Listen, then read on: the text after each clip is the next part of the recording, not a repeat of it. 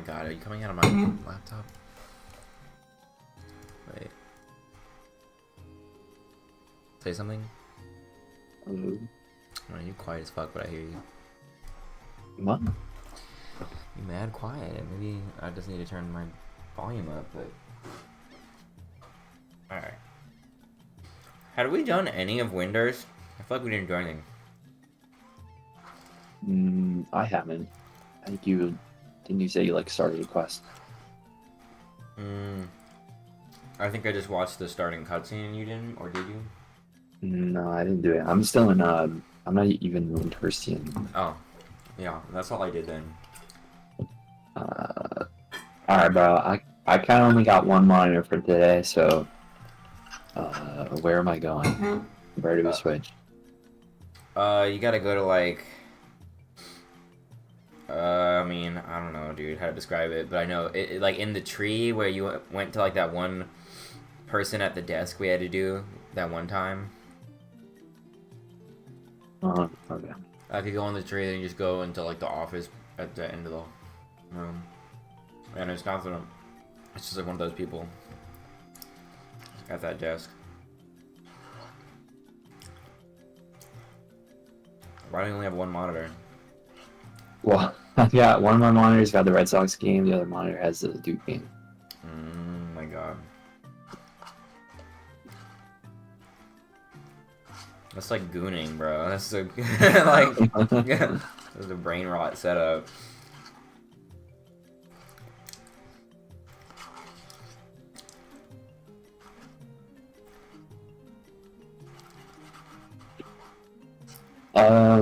Dude, when we get back into speed, man, I got like 1 quadrillion gems in my Really? box inventory, whatever it is. I mean, I don't know. I feel like I got a bunch.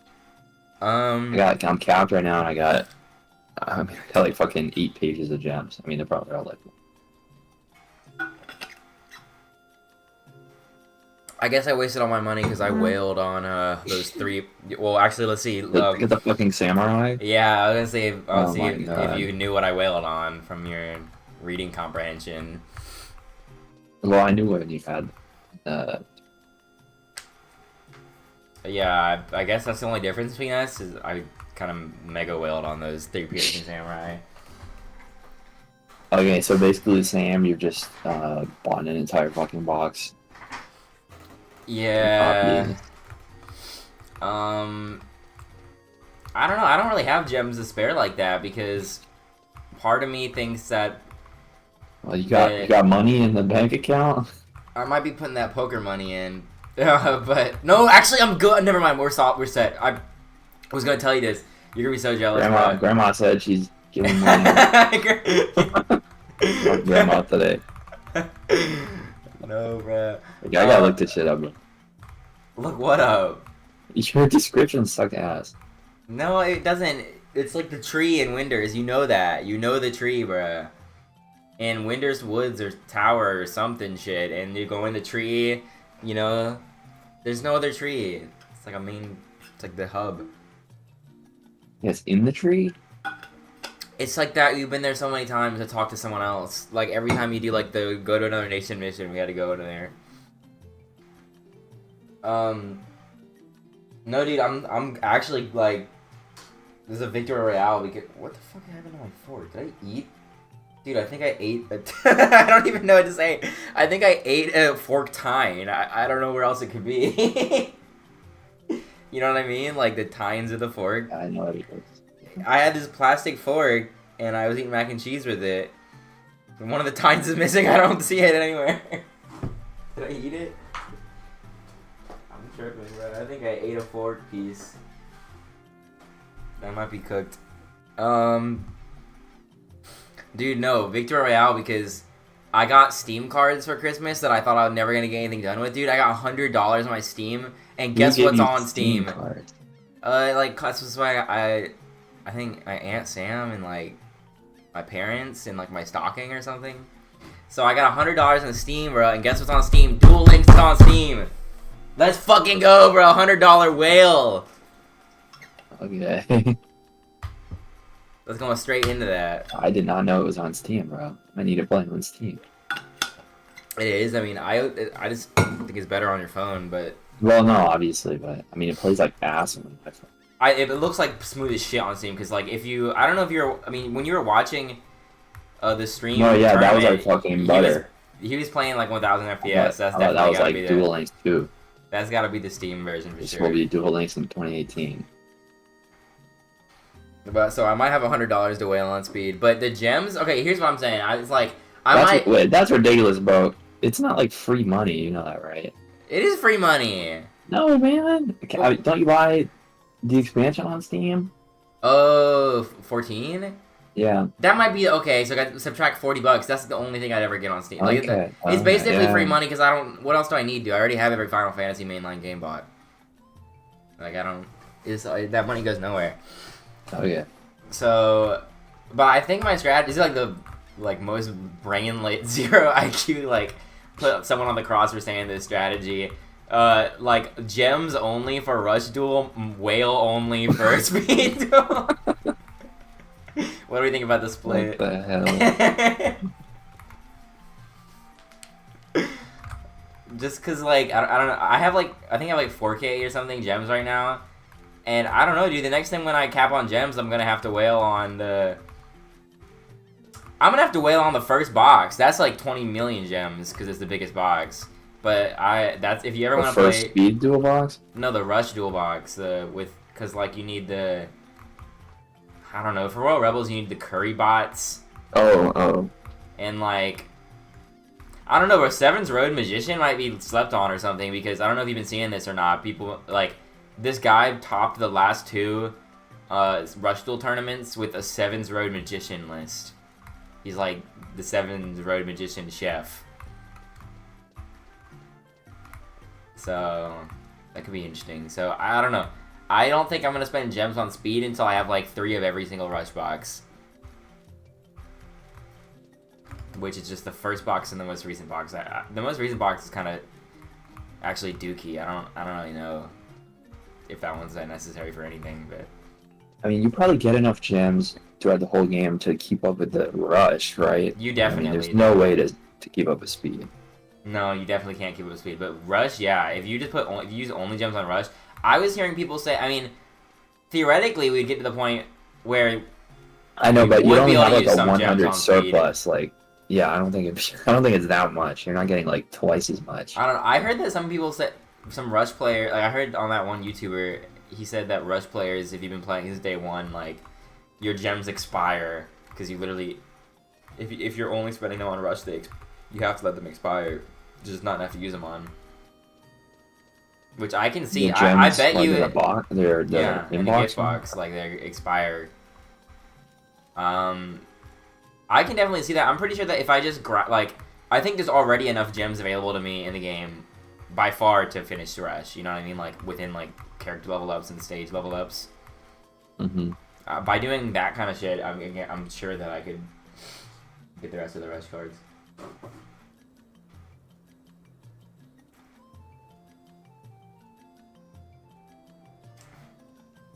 But yeah, I don't know, $100 or whatever might go to Sky Strikers. Bro, why are they so? What the hell did Sky Strikers do to the people on that Discord server? Sky Striker Ace Ray fucking murdered their whole family, dude, and stole their girlfriend or something. I have no idea. This is the biggest fucking haters in the world. I am like waiting. I am anticipating with so much hype when the tier list update. That's just gonna be tier 2 at least, bro. I feel like. I mean, it's definitely gonna be on the tier. It's definitely gonna be on the tier. Sure, but I mean, tier 2 is garbage. Dude, no, they were talking like it's literally. Like, what's the point of playing? I know, but they were talking. If it's anything, it makes them look like idiots. The way they were talking, they were talking like it's actually the worst deck ever printed. Like, they wouldn't. I don't even get it because they would never say that about these. You know, they're not in here saying that about the tier 3 decks that are. Any tier 3 decks or tier 3, they're not saying like, damn, this fucking blue eyes stuff, you should kill yourself if you want to play that. Like, I don't know what their problem was with Sky Strikers. Let's look at top deck speed. I mean, they were kind of valid though. It's like, I don't know, Blue Strikers is very dependent on the game mechanics. So I know, but it's, I mean, it still works, I'm pretty sure. Like, I don't know why they think it's gonna be, I thought it was gonna be dog shit.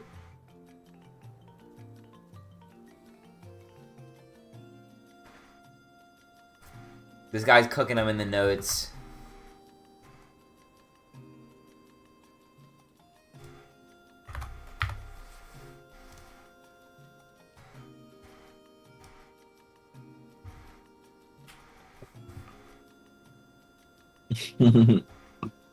Talking to you.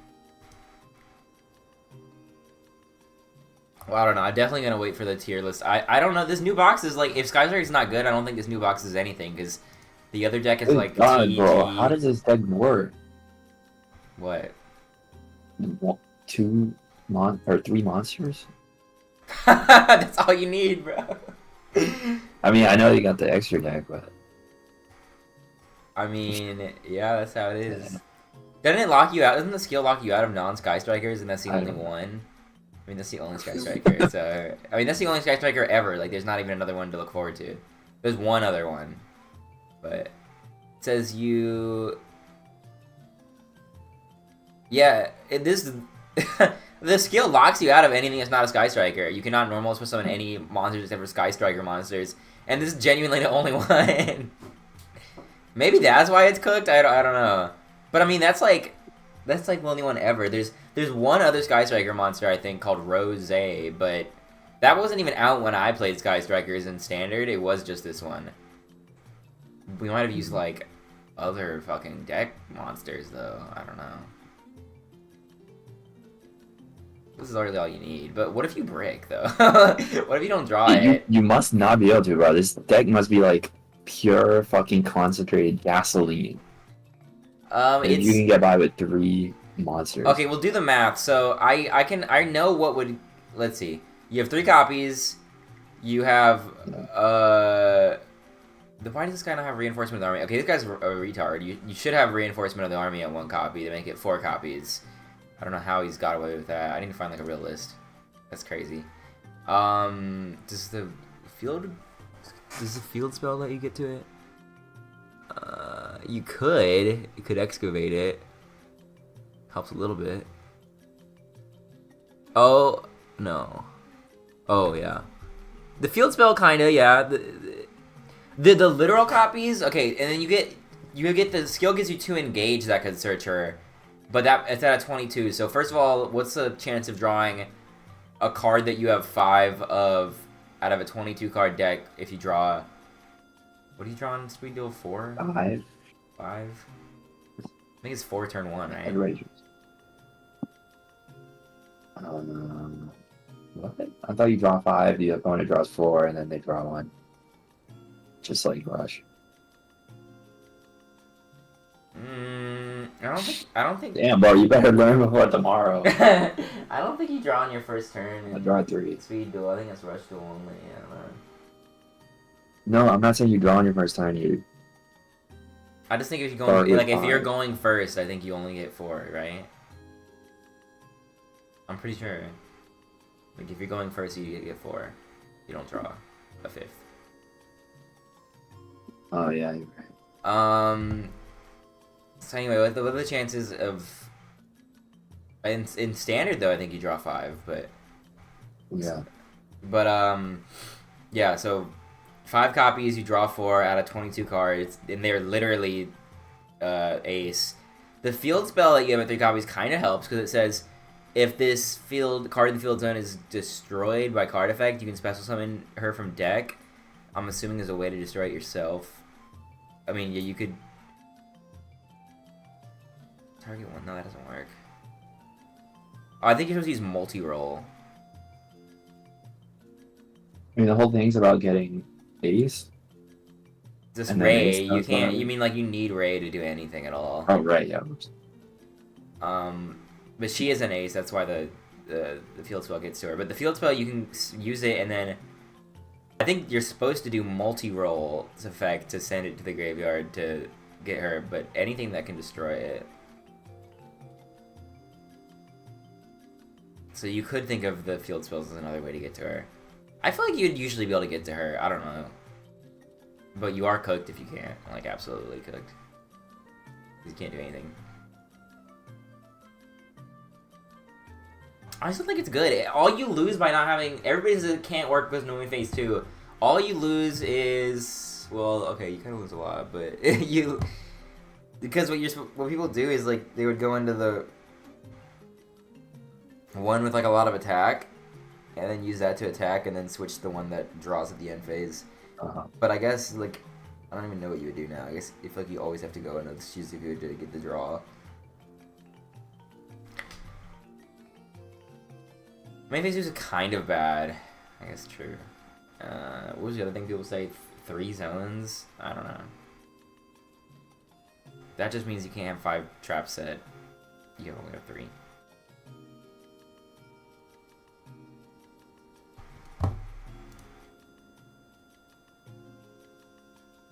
With the other, I mean, it's better than... I feel like it's still better than the other decks that got supported in this new set.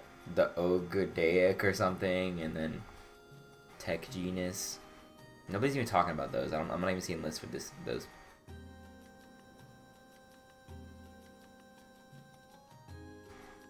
There was a Sky Striker list that topped a tournament. It was like 8th place though. I don't know if that counts. I'm not sure if that proves I'm wrong. That counts top. Top 8.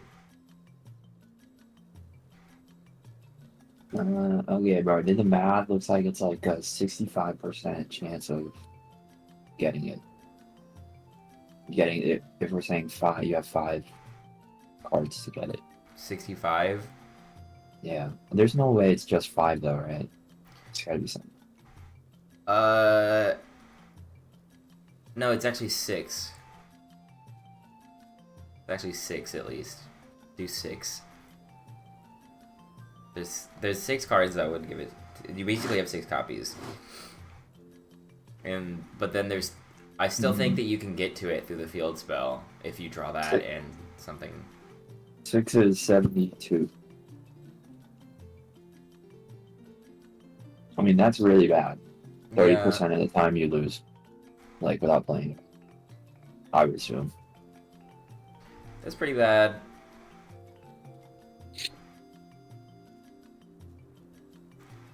I don't know what kind of percent or how to do the math on how much you get from the field spell. Because you need to draw it and, I think, multi-roll. But you can use it that way. I don't know if the list from that tournament I was in ever got uploaded to DLM. Well, I mean, that'd be a nightmare, bro, because then you'd have to include... Or no, I guess you could just include terraforming. Oh yeah, terraforming too. Okay, I'll use the bathroom real quick.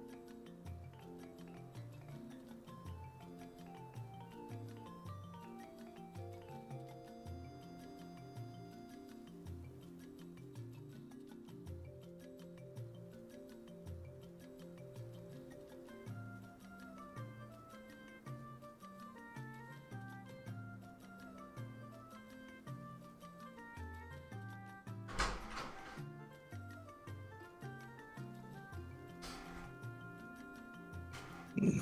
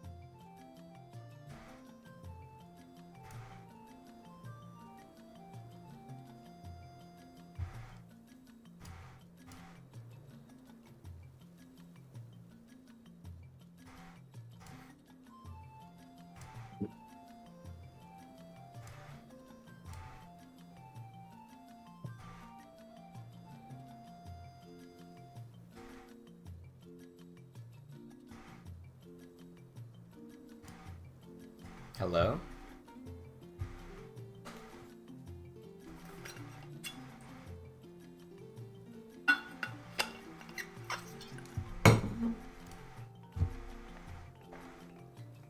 Hello?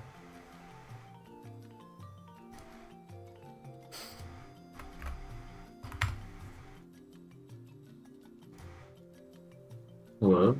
Hi, can you hear me? Hello? Hello?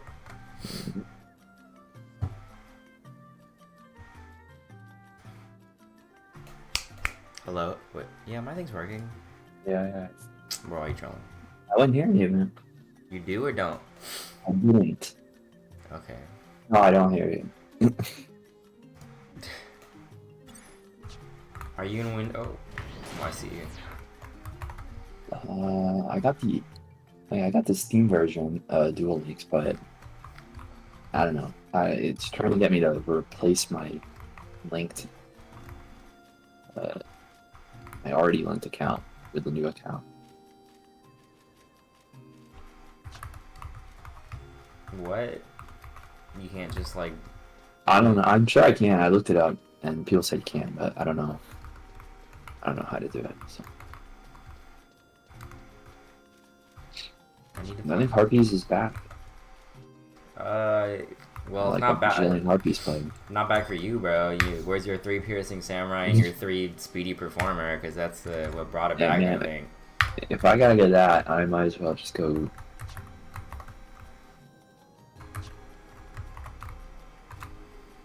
Where are we going? Why didn't you finish your sentence? You cut off. Yeah. I said if I gotta do that, I might as well go Royal Rebels. That's what I thought you were gonna say, but I didn't hear you say it. Find where the find where the goblin is. The goblin. I want to do my key, open my chest.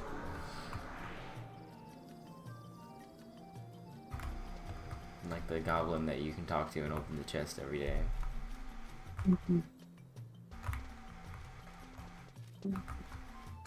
Windhurst Walls and Windhurst Woods.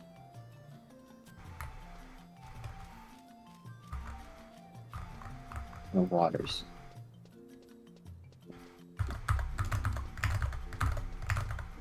No Port Windhurst. Anyway, you should be definitely able to link the accounts. I think mine's linked to maybe my Konami ID, but... No, my app is.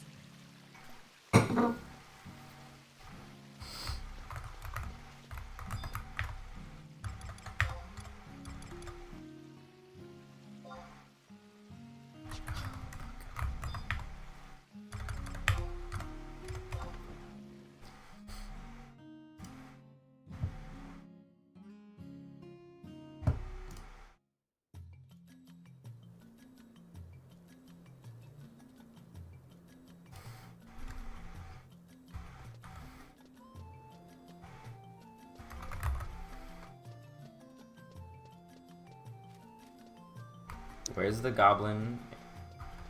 There's one in reverse walls. I'm in water. That's E14. What about waters? Or is there not one? Did no, you say? no waters. What? I thought, what is it then? Just it's also woods. Woods and walls. And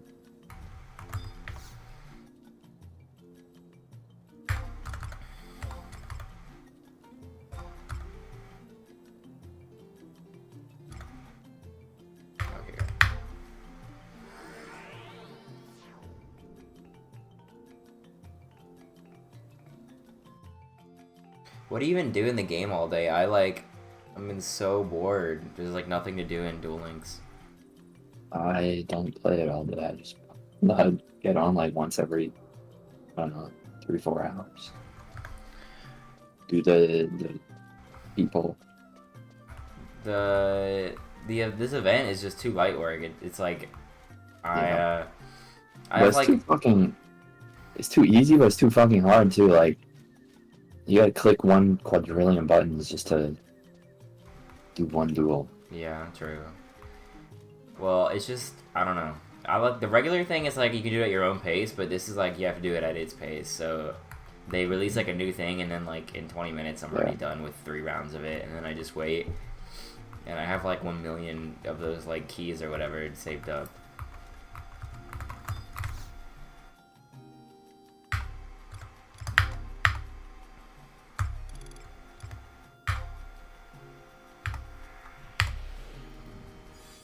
They need to do like another Rush Grand Prix or whatever, because I wasn't ready for it the time that it actually happened. I got nothing to do. There's not a new ranked season? We'll be in next month. But yeah, I don't know. You hit King of Games, it's like, what do you do? That's why I low-key want to do speed, because I'm not King of Games in that. But I've just been doing the stage missions like a little bit. No, I don't. That's a mistake. No, it's like not really a mistake because I've just learned how easy the events are. Like, if you start at the beginning, you don't even need to do anything. Like, you can just use your energy as you get it. I guarantee you'll beat any event. So no, that's what I've been doing. I've never used stage missions other than the first one. Yeah, so I think that's this. I don't think you need them really. Even if you were like actually cooked and you needed more, I have like 10 trillion of those orbs that reset the people as well. So I think the stage missions are just something to be done. I don't know. It's like the only thing I can do. So well, I don't really care about it, dude. Like they just give me gems, right? Yeah. Well, that's all I can do. That's all I have to do is accumulate gems. I have like maybe 1 or 2 more Rush stage missions, and then I'm be done with Rush World. And I've max leveled the character. I've max leveled Yuga, Luke, and Gavin, and I'm almost done with Roman. I think I've only got Yuga and Luke. I also have all skills for I think all the first 4 characters because I used up all those like skill tickets and the skill lottery and whatever, so I have all the skills for them.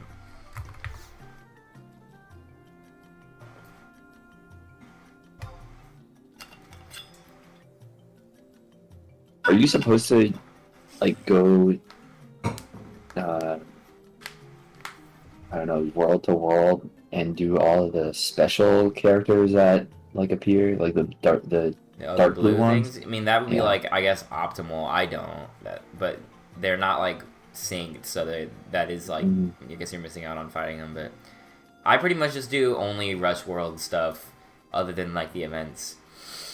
And then once I finish Rush World, I guess I'll go to the other ones. But I'm like kind of close. I mean, like I said, I'm almost done with stage mission, and I have like half the characters maxed out. And then I'll probably go to Vrains, I guess, maybe.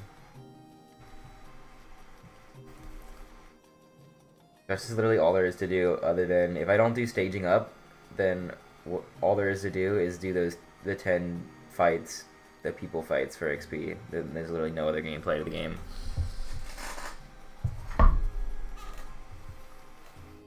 They need to make these like ranked season's like 2 weeks long or something. And you know what I'm even more worried about? I'm actually, dude, I wish that next season we were put back in rookie. I wish. What? We start in like gold or whatever? We're probably gonna start. Yeah, I think you start in one below where you end. Man, what? Yeah, there's not gameplay. I'm gonna be day Not one. only is that games again. just harder, yeah, but maybe done in like 2 days. I think so. That's how it is. Because I really don't think it drops you back to rookie. So I think it's just gonna put us back in gold, the first rank of gold, and I'm gonna have 2 days of gameplay and then have to wait again. That's why you need to do the rush tournaments on Discord. That's all that. That's why that's so crucial. That's like the only way to play the game. You can't even. Not only is it a waste of time to do King of Games PvP, like not only is it a waste of time that you probably don't even want to do, but even if you did want to just to play the game or whatever, it's like terrible because nobody in there is taking it seriously. I've like read Reddit posts about this, but it's also true. Like, cause I think I did a few rush ones because I needed to just for like the bingo board missions that came out a while ago. And it's just like they do like their combo, and then if you destroy their board, they just surrender. Like they don't have like people just surrender as soon as you destroy one of their monsters because all they want to do is pop off or whatever. Like they don't care about losing. So. What is this in? What like game mode is this? That's just ranked, but when you're a King of Games, because you can't rank out of King of Games and you don't get anything. So people just like if they don't win instantly, they just surrender. I'm not gonna waste your time.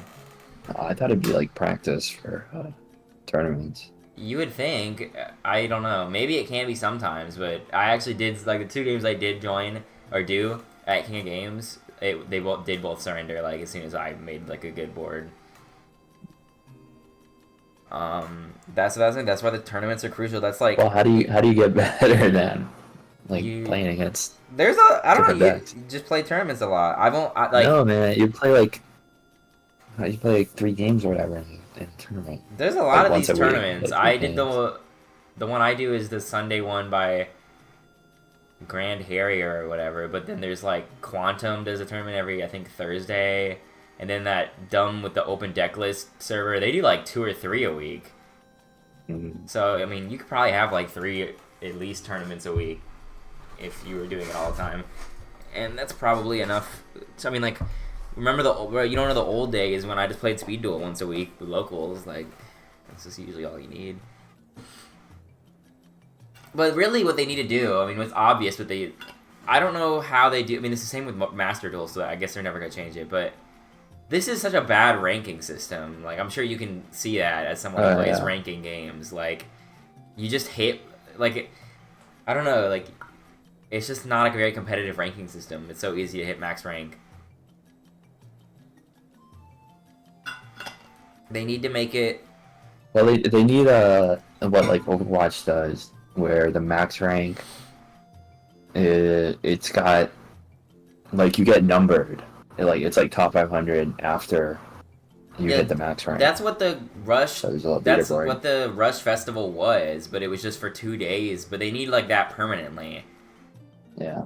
That just needs to always be a thing because you just get COG and then you're done, and it's not hard enough to really get COG.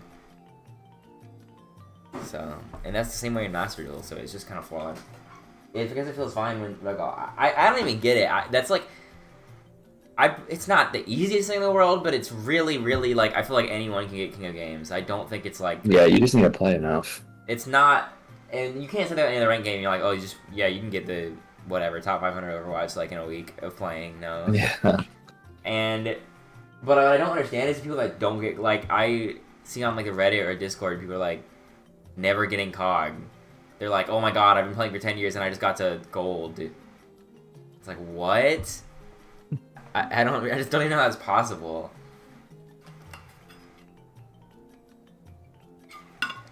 But I feel like people like that are what justifies not expanding the ranking system.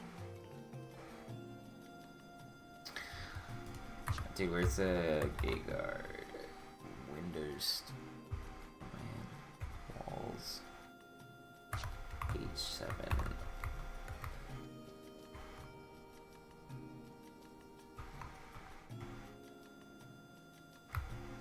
there one over here? I think he's right outside the tree.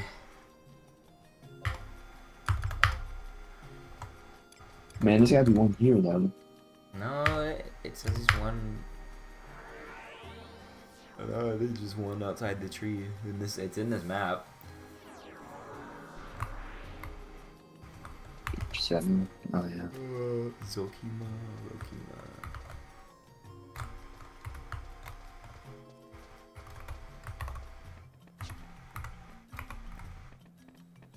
There just needs to be something else. Like, it feels like it's a flawed game, low-key. Like, we hit Rush King of Games halfway through the month, and then you just do nothing. Like, what? Yeah, it's like they want you to stop playing. There's just actually nothing to do. I mean, speed's the same way though, right?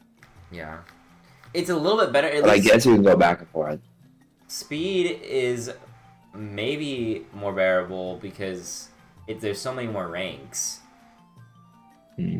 But I don't know. I feel like I think because we only have. I was actually surprised Rush only has gold because I think Speed has platinum and then legend and then King of Games, or I think. But I still feel like when the new season starts, you just go down to legend and then you go back to King of Games. Hello? What, did I select? Yeah. Oh no, not you. I thought I selected the NPC. This is Heaven's Tower's gatehouse, and we are the guards. We roll on. Hold on, man. Hold on. That's the guard. What? I know, bro. I am not doing a kid voice for every single one of these. That's what would they sound like, bro? What do they sound like? Dude. What do you think they sound like? At least half of these characters, I know they sound like that, but that's every character. I don't know, dude. What did the fucking Lalafell voice actors complain? No, but they dealt with it. What? The Lalafell. That's their character. They signed up for the character. Dude, is Chawo whatever ship some shit? Is she like she's stomping her foot like mad fast? Is that happening for you too? Yeah. I wonder if that's because like the frame rate we're on or something, or is that actually normal? Bro, okay, you can do whatever you want. I'm just gonna give accurate voices. Low kids, I guess. I'm sure you won't get tired of it after the third one. You look new around these partaroos. Do you? That's more annoying. Is the way they talk? That's even worse. Do you know about Taru, the role of the gatehouses? People would quit 14 if this is how Lalafell talk. No, I don't, Taru. Gatehouses are where we guards keep around-the-clock vigil. The role of guards is to protect Taru windows from monsters and bad people, or as we prefer to put Taru it, we're the heroes of Just Taruis. It's making me so mad. Libertarui and love. Gatehouses also serve as the places where important Taru missions from the Federation of Winders are received and handed out to Adventaruvers. If you're a capable Adventaruer, confident Taru in your abilities, then what? This is never meant to be voice acted. They did not write this to ever be spoken out loud. Then why no Taru take on a mission and serve to protect Taru Winders Just Taruius, Libertarui, and loves to He's got worse. It started okay. Except Taru. Who even is this talking now? Oh, the same guy. I thought it was one of these people. Okay then, hey Kyo Koruo. Looks like he's preoccupied. So, hey, Packy Pokey, give the newcomer a mission. Appropriate Tarui. For his rank, please. That's you, bro. Okay. Ryder Dodger. Let me see. What do I have for first rank weakling? Newbie wannabe adventurer like you. Why is he not talking like an idiot? What? Yeah, he's not doing Taru. Why is it only my character? I don't know. I feel like he'll get there. How about helping the Orstary to conduct a magic experiment? You might make a good guinea piggy. Is this his thing? Seems like it's going down. Giggity, bro. Seems like it's going down in the Eastern Magical Towers Hour of the Horotoro Ruins out in Sartaborto. I thought that Aru or Oristy Mob was beyond help. but it looks like they're asking for a hand. Well, let's make this your first mission anyway and see how you go with it, Taru. This is like fucking, what does fucking Naruto say? Dotted bio. Head over to the Oristary building in Port Winters and ask the minister there for mission details. Dude, I don't want to do the storyline. Winter's Peak, man.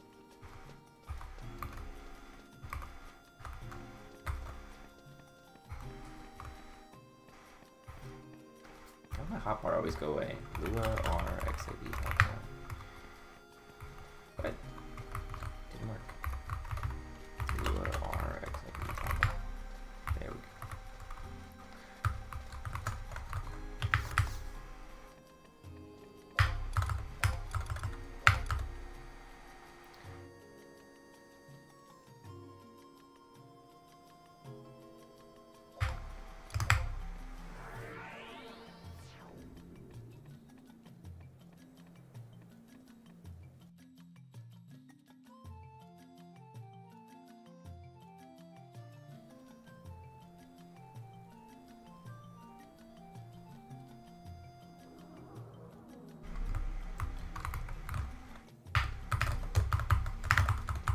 Oh, bro, now you're gonna, you should be able to understand my pain when the final boss of Eden's Promise was in Ultimecia. You should understand that now.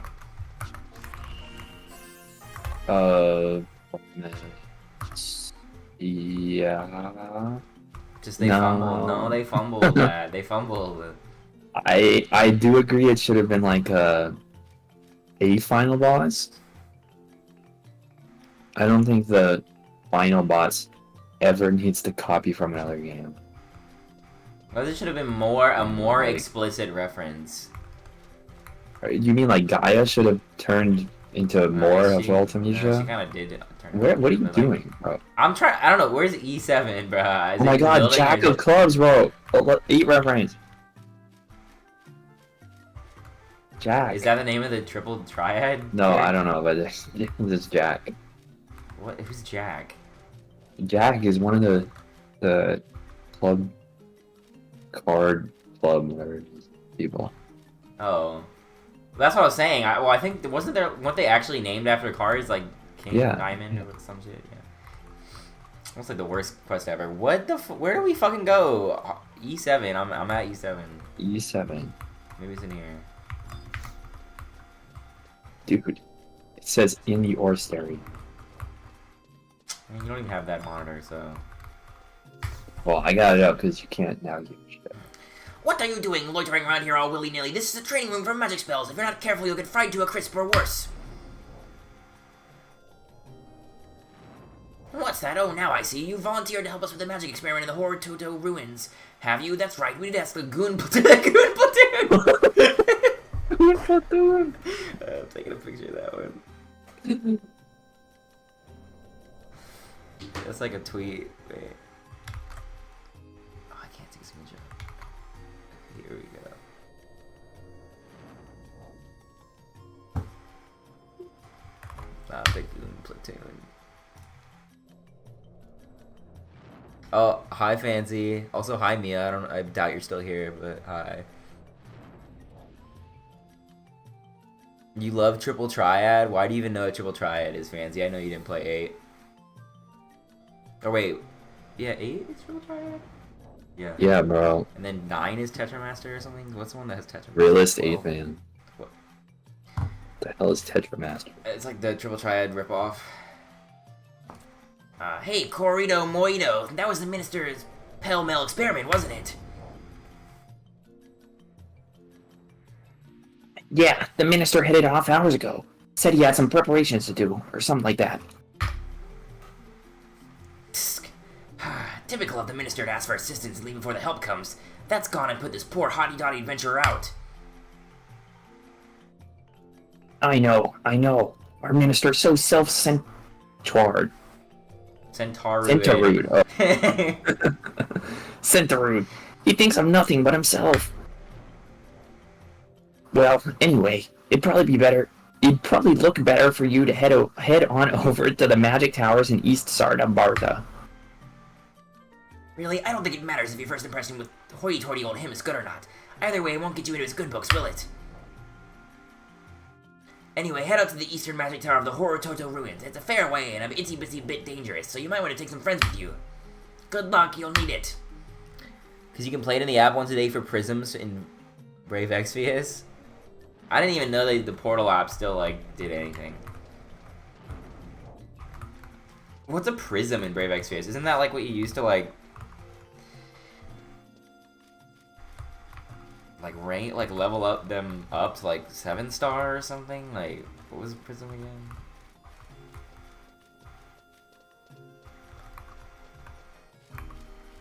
When are they making triple triad Duel Links? Could go crazy. And I would be fucking top 500 day one. I don't even think they must have changed that shit in 14. There's no way it works the same because it is like literally free in 8. You got to be like a special kind of stupid to lose any triple triad game. They had like I don't know, maybe it was in 8, but it didn't matter as much. But definitely in 14, they have like a million extra rules. No, I know they have that in 8 too. Dude, it's actually way worse in 8 because in 8, I think once you play them once, it sticks with you.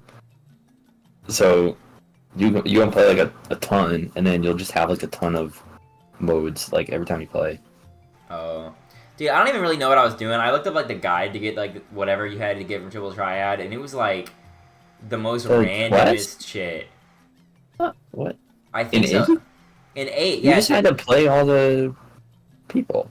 No, but I don't even know if you had to do this for an achievement or not. But the guide I had, maybe we got like every Triple Triad card or something for no reason. I don't know, but no. It was like you had to like talk to this like woman, like the queen or something. I don't know. You had to like talk to her in like 5 different locations that she had like a 1% chance of spawning in. And then you have to talk to her. Yeah, no, I know what you're talking about. You had to like the queen of Triple Triad. And you would have to lose to her a really give good her your card, right? Yeah. And then she like turns it into something else. Yeah. And then she goes to like New York City or whatever, and you find her in like the bar, and then No, you didn't have to do any of that. Well, you know about it somehow. Because I looked it up, I was like, how to get fucking Quistis card or something, like how to get I don't know, Irvine or something. Oh, yeah, I remember doing all of it. It took like forever. Why would you have done?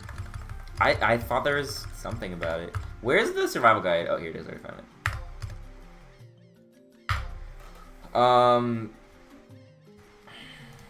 I don't know. Why is there like 5,000 seagulls in my ears? What's going on? I'm getting trolled by seagulls in the game.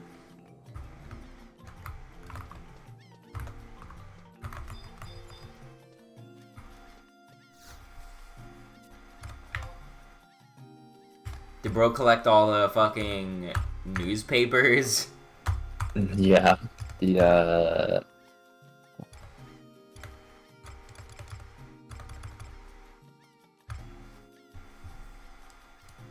Did you say something and it cut out, or are you still thinking? No, about I it? forgot what they're called. I feel like I had log in it for some reason. I don't know why.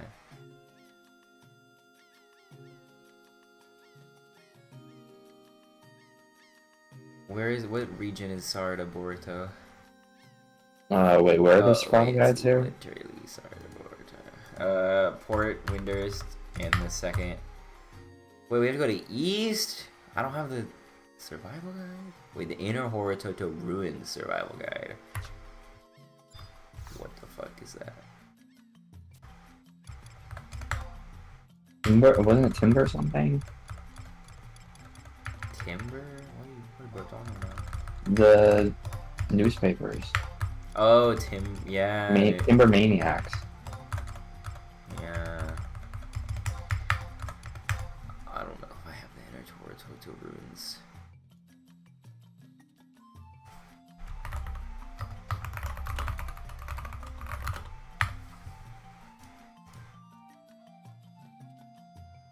Nope. There are no East ones. There. I don't have like anything. I have West. You think it's faster to go to West, or just is there like an entrance to it from here? I feel like there might just be a way to get into it from here. From woods, yeah. There is.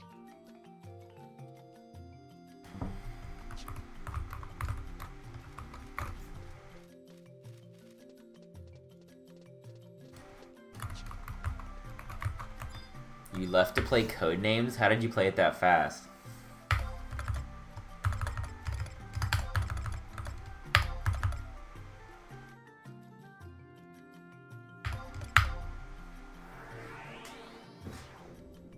Fancy, have you played FF8?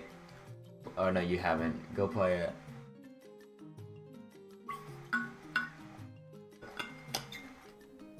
Oh man, I think the first Timber Maniac I found, I thought it was Laguna's like writing. What? I don't think it has anything to do with him. That would have been deep. What? He said he wanted to be like a writer or whatever. Bro became president anyway. No, I know, but Weird, that was before we knew that. I thought he did become a writer. We were like collecting all the things he wrote. Is that the one with Laguna? Yes. That's why it's the best one. Are there any from it? No. No. Okay.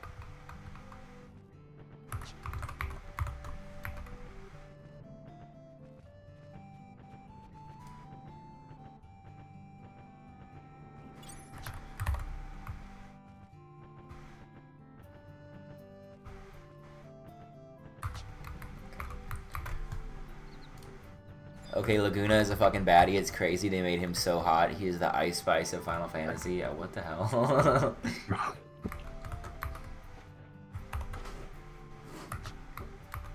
He is really that guy though. Like that's like I think that's the lesson of FF8 is that Laguna is that guy.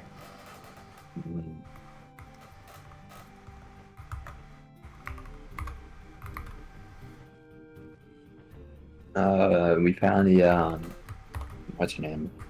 Julia burner account. Is Julia She's a the singer. original one? Yeah, like bro, what he cheated? That's the L one, right? What? That's the L girl, bro. That's the one that No, how's she the L girl? Renoa's mom, right? The one that was in love with Laguna, but then Laguna went to war, and then she went to whatever the name of Renoa's dad. Yeah. I mean, she was fucking with Laguna though. Yeah, but just no loyalty, bro. No loyalty. No lord, man, he like disappeared, bro. Did he ever come back from that? No, right? He went to the fucking town. Okay. And then he found a different girl. So it's okay about her, but what about Aerith though? We know that's not right. Oh. And he's dead, bro. And it don't even matter though. Okay, you might be spitting. I got to think about the logic. Hold on.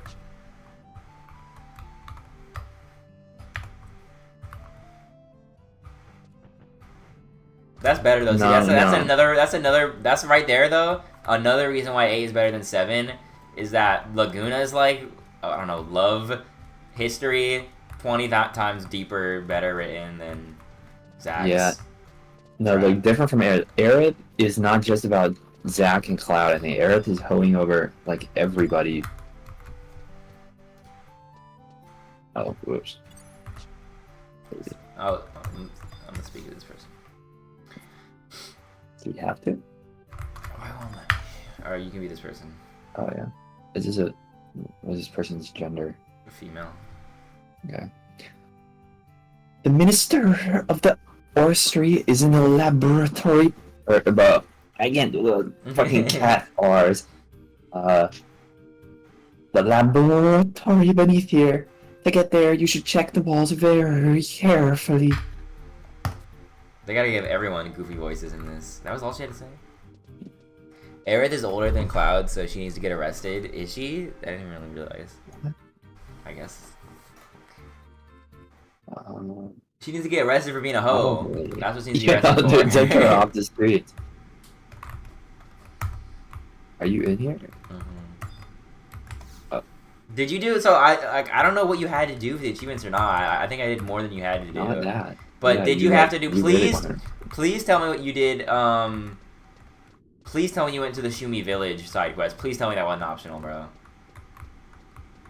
It was optional, but I did do a lot in Chuma Village. How is it not an achievement for that? Because that's like what you that's Laguna backstory. That's Laguna. That's important. If you even know, it's like, you like I don't know. It's like I mean I barely remember, but it was like I think you help them like fix a statue of Laguna. Like there's like a statue that like by doing the Shumi Village side quest, it's like you fix it one by one or something, and by the end you realize it's actually a statue of Laguna, and then it shows you like the backstory where Laguna came to Shumi Village and I don't know helped them and everything. That everybody loves it. That's why the Moomba is called Squall Laguna because they know Laguna or something and they all love him and and then they also I think in that they tell you that the reason why they call or like it says like I don't know if where this was but I just read I think it was in the side quest that Moomba like recognize people by their blood. So that's why they call Squall Laguna. I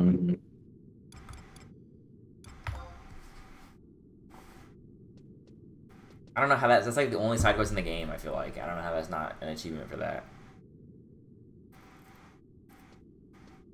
No, it seems way better than like the fucking thing in the lake. You remember that one? You had to like skip rocks and then find like a million different. The dumb like the alien shit, right? Well, I don't think that was the alien. Or maybe I mean maybe it was. Isn't it skipping rocks in the lake? Isn't it like you have to do like a million different things to make the aliens like the poo poo aliens appear? Oh, I didn't know those were connected. I feel like that's all. What else happened with the rocks? I remember it, but I'm pretty sure that was just to make the poo poo appear. What else did it do? No. It was finding like the treasure in this. I don't know, like the sand where there were the worm. I forgot they were. I remember doing that. I just don't remember what the point of it was. You just got like an item. Oh. It's like a I don't know, good item. But I invited you by the way. I don't know way why too they. late by that point. I don't know why they made you do that and not the Shumi thing. That's like actual real. You also learned like, did you learn that the Moomba are the Shumi? Yeah. Did you even do the poo poo thing? I think there was like a achievement for that. Yeah, just seeing the alien or seeing the UFOs and then fighting it or giving it a potions. I invited you. Are you gonna take this or what? I'm pretty sure I invited you. There was what other side quests were there? There was. Was that the game where you had to fight Odin in like a timer or something? That was like so easy. I barely remember it. I accepted. Bro did not accept it. You're not in the party. Man, I gotta do it again. No, the Odin one was not cheap. Did I invite you?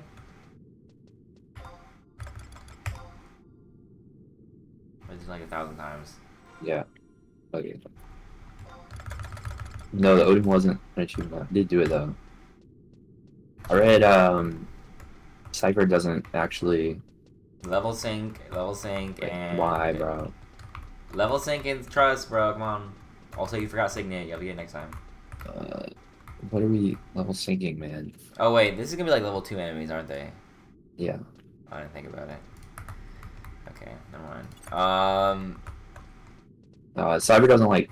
Well, obviously, he doesn't cut Odin. Yes, he does, bro. What the fuck are you talking about? Yes, he does. No. If you don't do the Odin quest, I read. Yes. So you better done it just to see that. No, yeah, I did. Obviously, That's I fucking said that he did it. That's his feat. That is his feat right there. That's the. I know. Yeah. No one's taking that away from me, bro. That's it. That's like insane scaling right there. It doesn't even make any sense. It's like out of character because it's like his only feat. I don't really understand how he was that guy there. I don't know. Yeah, Odin off guard. That's the most badass thing anyone's ever done. You cut fucking Odin in half. Resented Suka and Odin, bruh. He's crazy.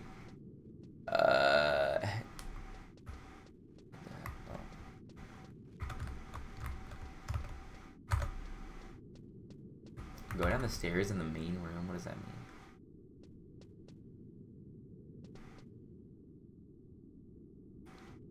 Oh.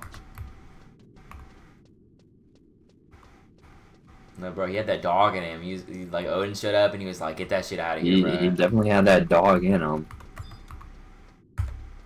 He's a walking dog. No. Pet. No. Pet. No. I mean, I can't blame him, but I would have done the exact same thing. No, he's kind of a crazy L though. It's like irredeemable that he fumbled Renoa. That's like crazy.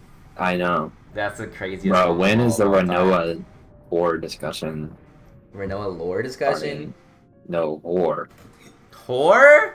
I don't know. I don't know, bro. Like, she started saying, you know, I'm fucking with, yeah. Or even at the very beginning, she's like, hey, cutie, hey, Squall, you know. Yeah, kind of true. She's like the... You know where the Sid is? You know Squall is literally a homewrecker. It's just like this fucking, like, I don't know, the wife whose, like, husband hates her and, like, I don't know, bro, starts talking to, like, the coworker. That's what that was for real, because she was dating Cypher and you know she hated him. Like, it was abusive. I don't know. That's what? Like, that's just, I don't know. He probably was, bro. He probably was. He sucked, though. He really did suck. It's not, it's like, maybe she was cheating low-key, but he didn't, like, it don't even matter, because that's not why it fumbled, you know what I mean? Like, he literally said, I don't even know if he knew about her doing all that with Squall. He was still ready to go for Ultimisha instead. I didn't think they actually... I thought she just had, like, a crush on Cypher. No, I think that they were dating, bro. They're actually dating, I think. Oh. I guess that makes it worse. Yeah. I think it's, like, part of... I don't know. Cypher's kind of crazy, so I don't know if he was even that deep, but I think maybe, like, he knew that, like, Renoa was, like, flirting with Squall. He didn't maybe say that's, like, anything at all, though. No, I feel like he might have mentioned that, like, once or something. They had beef way before that. I don't know. I think they were dating up until he left. I don't know. They need to remake when they remake the game, they gotta, like, rewrite his character. They really gotta rewrite his character. They need to get, like, 10 more chapters worth of scenes. I think he was criminally underutilized. Well, he's just like a joke by the end of it. I don't know. He's just like him and Fujin and Raijin are just like the comic relief well, like, they stooges. They are literally jokes. That's literally his only friends, bro. That's the only friend. Nobody else. I mean, everybody else hates him. Isn't that? They should have gone into that a little bit. Like, I don't know. He's lonely or he's coping by PMing everybody. He's got no friends or whatever. Yeah, I think it's implied, but they just made him more of a joke than anything. Isn't the very last scene like he's like fishing with them and he like sucks ass at fishing and he like and he like snaps his rod or he like throws it away. He never gets a break. I mean, how is Bro allowed back in the world? I don't know. Shouldn't he be like? They should have put him in the ultimate weapon prison. No, I don't know.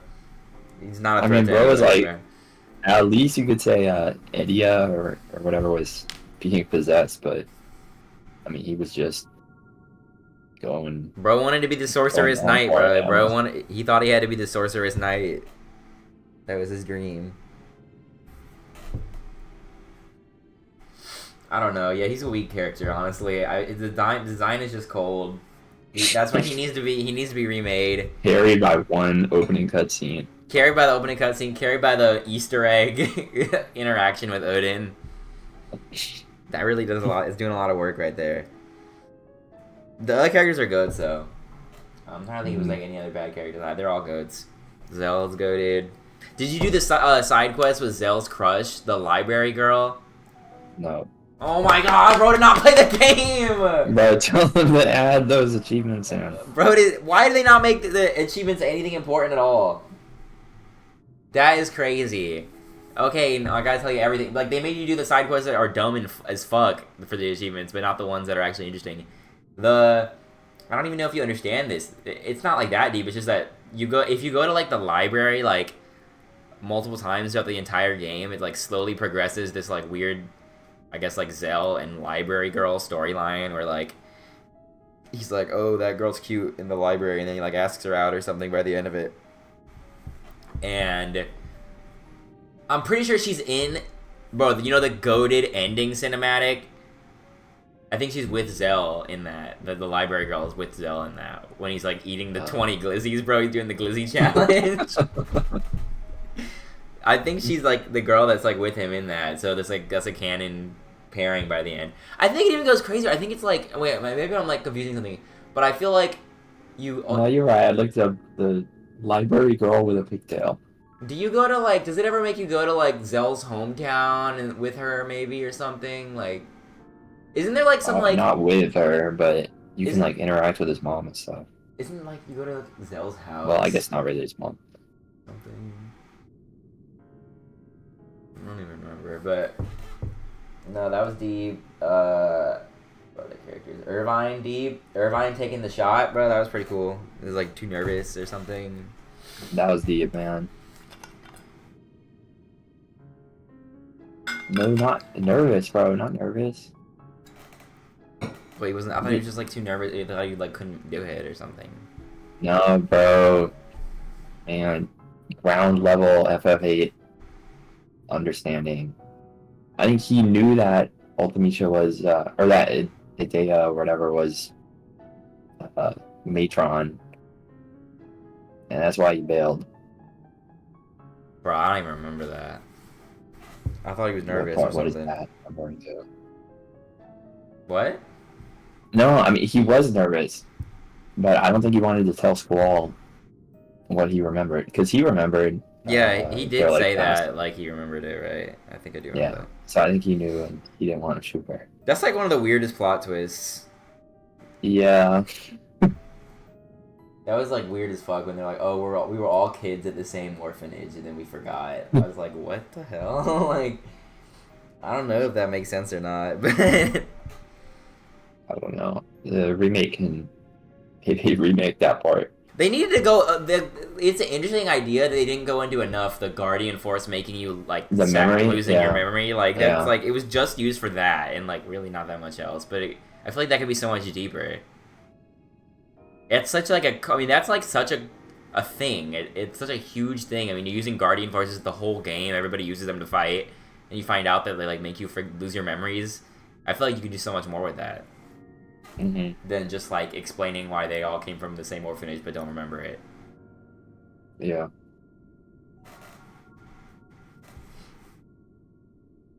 Yeah, they could definitely expand on that.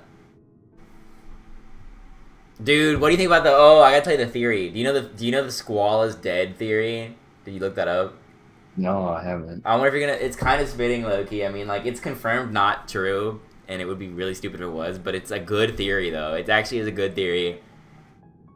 I don't even know if I can convey it to you well enough, because it was so long ago, but the theory is that Squall, in, like, the halfway of the game or whatever, when, like, Ultimisha, or, like, I think she's still, like, Adea, but whatever, when, like, Adea or Ultimisha was, like, straight up kills them. Attacking them, and he, like, and then she, like, shoots him with, like, the ice spikes or whatever, and then he, like, gets knocked out or whatever. Yeah. That the theory is that he dies there, and the rest is just his, like, dream. That's it. There is explanations on why it makes sense. I'll have to look it up because it doesn't. No, I mean that's fine, but I mean, you could say that makes sense. How does that contribute? Like Squall's dead, but everybody else is alive, and it's like that interaction. But you could say, "Oh, it's a dream." The rest is just a dream. You know, you don't need to explain that. Like. No, but there's like it wouldn't just be a theory that's just like, oh, what if Squall was dead and the rest of the dream? Like there's something, there is like more to it that would like supposedly explains the game better than it not being that way. Okay, it explains what you see after he dies, but like how does it add to the story other than just Squall character development? I'm trying to remember what that. Like if he dies, Ultimisha's still there. You know, Cypher's still there. I mean, like they've resolved nothing. Okay, supporting evidence. In the latter half of Disc 1, Conversations take place concerning Cypher's fate and if he'll be executed for attacking the president of Galbadia. Damn, bro. Maybe he was almost cooked. Oh, I'm on the same website. Squall says, will they talk about me this way if I die too? Using the past tense, saying, this is what death is all about? What?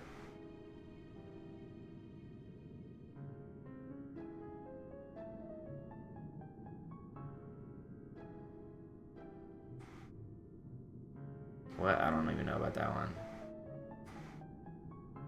That is not evidence. That's just saying this would be a cool callback. I think the best evidence is just the second part of, like, he looked like he fucking got, like, killed, and then why did he not get killed? And why? How did he just wake up in, like, a prison with no injury? That.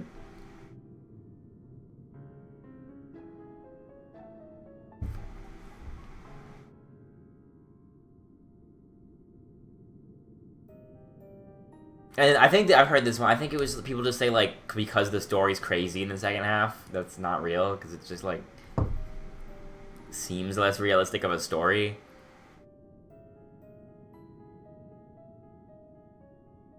The Moombas? What? They're saying the Moombas prove it because they're too silly.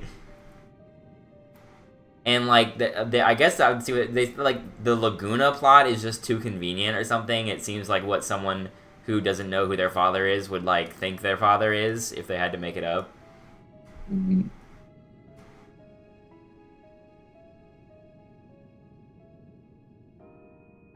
Moombas are lions and Squall loves lions, so it makes sense he would come up with those.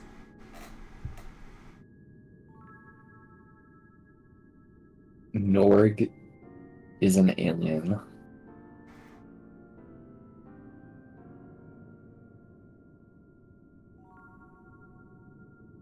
I'm like, these evidences are not making any sense. Because he said, perhaps it's fate once. That means its fate was to die. Yeah, what does that mean?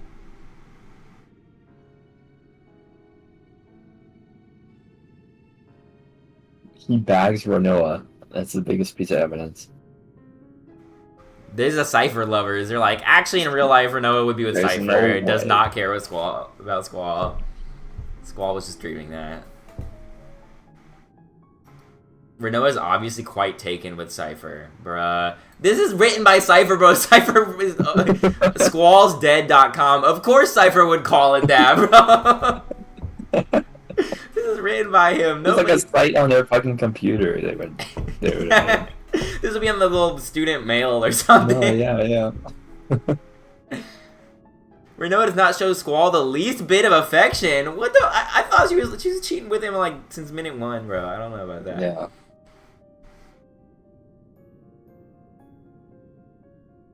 Oh my god, bro. The #1 Cypher fan. It's actually crazy.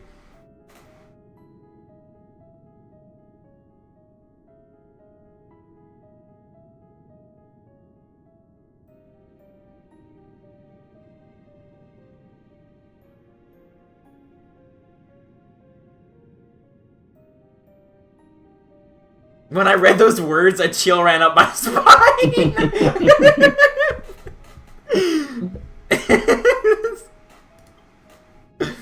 Bro was so into it.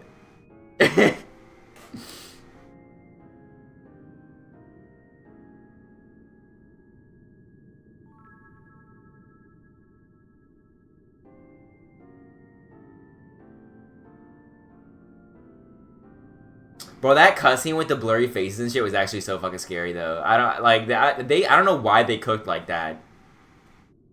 I literally think that's like the #1 reason why people have this fucking theory is just because that last cutscene was so scary. It makes you think it had to be something like this. Yeah. Rather, because like all it really was supposed to be was just like metaphorically showing him like forgetting his friends. I don't know, because he's like close to dying, right? Mm-hmm. But like, oh my god, bro, that's like the craziest way to show it. I guess that's really very similar to like Zack's thing in Crisis Core, where like the DMV, he's like forgetting his friends or whatever as he like dies. But Squall was actually going through hell. Squall took the fucking like, I don't, bro. He took the do you know what Datura is? Oh. Okay, bro. It's like this like plant. You take it. It like has you have like the worst trip of your life, and then you die. That's what Squall was on. Like that was scary as shit. Squall lost his face, bro. That's crazy.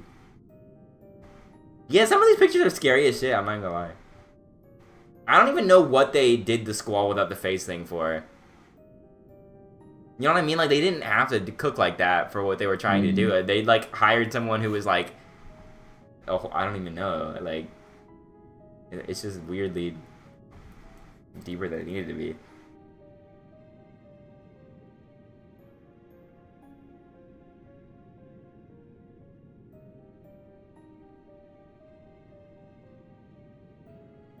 Oh, that scene was peak too. Renoa in the space, bro. The space scene, that's gotta be like the best scene, most romantic scene ever, like filmed. Mm-hmm.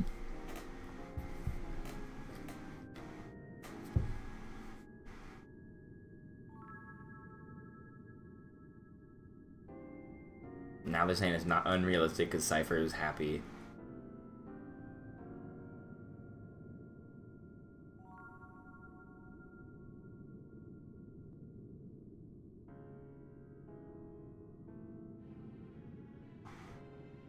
How much is this guy paying to keep this website up?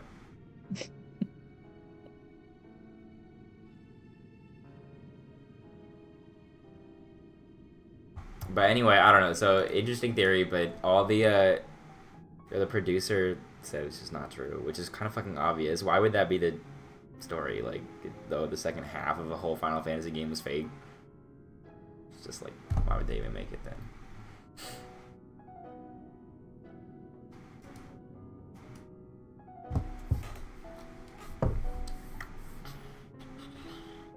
Would you be mad or happy if they made a 8-2? I mean, it depends on what they're doing. I think they really fumbled Ultimecia. I mean, in the future, right? There's like so much more they could have done. So if they do it more about that, then it's good. I always feel like, or I felt like if they were gonna make a sequel, it would just have to be something new entirely. I don't know. There's like, they should remake it and they should expand whatever was there. But like, if they made a sequel, it would have to be something new entirely. But it's not. But like, it would work. I mean, like, the ending is literally asking for like, I don't know. It ends in a way where there's no need for a sequel, but like, it's not like 15 where there can't be one. You know what I mean? Like, they're all just back in school and they're like, they literally probably ends with them saying like, and then we're gonna all go on more adventures together. Yeah. They're all alive and they all have like their potential still, so it's like you could put them in any situation and they could do something, but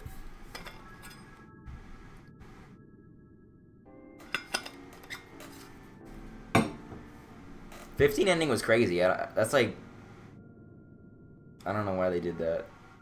I mean, it's fun, but like you can really never make a sequel with that. No. Well, they knew it, bro. They had to go back and just make add a million things to the main game. Yeah. I don't know. That's like the saddest thing ever, because like they wanted to do so much with 15, but it was so actually I don't even. It's weird to me because actually it was really successful. I think it's like one of the best-selling, most successful Final Fantasy games still, but it was really successful. But like everybody just hated on it, so I think that's why they canned it, because they were gonna make. Wasn't it like the first game on the PS4 or no? Yeah. Yeah, so that's probably contributing to it. Also, the first after 14, which I'm sure a lot of people didn't play. People just didn't like. I don't really know why people didn't like it, but they didn't.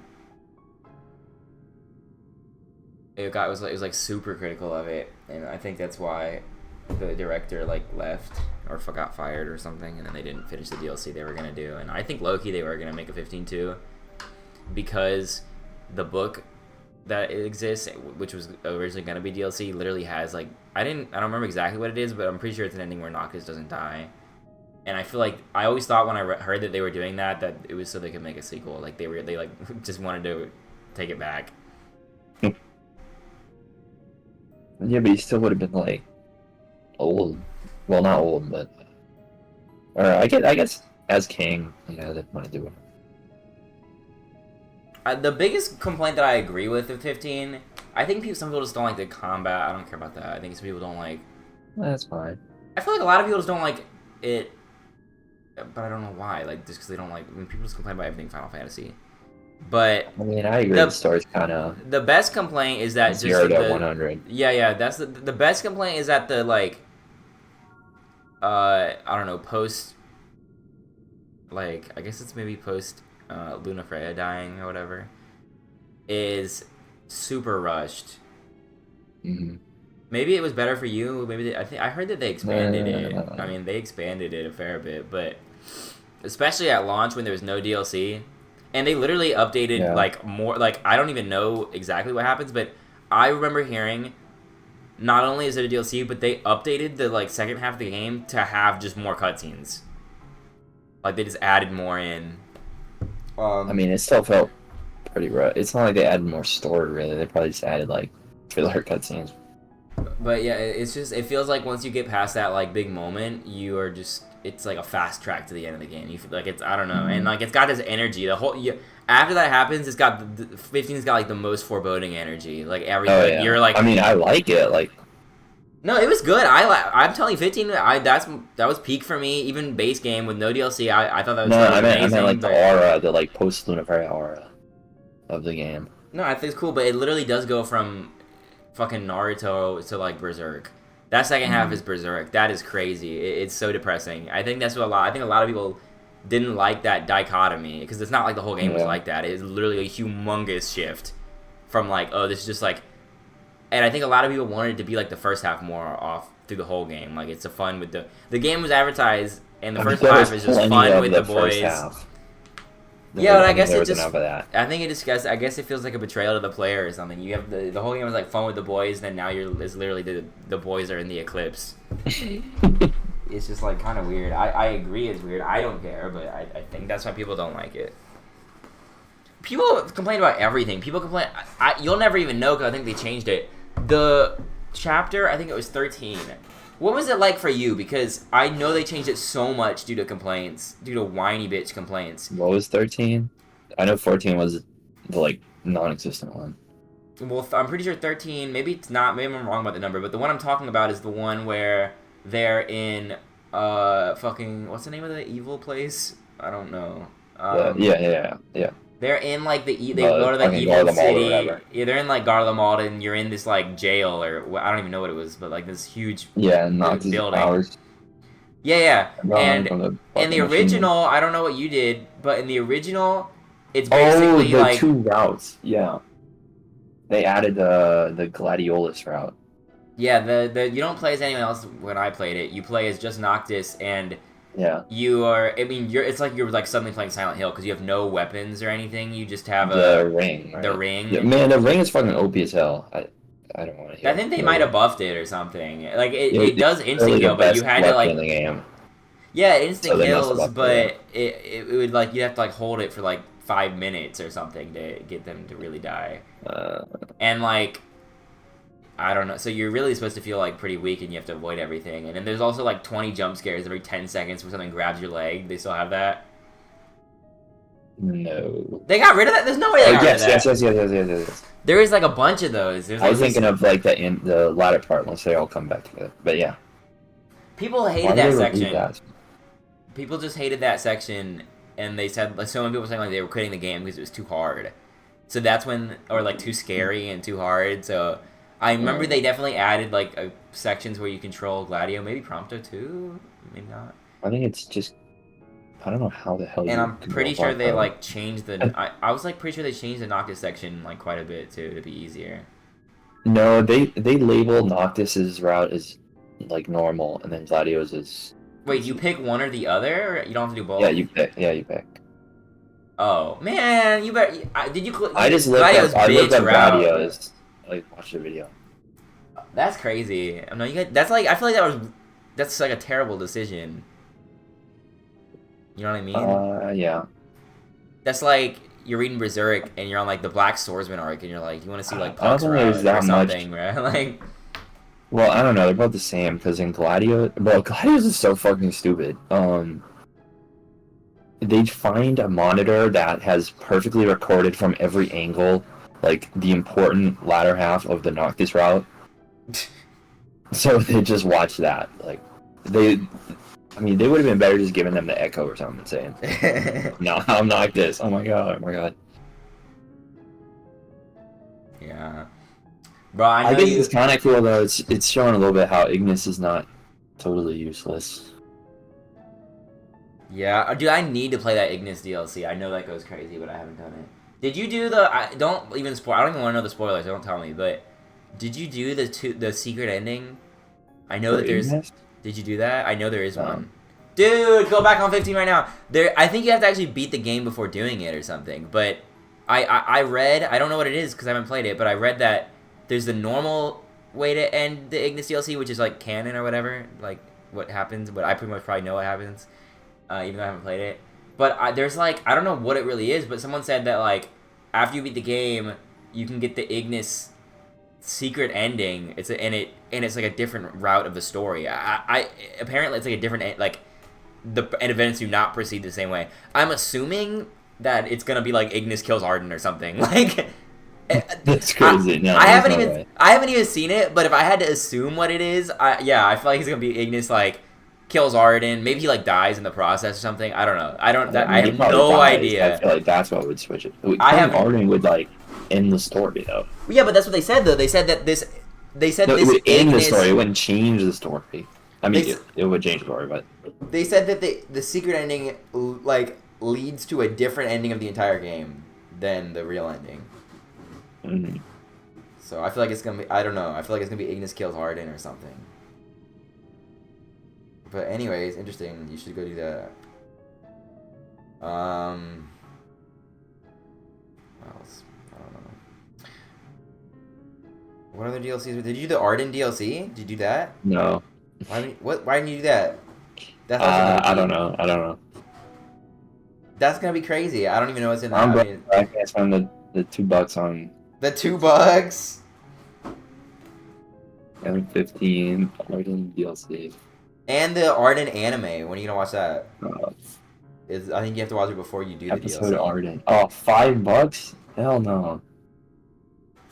That's worth it, probably. $5 for 1 hour DLC. Yeah, maybe. I don't know. It's probably peak.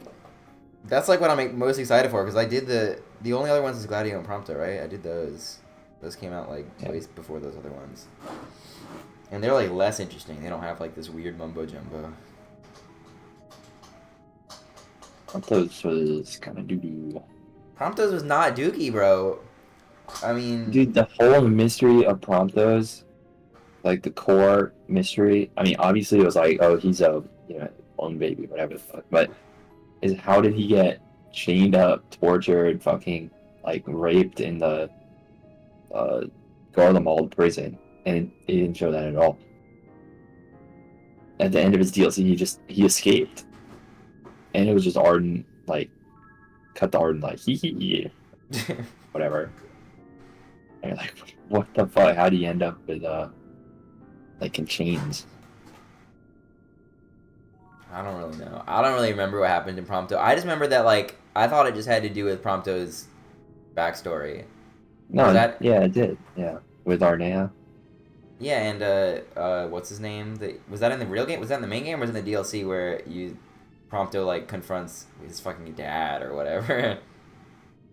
Yeah, definitely not in the main game. Because Prompto is, like, a clone or whatever. Mm-hmm. And then, like, the guy, I can't remember his name, but, like, the war chief or whatever of the Niflheim. Yeah. That's, like, deep or something. I don't think he kills him, maybe. I don't know. That was crazy, bro. Picto. That was deep, bro. I know you were, like, I know your jaw dropped when he, like, fell off the train, bro. That was crazy. I know that was crazy. Right? Yeah. That was literally, he was guts, bro. He was guts. That trailer went so crazy when that DLC trailer came out. I mean, like, the trailer might be more peak than the DLC because it is like, the ending shot of the trailer was him, like, pointing a gun to, like, one of the robot soldiers or whatever, and he's like crying and he just want to like kill it, and you're like, what the fuck does this mean, bro? Like, I guess, yeah. I mean, it was deep when he was like, he was like the soldier, you know. I don't know. I think that was better. I mean, Arne beat those. And I feel like it was I feel like it was written well. Like, it was valid for him to be like feel really betrayed by Noctis, because like I don't know how else you'd like interpret that. Like, I feel like that was valid. I feel like it could have been written like that was something that would be easy to fumble and make it seem like frustrating that Prompto felt that way, and like, oh, you're dumb, bro, come on. But like, that was like valid. Didn't he like learn that his backstory, and then like immediately like Noctis like tried to kill him or whatever, and so it kind of like added up. Mm-hmm. I don't know, that was crazy, bro. You gotta play the Arden DLC, because I haven't even played it, but I know it's gonna justify Arden. I know you're gonna be like, Arden is better than Emmett Selk. He's more justifiable than Emmett Selk. I would have killed Regis too. Bro, but it's not just about killing Regis. I mean, if you had beef with Regis, then whatever. But you're telling me somehow he also had beef with Noctis? No, bro, he just come like on, man. he was. You don't get. He was like Star Scourged. Like, he might have had beef, but like he was basically possessed by the end. Not his fault. Yeah. But, you know, but that's why it's deep. That's why it's not his fault. Well, whose fault is it?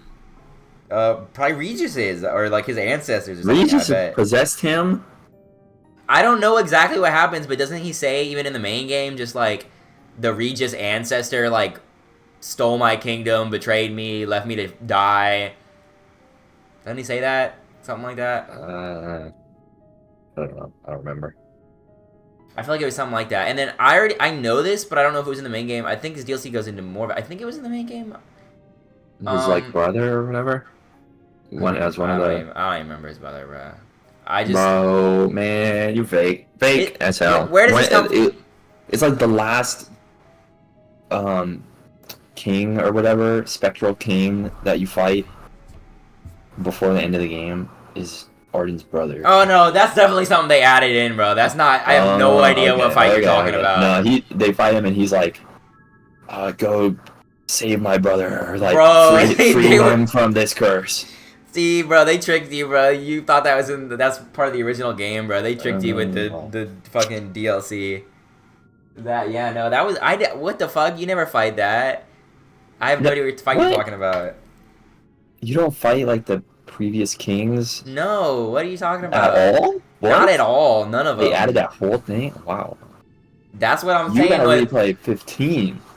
No, I know I have to. I remember when they said that they added a bunch of content. Do you know who like Gladio is, or? I know Gladio is. No, like I don't think you fought those kings at all. No, you fought Ifrit. Yeah. It's like and then you go into the tower, and then the. What tower? What tower are you talking about? Not the tower, but the Citadel, like where Arden Citadel, is. Yeah. Bro, you go straight to Arden. I'm telling you. No, man, no. You like go to the elevator or whatever, but you get stopped by a whole bunch of different past kings. Yeah, and then you fight them. Least obvious addition, bro. The elevator. That is so deep, dog. You gotta play it right now. You fight them, and each of the bros have like a special moment in them. Whatever. What the fuck are you talking about? Over. I mean, I guess like it's not really a big spoiler, but like Gladio takes over. He's like, I don't know what the fuck he says, but I'm the shield of the king. And then he one taps. He like finishes him off. Then Prompt does the same thing, and Ignis does the same thing. All for like different ones. You are telling me fan fiction right now. You're telling me fan fiction. The final fight with like the boss king. The boss king. Three of them. It's not real. Like the three of them do like a combo or whatever, and they're like, "Knocked, your time shine." It's like cutscene Knocked coming in from the top rope or whatever. Bro is talking about Dawn Trail, bro. He's like, what is going on? This is an expansion pack. This is not real. None of this happened. Yeah, man. No, wait. So then, do the bros die from that? No. Well, then how does? Because I know what they die from. For me, seems like it would have happened before all that. You said that you fought them in the building. Yeah. That don't make no sense, because how do you think that the bros quote unquote die?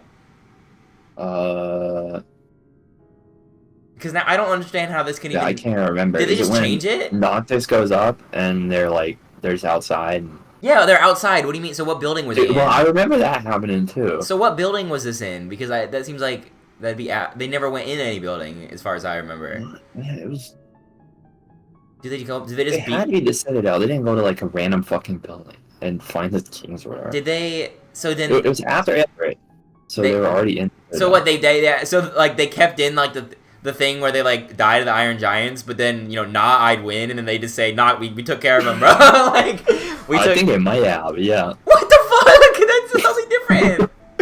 or maybe it was the other way around where they kill all the kings and then they like, and then Noctis is like, I'll do this on my. Oh, I think that might be it. I think Noctis is like, I'll do it on my own. Go out there and die, guys. And then they walk out, yeah, and it's like the eclipse or whatever. But that's less justified. Way better. Way better. It makes less sense because I would almost be like, not like they didn't have to go out there, bro. That's do you even have do you have a picture? Did you pick a picture in the main game? What are you talking about? Do you remember that at all? A picture?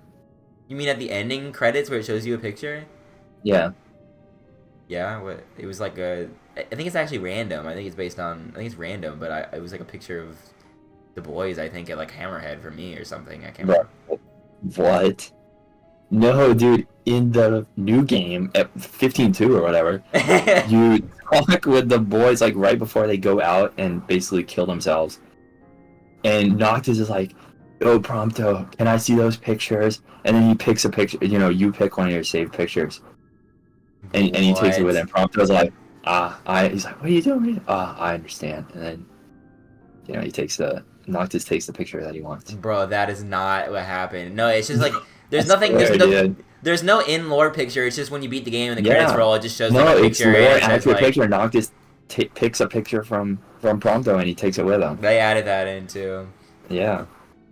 Jesus, bro, I understand all the hate in the OG 15. I mean, that shit must have stunk.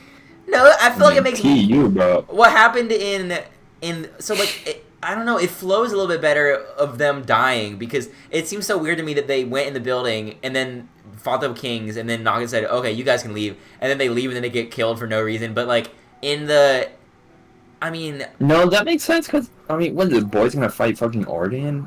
No, but they should have just stayed in the corner of the room. They didn't have to go. They shouldn't have went outside. Like I guess you could just say like, the Iron Giants would have came in. That's how it happened. Maybe you could argue the Iron Giants would have came in and they were like protecting the door. No, yeah, that's. But pretty funny. It's just I'm pretty sure what happened. Maybe I'm tripping, but there were no kings. I'm not tripping about that. They were not there. There's no way I'd forget that. There's no way I could forget shadows of the kings. But not the real kings, the way I remember it is like they just never even went inside the bros. Like they beat the Ifrit or whatever. They fought a bunch of monsters and then they're walking. They're all walking up the staircase together. But then Noctis like, "I'll go alone," and they just like turn around and then immediately the Iron Giant and then like the doors close behind them. Like they never even get to go in. And it makes a little bit more sense. Like they just were holding the line without going in. It's weird to kind of go in and go back out, but I don't know. The king stuff is crazy. That was not there. The kings only show up to kill Noctis in like the cutscene. They don't fight them at all. Is Core in the? Please don't tell me Core was Insomnia? No, he's not. Oh my! Wait, you're kidding. No, he was not. There's no Core. He's not even barely in the game. He's in like he does not show up in the second half of the game. You are actually joking, right? I'm not. He's in Insomnia. No, he's not. When Noctis goes to Insomnia, Core is there, and like there are a few of the Kingsglaive. No, obviously not. Nyx or whatever his name was, but no, that's not real, bro. They're like Kingsglaive in the basement, yeah, and they're like, "Oh, we've been doing recon, like we've been scouting this." It's like, oh my god, What basement, bro? Noctis. Bro, I wonder if you're talking about. Basement? Is it like where there's like a save point or something? Oh my god, yeah. Wait, well, dude, in Insomnia, the one there's like a save point down like a subway tunnel, right? Yes, yeah. Dude, you're gonna actually like go and shoot Square Enix.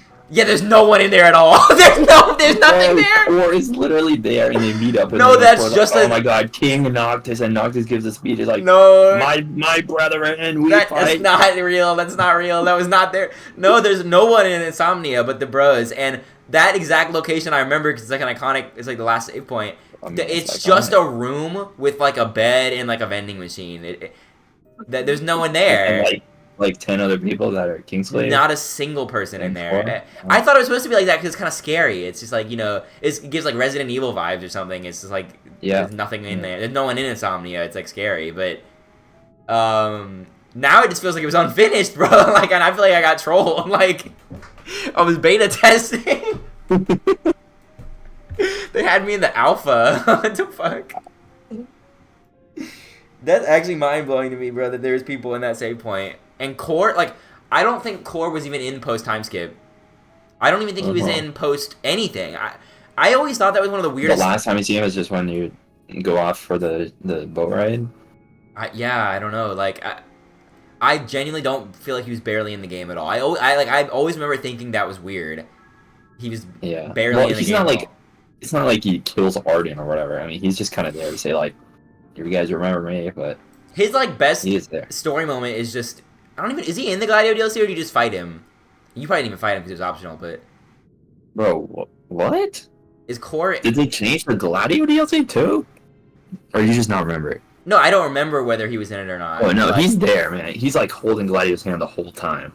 Okay. And he's like going through all the stages with. He just lets Gladio do the boss fights by himself. And then after the boss fight, he comes back. He's like, "Hey, nice job, man." Yeah. And then they kill like the mobs together for some reason. I don't know. No, I think that's what happened. But bro, I know you didn't do. I know because you're not a real gamer, bro. If you don't have an achievement, you don't do it. I know you didn't do the. That fight is hard as fucking balls, bro. The optional secret boss fight of the Gladio DLC, you fight Core. That fight is hard as balls, bro. That's harder than Ultimate. Did you even try that? No, man. It's gotta be like hidden or something. I think it's just when you beat the game, you go back to the menu. Like, bro does not explore the menus or something. That's missing out, bro. That's fun. Achievement or not, well, that's I didn't even fun. do the achievements or the so I wouldn't know. Well, achievement or not, that stuff's fun. Like, every DLC I think has something like that. The Gladio was you fight Core, and that was peak. Prompto's DLC, I think you fight Aranea as the secret boss. That one kind of shitty because Prompto's gameplay is not very good. I don't know what the other ones are. Why would you even fight Aranea? And why would you fight Core? Okay, Aranea, I'm sure it was just for fun or something, but for Core, they're both for fun. How was Core now? But Core's was deep though. Core's was like now that you. Let's hear. Core, well, he's just like, you know, now you've beaten Gilgamesh, like you're like ready to become the King's Shield, but like you're fine. But I'm gonna need to like test you to make sure like you're really good enough as like the last King's Shield or whatever, something like that. That's fucking badass. And Core is like strong. That's like Core's only feat is that how hard that boss fight is. Because he one-shots you if he hits you like with anything. He one-shots Gladio to hit him with any fucking thing. You have to have like perfect frame dodging. Literally all of Core's clout for me comes from having to fight him, not even like in story. And I'm sure the Aranea fight was just like, I don't know, Aranea was like, let's fight Prompto for fun.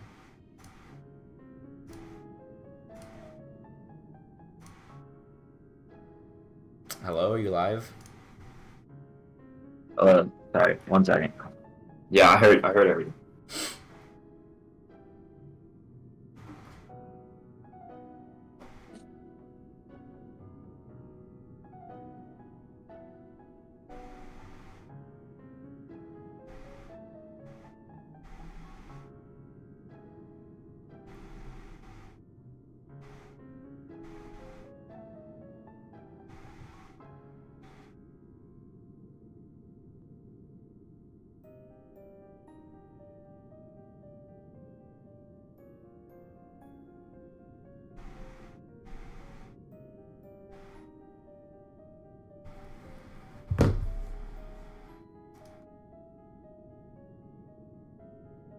Is the Ignis thing just like this special ending then? I don't know who you would fight. Oh yeah, like the secret. It might just be, or maybe like there's a fight as part of that. Probably fucking Arden, bro. I'm telling you, he's gonna fight. I'm telling you. You already fight Arden. Oh, okay. Well, I don't even know, but maybe it's. I don't know. And the brother, you fight the brother too. So. In the Ignis thing? Freya's brother. Yeah. Oh. I thought you were talking about the like Arden's brother, the king, or No, whatever the fuck you were talking Right. about. I don't even know that. That's made up lore. They made that one up. Do you know the? I'm gonna spoil this for you. I told you before you even play the game. I bet because it's like Steven's favorite fun fact. I won't. I do need to replay 15 clearly, bro. I haven't played the 15 remake. More drastic changes in 7 remake. But in the book or whatever with the alternate ending, Steven, that's like his gospel, bro. That's like his Bible. I don't think he's even played the game though. That's the funny. Steven is a fucking fraud, bro. Steven is fraud. He's not played anything. You don't play nothing, bro. Doesn't he hype up 15 like? Yes, but I don't See? think he's played it. I have no proof of that anywhere. Just ask him. I just don't. He wouldn't even answer, bro. You know he goes, but I don't think he's played 15. I don't think he has. I think he'll just say that he knows, but he don't play it. It's the same with 7. Like the shit he said 7, yeah. But he loved the book, the spoilerific alternate timeline book, and he always says it's interesting, and it's not like the way he's told me it. It's not that this is like an alternate timeline fact. It's true in the real timeline. It's just like you didn't know it from that. Apparently I don't know what the specifics are, but apparently the real main villain of 15 is Bahamut. He orchestrated everything. What the hell? Right? Because like in the regular 15, he's like a good guy. You know, he like helps you kill Arden. Or He whatever. helps him kill Arden, yeah. Yeah, he's like Bahamut's like I don't know. He's just like I don't know what he is, but I feel like I remember him being like just like the deity of the kings or something. Like he just he's just like the helper of the kings maybe.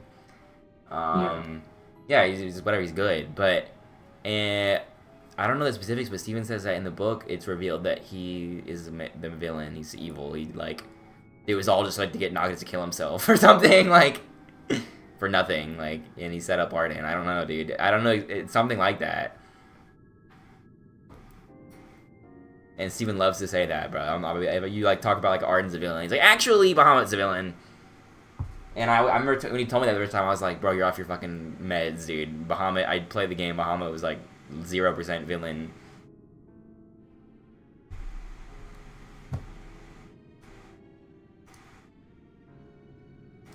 But that's apparently the truth. You fight Bahamut as the final boss of the Comrades DLC, but it's not. He's not evil. He's just like a test. Oh, okay, I see. Yeah, so Noctis tells the bros to. Why would they even do that? I don't get it. Fend off the demons as Noctis ascends to the throne. Did Noctis kill himself in your version or no? Yeah, I mean he didn't kill himself, but he dies. I don't know, man. Okay. Well, yeah, true. Your version, bro, probably like the fucking first king or something. He probably does kill himself. No, he gets. Yeah. No, he when he does whatever he does, like it's like they all stab him one by one, and then like Regis has to do it last. It's deep. Okay. It's Anyway, they fend off as he ascends the throne. I don't know why they would do that. I don't know what they're protecting. What are they protecting in your version? I don't know. I'm not sure. They just. I mean, Noctis is going to kill himself, so protect my dead body. Or no, what? they're just trying to. Well, that's they hasn't done the fight yet, so it's like they need to make sure no one comes to interrupt the fight. Oh yeah, I guess. But does it? Does it happen the exact same way? Is it like they're turned around and the doors are closing, and then like 1,000 Iron Giants spawn? Is that still how they die, or is it something new? I don't know. I'd have to look back. Do the primals or whatever? Do they like appear in the Citadel or The primals? not in the Citadel, but the You fight Ifrit, and maybe Sheila shows up. I can't remember. I think she does. Yeah. yeah. But do they do anything else? No. If they do anything else, you just fight Ifrit, and then Shiva. None of the other ones appear at all. Shiva. Ones, Shiva no. Shiva just like freezes him, and then they both die, or that she goes like takes him to heaven or something. I don't know. Wait. None of the other ones appear at all. No, I don't even know what other Insomnia? ones are. No. What are you talking about with Bahamut then? What am I talking? What do you mean? What am I talking about with Bahamut? What does Bahamut have to do with it? Bahamut's just in his He like talks about Bahamut in the in the 10-year sleep. No, well, I'm pretty sure. Yeah, and I'm pretty sure that when he like is in like the dreamscape or whatever with Arden, Bahamut might be there too.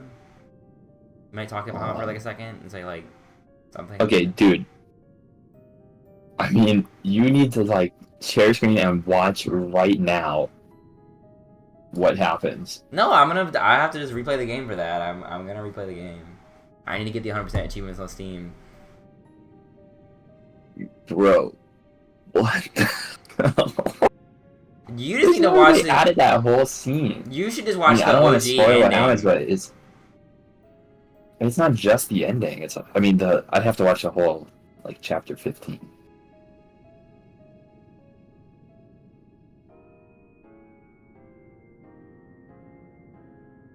Wait, is this true? What are they called? Wait, wait, bro. I don't know. Are the boys not dead? Did they add this? Someone's saying on Steam forums right now, the developers have stated twice that the bros did not die at the end, and they even went so far as to add an extra little cutscene that shows Ignis, Gladio, and Prompto walking through Insomnia after the sun has risen. Is that true? I don't remember that. I mean, I don't remember them dying. They don't explicitly die, but the last thing you see of them is just the doors closing and the Iron Giants appearing, so it's implied. I don't know. Yeah, everybody's always thought that they died to that. That's like everybody's interpretation. Is this scene of them like walking into like a brighter future? Is that real? Because it wasn't there before, yeah. But someone's saying I don't remember it, but maybe.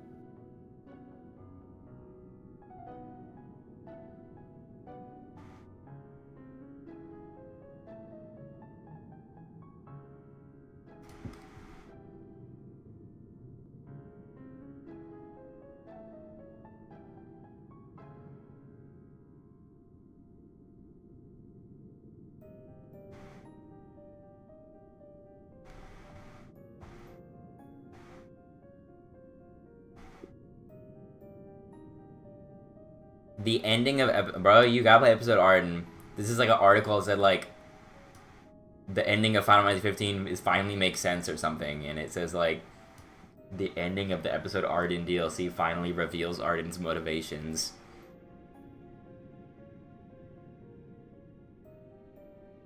He's just out for revenge, man. There's no way he's got motivation.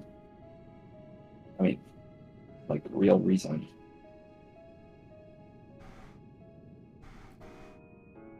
He's like hundreds of years old, man. He's what reasons could he have to kill Noctis?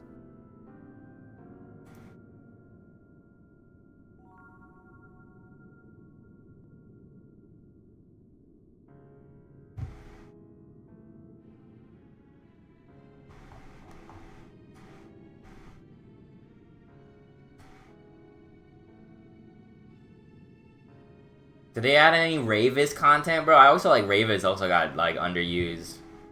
I don't think so. I mean, a lot of him is in Ignis DLC.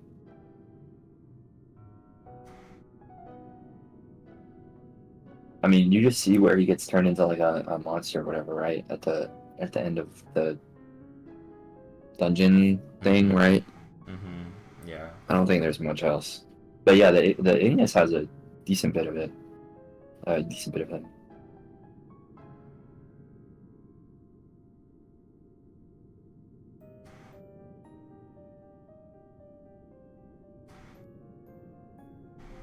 Yeah, I don't know, bro. It seems crucial. You gotta play that episode. You gotta drop the $5. I think the Bahamut shit I was talking about might be in that. I didn't want to read it, but I think I saw a picture of Bahamut when it was talking about episode Arden. That might be where it reveals the plot twist. That's really crazy how they put stuff like that in DLC and not in the game. By the way, Arden will only make sense if you play his DLC, not included in the Royal Edition.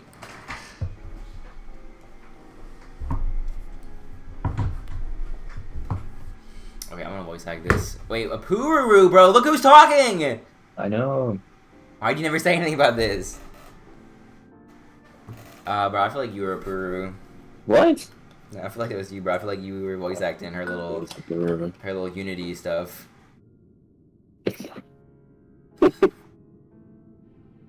Sure. Brother, why, oh why won't you listen to what I'm trying to tell you? At long last, we've achieved peace. Why risk destroying it? Behind your backy-wacky, some people say that you're setting out to start a war. What's more, you know that this laboratory in the Horutoto ruins is off limits? Oh, this guy's the GOAT, bro! I remember him! I don't remember who voiced him, I guess I'll do. What Taru do they know? And you, Apuru, my own sis Taru. Can't Taru see the truth behind all of this? Why do you think they all fear war but won't lift a finger to do anything about it? They all say that Winder says peace and security, but do you really think our country has peace? The wounds the Ore story received from the war haven't healed even after 20-odd years. The best of the warlock mages are dying off, unable to train new, younger replacement Tarus. Just imagine what would happen if war broke out again. Winders would be obliterated in an instant, Taru. That's why we need some grand new magic. But what about the Star Sibyl? Yes, and what about her? What was the reason she forbade the very magic I seek? If they could have controlled that magic properly, then we wouldn't have had to buddy-buddy with the Beastman in the first place. Sure, the Spellweaver died, but the magic itself was a great success. Only you, my dear brother, would call such a great tragedy a success. The mastermind of Millennium met such a tragic fate. So what chance would a faker-waker genius like you stand?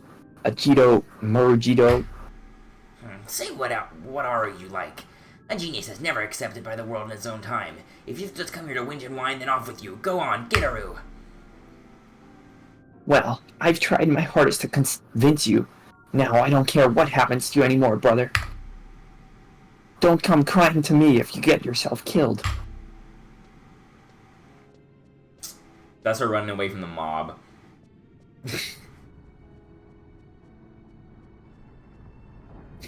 Boy, who's that over there?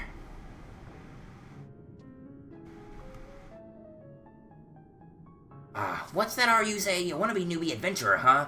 So you're the one they sent to help me with my experiment. Well, you're too lady-weighty. The experiment is over. The gizmo just broke down again. And then my pesky little sister wandered on in, just to add insult to injury. Phew, well, I've had enough for one day. I'm headed home. Seeing as you've come all this way, I'd hate for you to go home empty-handed, so here's a little job for you. On your way here, you probably noticed the glowing receptacle gizmos here and there, didn't Tara you? Well, inside each of them is a magical ball called a mana orb. I think one of those mana orbs was broken when my experiment failed just now. Your job is to find the broken sphere and take it back to the Oristary. Oh, and one more thing, don't go blathering about what you just heard here, alright, Taru?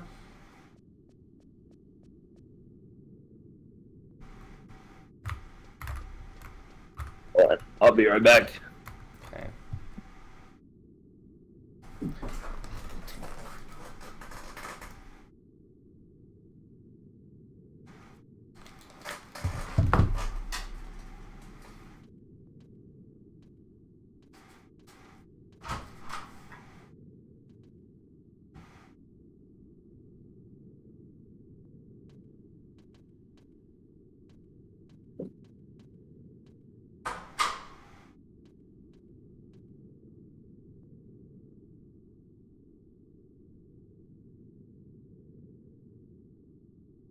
Alright, I'm back. I got some like cinnamon roll things in the oven. So I gotta check on this.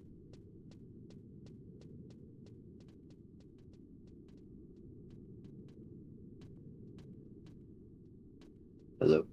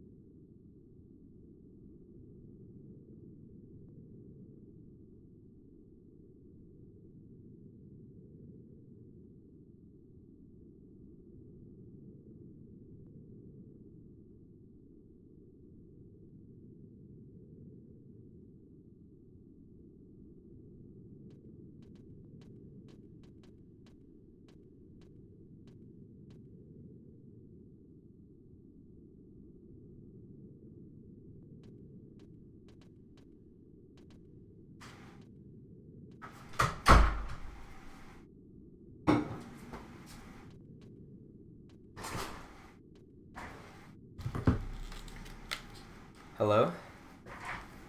Hello? Hi.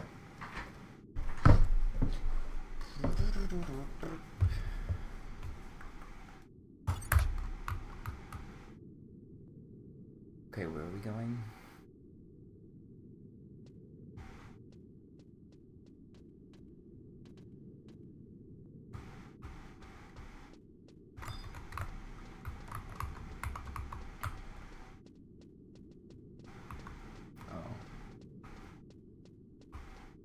Did you see you won? One, huh? Yeah, dude. Oh, dude. Wow, what does that mean? Explain this in Donovan terms. Means they go to the next round. What, they're like top 16 already, right? That's the... Yeah. Wow. So what are they top 8 now?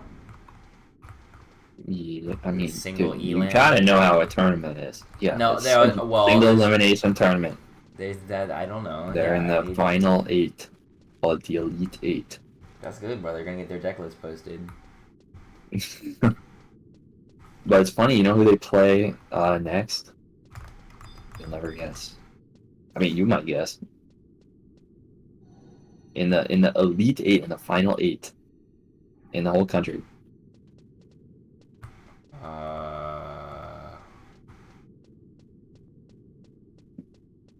I don't know what I'm supposed to guess. I mean, Man, it's it's not UNC. sarcastic, bro.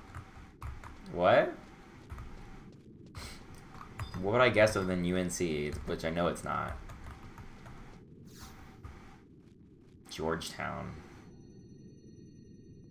No, not UNC. You're right. We lost today. But yeah, what am I supposed to guess? Wait, just guess. Jeez. I already guessed. Georgetown. What the fuck, Georgetown? Are you like delayed, bro, or something? Hello? No. I keep running to the kitchen. So. I made that guess. Another guess, man. I don't even know how many colleges have any kind of correlation to. Okay, I know you know this one though. Can I guess? No, you can't guess. You know the answer, probably. I didn't hear the question, but I think I know the answer. Well, then that's... So no. We gotta get all these orbs? NC State. Yeah. You have to get one until it's broken. Is NC State usually good? No, they haven't gone since 1986. Wow. Salty UNC fan. Wasn't the UNC game last night? Yeah, we lost. Yeah, because everyone in my dorm was watching it. They were cheering. I thought it was kind of funny that they were watching it. I don't know if I want Duke to win or NC State to win. Realist UNC fan. What? That's like the stupidest thing I've ever heard. Well, NC State's being a little too cocky. And they're obsessed with us. They need to be humbled. But Duke just like innate hate, so I don't know.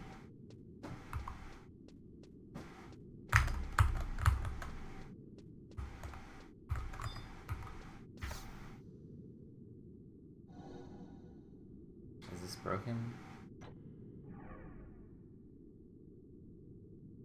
I got the broken one. Maddie, you need to play 8. Why? It is a must play. It's so good. What's it on? Oh, brother. I don't even know, man. It might be. Wait, is it on Switch? It might be. Wait, it is. Wow. There you go, Maddie. No, she saw it, man. She said graphics were... What were the graphics, Maddie? I said they were bad. No, they're good. Can you believe this? They're good for... I mean... Those graphics look like fucking cyberpunk. For the time. For the time, I guess remaster. More. Did you see the... Or do you know... Remember when I hyped this up to you? The, like... Just the FMVs that were, like, in the game? Weren't those crazy? Yeah. I don't know why you're hyping up the garden ones. It was Isn't kind of okay. I feel like the best one was like, There were better ones. wasn't there like this one where like Squall's like hanging off the helicopter and there's like a whole war, like people like running and like firing guns and stuff. That was like the best one, I feel like. Right? Let me find it. Okay, but do you think I would like it, or do you think that you just like it so much? You just think I think that it's just the best fucking game ever made, Maddie. No, that was the Garden one. You're right. Okay, I'm done with the lagging. I think it's the best game ever made. It's not about who likes it, or it's not like a, well, this is people like this will like this. Okay, Maddie, look. So the thing with story games that we play, right? I know you don't play story games, but what makes story games good is good story. Okay, not good gameplay or whatever. True. So when someone says, or when we say we like a game, it's because it's got good story. Okay. Okay, and I know story is not objective, but I mean, it's pretty objective. I'm trying to find, where is this FMV that I'm thinking of? How do I find this on YouTube? It's like Garden FMV or whatever. But bro, that was the first time they did this shit where it's like you're fighting and you just spam like X or whatever, like the like different kind of combat, you know, where it's like you can punch, kick, or block or something. Man, it looks so much better than this video. This video is like came out the same time the game came out or something. Like, I know it looks better in game than it does in this video. It's like this video has the max 240p.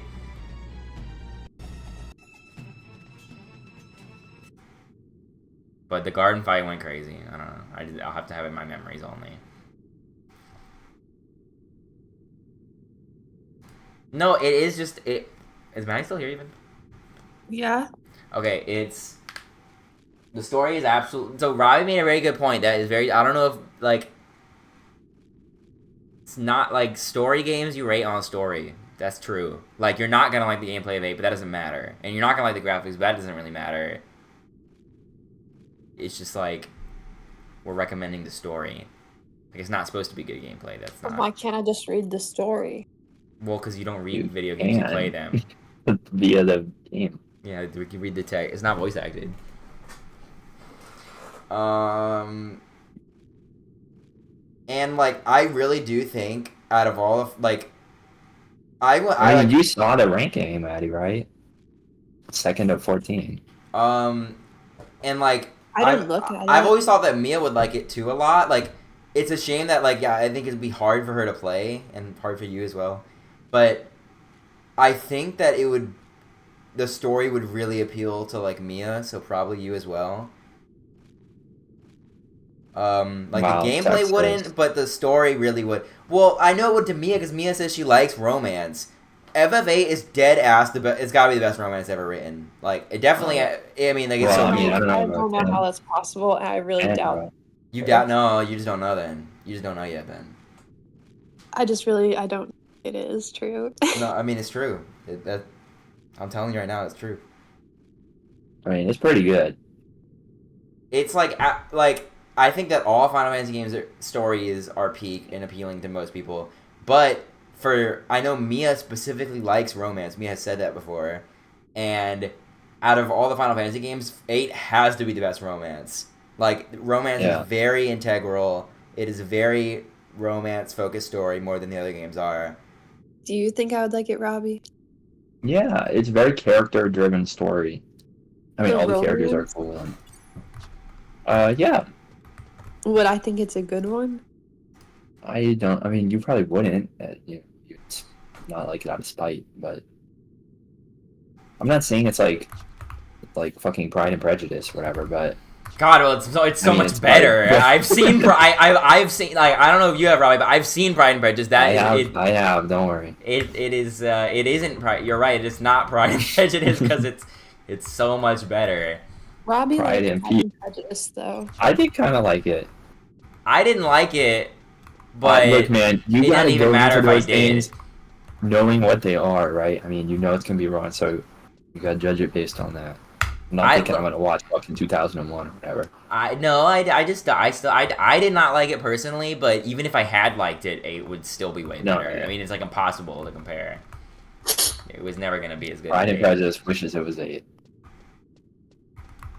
I'm telling you. Has anybody in the whole world thought of this? Pride and Prejudice, FF8. I don't know. What does that mean? What do you think? What do you thought of what? Has anybody commented on any kind of relationship between the two? What, is there one? I don't know. I know. They're I'm not saying romance. But no, dude. That scene, I can't spoil it, but you know the space scene with Squall and Noah. That is, I mean, that neg diffs all the Pride and Prejudice. That's crazy. The Pride and Prejudice wish it had film cinematography like that. That absolutely fucking destroys everything. Yeah, in Pride and Prejudice completely. Not even close. Just don't trust your opinions. If the Pride and Prejudice writer watched that, I mean, he would just kill himself. He would kill himself. He'd be like, why did I not do that? He would write Pride and Prejudice 2, and then he would just copy. You know, he would. Yep, he would. She would. Sorry, she would. Yeah. She would. They would. It's Jane Austen. How do you know? Oh, I forgot. Yeah.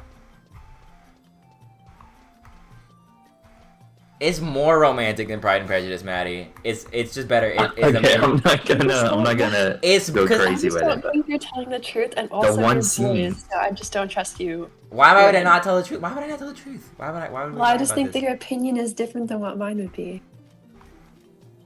That's allowed. I'd rather be happily surprised than like knowingly disappointed. I think you'll be happily surprised because I know you're gonna go into it thinking it's trash, no matter what we say.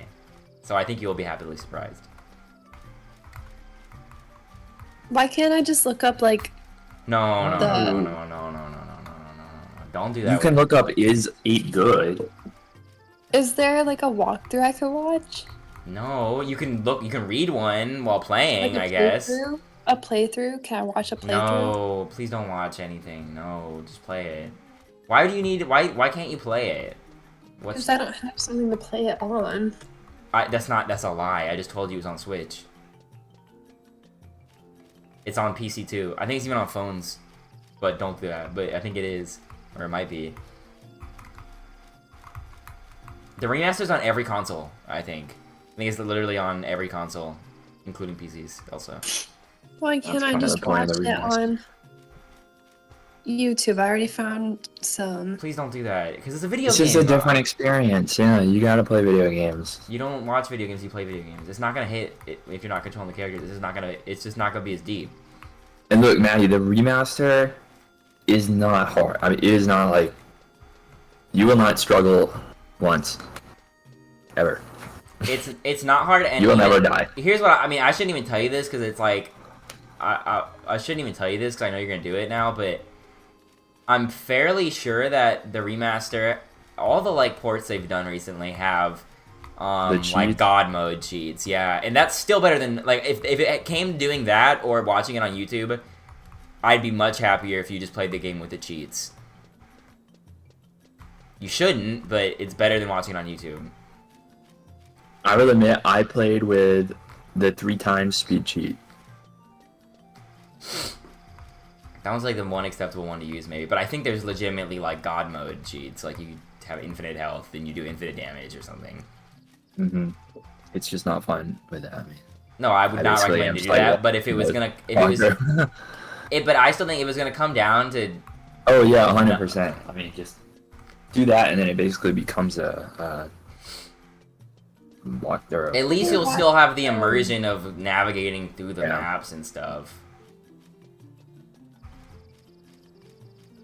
Well, I'd be watching someone navigate. It's like. Yeah, exactly. You wouldn't be doing. You have nothing to lose. Like I said, even if you should try it. If it was like so hard that you're gonna literally kill yourself rather than play it, then you can use the cheats, and then you have really no excuse. I don't know what the excuse would be at that point. I'll play it if Robbie buys it. You can read a walkthrough of like a walkthrough to help tell you what to do, or like tell you how to beat the boss. Really. It's pretty good about telling you what to do. I think it's the first Final Fantasy where they started being like, maybe we should make these games where you don't need a guide. Yeah. I think like starting with 8 with Final Fantasy, I don't need like walkthroughs telling you what to do. I just have like achievement guides or something open, or missables guides.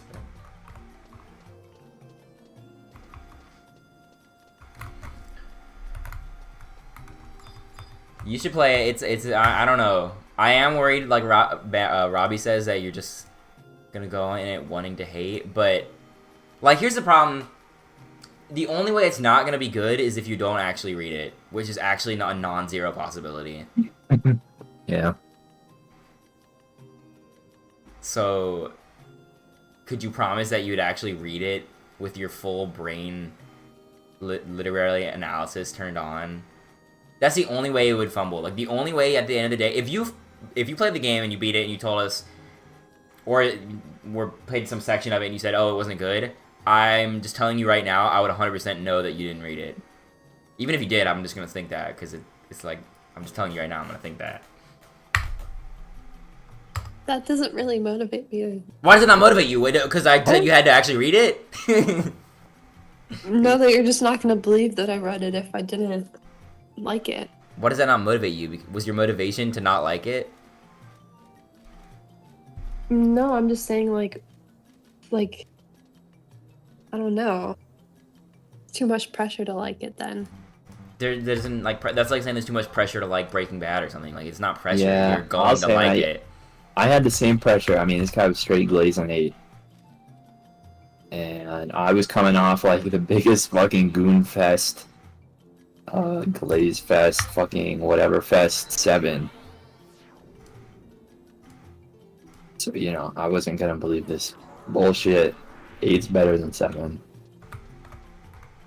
But I do think that. And if you don't like it, you don't like it.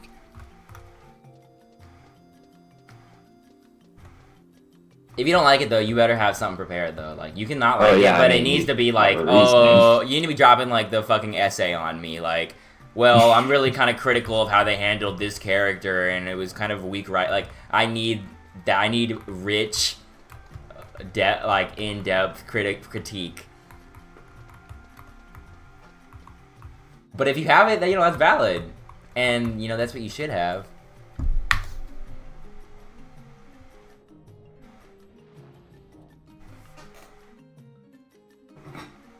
Maddie, so just in case you're thinking, you know, this is similar to K-pop What? for whatever reason.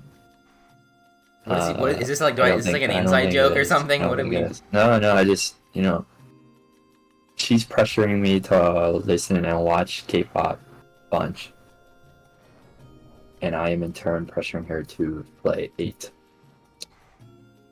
And to that, I say they're not the same. I shouldn't really explain myself, but I mean, let me know when K-pop has a story, I guess. Hello? Hello? Hello? Yeah, response, rebuttal. No, I'm just saying. I try to show you something I'm interested in. You say, I hate this, so I stop, give it up. And then I'll just, like, want to show you something again. And you don't want to even, like, look at it. But now I have to play this whole game and drop everything, and I can't just watch a video of it. I don't even care if Hitler himself was, like, telling you to play 8. You're not watching a video of any video game on my watch, Maddie. I don't care.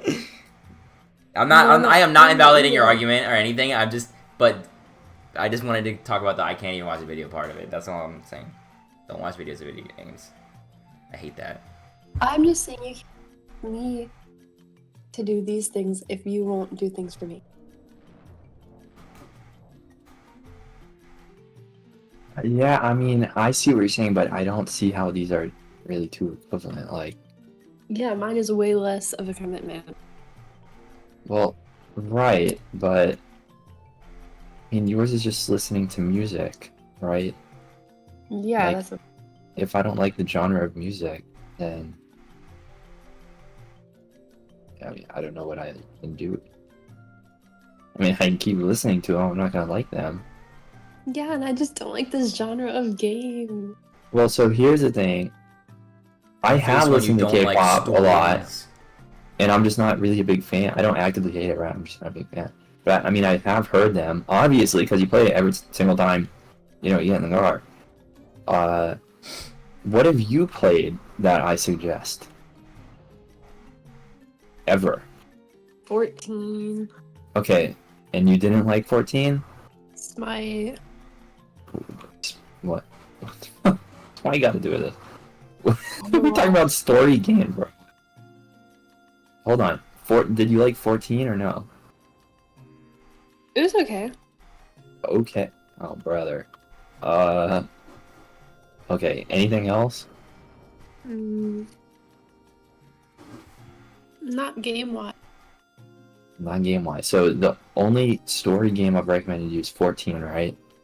Yeah. Well, no, but the only one you played is 14. Yeah. Okay, and it was okay. On the good side of okay, at least? I guess. Okay, man, now you're just downplaying 14. But... Okay, so I'm perfect in my track record. So why would you think you wouldn't like a story game that I recommend? Well, I didn't like 14 for its... For its story, you didn't? That's all you did. Mm-mm. Is there any story in the whole world that you like?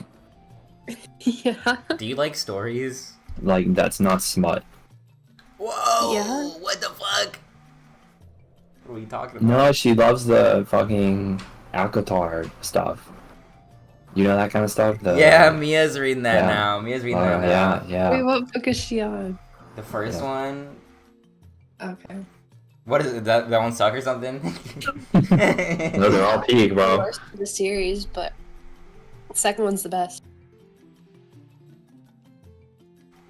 I was telling Second Mia one that was I was best. getting mad at Mia for reading that when she told me it had like I was sending Mia these posts making fun of book talk girls. They're it was like some TikTok about how every like TikTok book that all the girls are reading is always just porn, and then like people in the comments were just saying like book talk gooners, like this is the female version of gooning, like but reading these like books is literally just the female equivalent of gooning.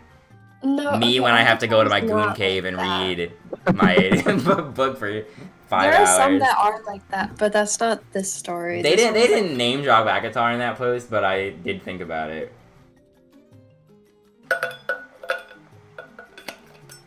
No, I do like.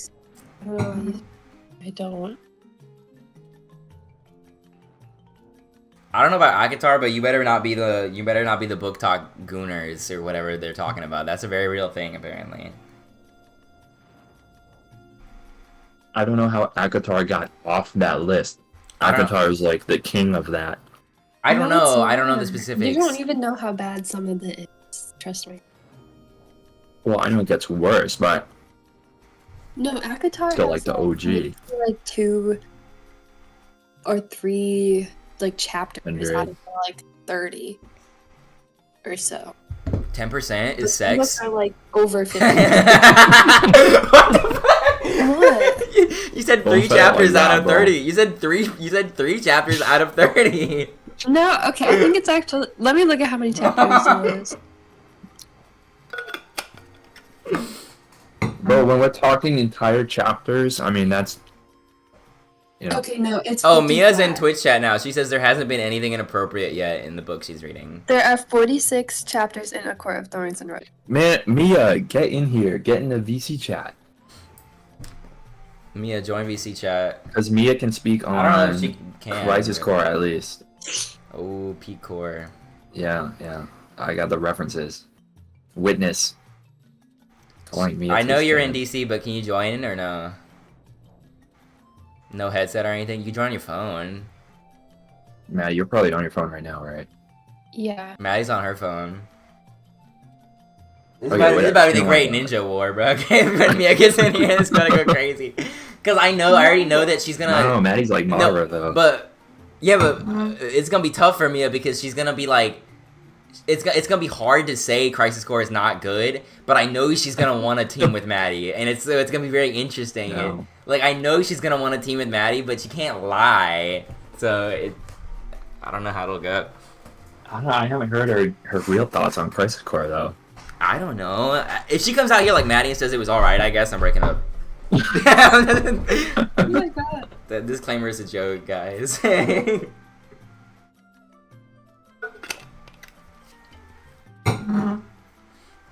She was loving Crisis Core. That's okay. I don't know. Yeah, I don't know. They got dropped the Laguna Core, but they did. They put it in the game. That's why they cooked. Yeah. Ooh. Maddie, I think my take on like I understand where Robbie's coming from. Like I understand where both of you are coming from. Okay, I definitely understand when you put it the way you put it of like you're trying to put Robbie on things and he's disrespecting. No, I get that too. But now he's putting you on something and you have to do it. I completely understand that interpretation in general, and if that's like a general problem, Mia, stop making sound effects. What are you talking about? I don't know. You're just like shuffling paper around or something. No, like I'm doing stuff. That's why I didn't want to join at first, cause like I'm doing stuff. Okay, well just try not to make sound effects. But Okay. I understand that, and if it's like a general problem that goes to more things than just the K-pop, then that's totally valid. But specifically on what's been mentioned today, even though I understand it when you put it in general terms, when you put it in specific terms, it falls apart just on the specifics. Because if you just think about this practically, you know, music is just you like it or you don't like it, and there's nothing to appreciate other than if it sounds good or not. Like, if the song does not sound good to you, you're not gonna listen to it, and there's nothing you can do about it, really. But like, I don't think video games are like that. I don't know if that's necessarily always true, because sometimes you don't like something at first and you listen to it a lot. Okay, yeah, but then you learn to like. You can like appreciate certain parts of it, and like K-pop is also unique because it's like it's more than just music. Like there's some of the groups have like certain lore and they have cool music videos and dances and stuff. Not the lore argument, story argument. I mean, have you heard about like Luna and stuff? Story. I personally don't. I don't know. But you have to be a fan. I don't think that's really true because there is that like fandom or whatever, but you have to be a fan of music to be in the fandom. That's just like extra. That's not like a replacement. Like for example, with a video game, there's a lot to appeal to a lot of people. You could play a video game and love the gameplay. You could play a video game and love the story. You could play a video game and love the art. You could play a video game and love the music in the video game. You can play a video game and love the graphics. And there can be independent, but I don't think you have to like the music to then engage with the lore or then engage with the fandom. It's a prerequisite to like the music. If you don't like the music, then none of that's meaningful to you. You say, hey Robbie, you know that group that you think sucks? Well, is it gonna change your mind if I told you that this guy, like when he was a kid, he did this and this is his pet name with the other boys? Oh, no, I'm not talking, what the fuck? I'm not talking about like the information about the idols. I'm talking about like some of them have like fantasy universes in their like music videos. Like they have story. Like it's not like their lives. It's not like real life stuff. It's like a different thing. Yeah, but I mean, again, but like Gorillaz is a great comparison because that's like Gorillaz really does have probably more lore than this, but nobody would get into Gorillaz lore if they didn't think the music was at least okay. You know, like, oh, this is because the problem is song lore is not that good. I mean, it's not a replacement for, like, a real type of story. It adds depth, it adds to the songs, right? But without the song being good, it would just be, like, a really, really shitty story, you know what I mean? Like, it doesn't stand on its own. You'd be like, oh, well, these songs take place in a universe, and there's, like, but this song to the next song, like, continues this plot a little bit. It'd be like, that's cool if you like the songs already, but if you don't, you're just like, it's a really mid story that is like super underdeveloped. I mean, I think even if you don't like the music that much, you can still appreciate some parts of it, or at least the dancing. Like, what if I'm not into dancing? But like, I'm not like in a dancing period. What if I mean, like, I wouldn't blame Robbie if he doesn't like any dancing period at all. If you like rock music, pop music, electronic music, there's gonna be some K-pop songs that have. Maybe some that's not what Maddie's showing him, though. But that's not guaranteed that Maddie's showing him I don't think Maddie's recommended him the That's kind of full like a wide lot of breadth that. of K-pop that could cover all possible interests. You know what I mean? I mean, I'll admit she probably has covered like everything. It's just, if you don't like music, you don't like it. That's just all I mean. I don't know. And you could listen to it like enough to like trick yourself into liking it or acquiring it, I guess. But it's definitely more cut and dry than a video game is. I don't think video games are cut and dry. I don't think it's really possible to just be like, oh, I don't like the video game, like within 10 seconds. Like you might not have gotten to the part you'd end up liking or whatever. It's because they're very different media formats. Video games are much richer.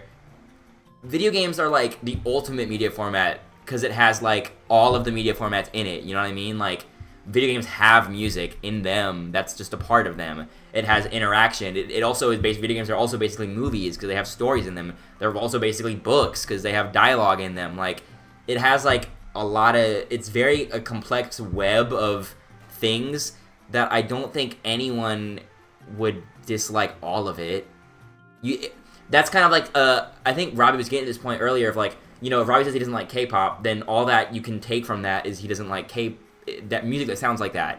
But if Maddie says she doesn't like this type of video game, well, Robbie said that the main thing that we were trying to get out of this game was story. So are you saying you don't like stories?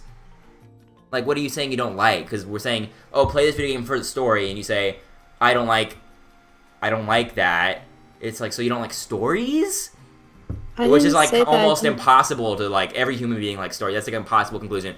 But with Robbie, all you can say is, oh, you don't like K-pop, and that okay, it's possible to not like K-pop, but it's not possible to not like stories.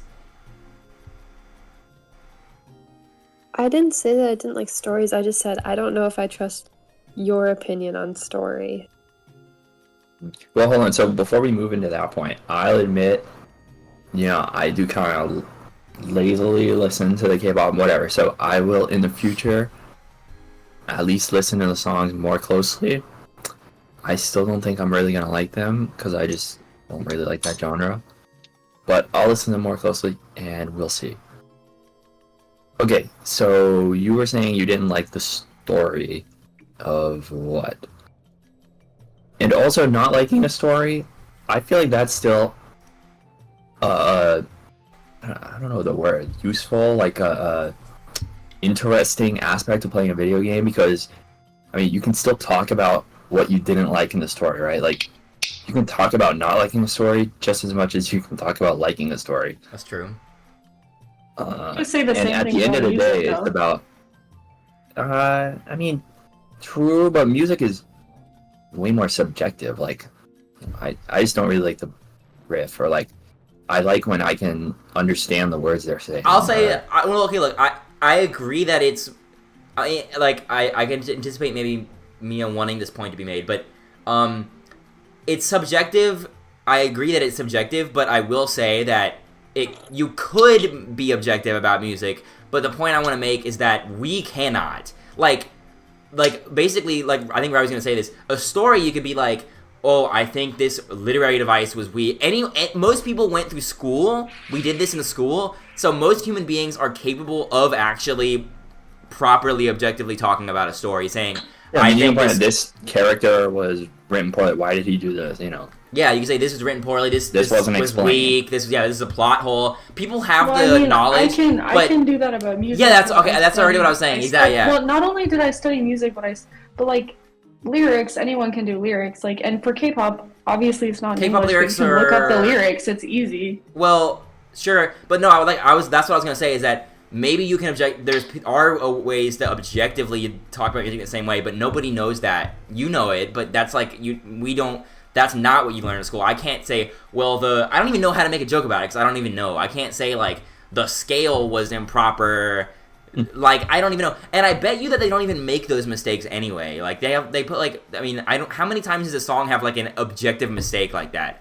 You know what I mean? Like, no, I mean, even if it's not a mistake, you can talk about it. Like, you can say, I think the key change just didn't sound good. It Nobody was a knows little what too that. much. People can't do that. So that's my point. Like Robbie is not capable of saying that about a song. We're way too smart for that. I mean, we are way too stupid to talking about like I mean even Maddie, you know, no offense, but Maddie, there's no way you talk about songs like that, right? You forget I was in band for like 8 years. Okay, so I'm talking to fucking Mozart and Beethoven here. So it doesn't matter what I do, I'm not gonna understand like that. Yeah, so and I mean, I guess the lyrics, but I don't think I think lyrics are a very small part of a song. Like, for you they're very important, but like I said, I don't even care about lyrics a lot of times. Don't listen to lyrics or care about them, but for me they're very important, and I think a lot of people listen to lyrics. So well, I bet you that K-pop lyrics. I mean, I don't want to be a hater, but they do like that's not like a good point to bring up when we're talking about K-pop because I think we all know that K-pop lyrics like suck like literal ass. Like, I mean, they're saying they're jumping and popping, they're jopping. It depends on the song. It depends on the group. A lot of groups have good lyrics. Some groups don't. It's just in general, like, pop totally does not depends. have good That's lyrics. That's like a feature of pop. Well, some sometimes pop does. Intentionally badly. Like it's like part of the meaning. I don't know, but most K-pop I've heard is just them saying a bunch of really basic, uninteresting shit. Just like, we're partying and I get girls. Yeah, they say like English words because they sound cool. Well, I can party all day or something like, this is dumb as fuck, there's no meaning. And that's okay, but it's just like, there's no lyrical analysis. If you want to do lyrical analysis, that's just going to lead to negative outcomes in your K-pop analysis. There's totally K-pop songs that I could do actual lyrical analysis. Yeah, some, like, I there can think are, of some. but... No, I could think of plenty. Okay, but I can think of way more the popular, like, what about, like, Smooth Like Butter, like a Criminal Undercover? This is fucking, that is so dumb, it's dumb, right? And that's what pop is. I don't even like that song at all. Nobody's talking about what I you like like. that song. We're not talking about what you like, I'm just saying... The rest of it is really good. Yeah, it doesn't matter what you like, I'm just saying that's a popular K-pop song, it has nonsense lyrics. That's not even most K-pop, that's most pop. Most pop music does not have lyrics that are worth analyzing. You have to just accept that, like, that's just... Well, lyrics are still in this like second layer of the music appreciation in the same, well, maybe like the fucking stand shit, you know, understanding what's going on in the like interpersonal relationships. Maybe that's like the third layer, but I mean, the very first layer is you still have to like the song to get into any of that, right? Like, even if you like the lyrics, you're still not going to listen to the song again, or you're not going to put that in your plays playlist. A song I don't like I could say like the bass sounds really cool, or like I can still talk about it even if I don't like a song. Yeah, but are you gonna put it in your playlist and listen to it on your own time? No. Well, there's some of them that like you've played that I didn't like at first, but then I heard it a bunch and I started to like it. Okay, that's you.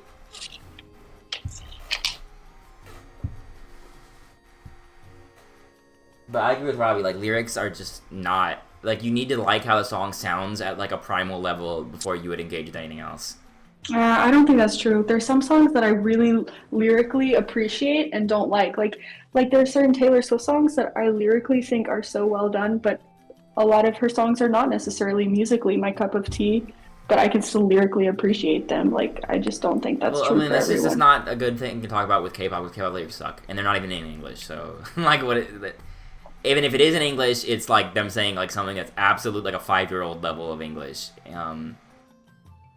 I don't know. Hard ask to have Robbie to translate stuff from Korean to English. I don't know. In my K-pop, when he doesn't even want to listen to the song. In my Korean class, there was like a weekly, people would bring in a song and like analyze the lyrics, and a lot of them were popular K-pop songs. Also, I think that's just they had really interesting lyrics. I really do think it's just you that, and that's okay, but it's not a general experience to the general population to be able to appreciate a song's lyrics if they don't like how it sounds. Like, if you just sent me, like, so if I love this song, and then I was looking up the lyrics, and it was like, this lyric was so deep, it was like, you know, I love, like, what's that one song, Gangster's Paradise or something. This is like a theoretical. Let's say I love Gangster's Paradise, and then if I love Gangster's Paradise, then when I hear him say, when I walk through the valley of the shadow of death, or whatever, I took a look to my light and realized there's nothing left, and I'm like, damn, that's crazy! Like, you know, I love the song, and I'm like, Robbie, that lyric is so deep, it's so cool and deep. But, you know, if I just say, like, hey, Robbie, and I just type out, as I walk through the shadow of the valley of death, and I say, hey, Robbie, look at this, and isn't that crazy? And you'd be like, I don't know, like, what the fuck, like, it doesn't mean anything, like, I don't know, you're like, is this lyric, like, crazy? You'd be like, I guess so.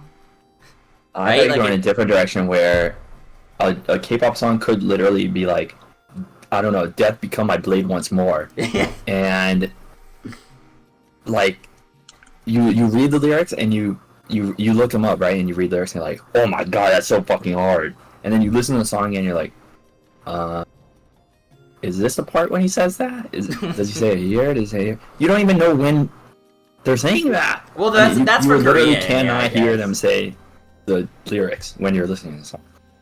But I just think Which like I get. my point is different a little bit. when you're really involved in the song or you're involved in K-pop, right? That's easy to do because you connect them. So, but for a beginner, I mean, that's no, like you're a asking common them to thing. correlate like that. Can I say something? Yeah. Okay. So a common thing is like lyric videos, and it will have the Korean and then the English underneath, and it goes line by line, so you know exactly what they're saying when. Yeah, that is very common. Mm-hmm. And then when you listen back, you're like, oh, I know what this means. Can you send, just for reference, a K-pop song that has these deep lyrics? Like, show me a K-pop song that has like "Death Become My Blade Once More" or something that goes hard. Because I am telling you, I'm sure they exist, but you are like blowing how much this is, because 99% of the K-pop that you guys listen to has trash lyrics. And I'm not saying they're bad songs. It's just that's how pop is. You know, American pop has trash lyrics.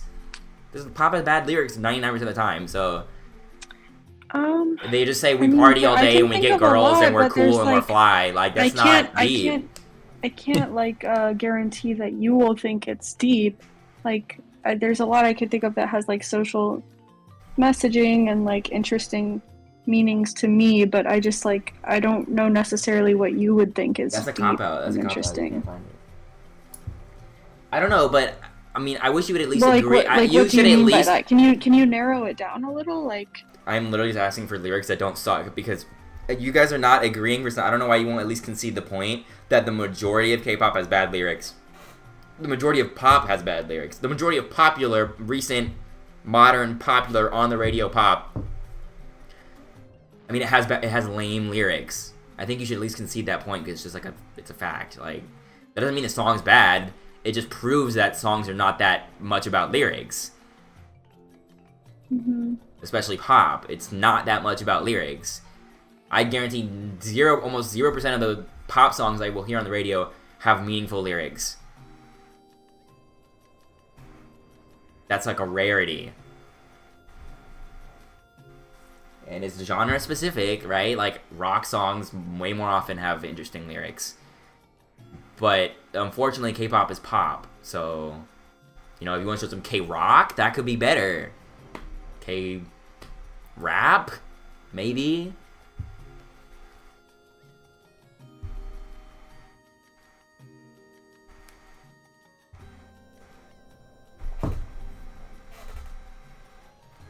Why is this divulged into is K-pop good or not?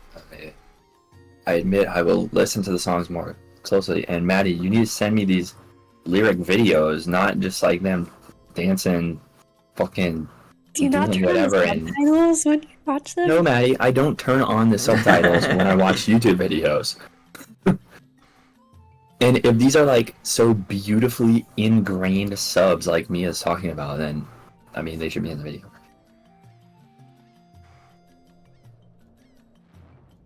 Also, you know, I think it's okay to accept that maybe some people are not into the No, that's why I don't other push it all aspects. the time. I turn on different music. Like, maybe even Robbie could like the music, how it sounds, but I guarantee you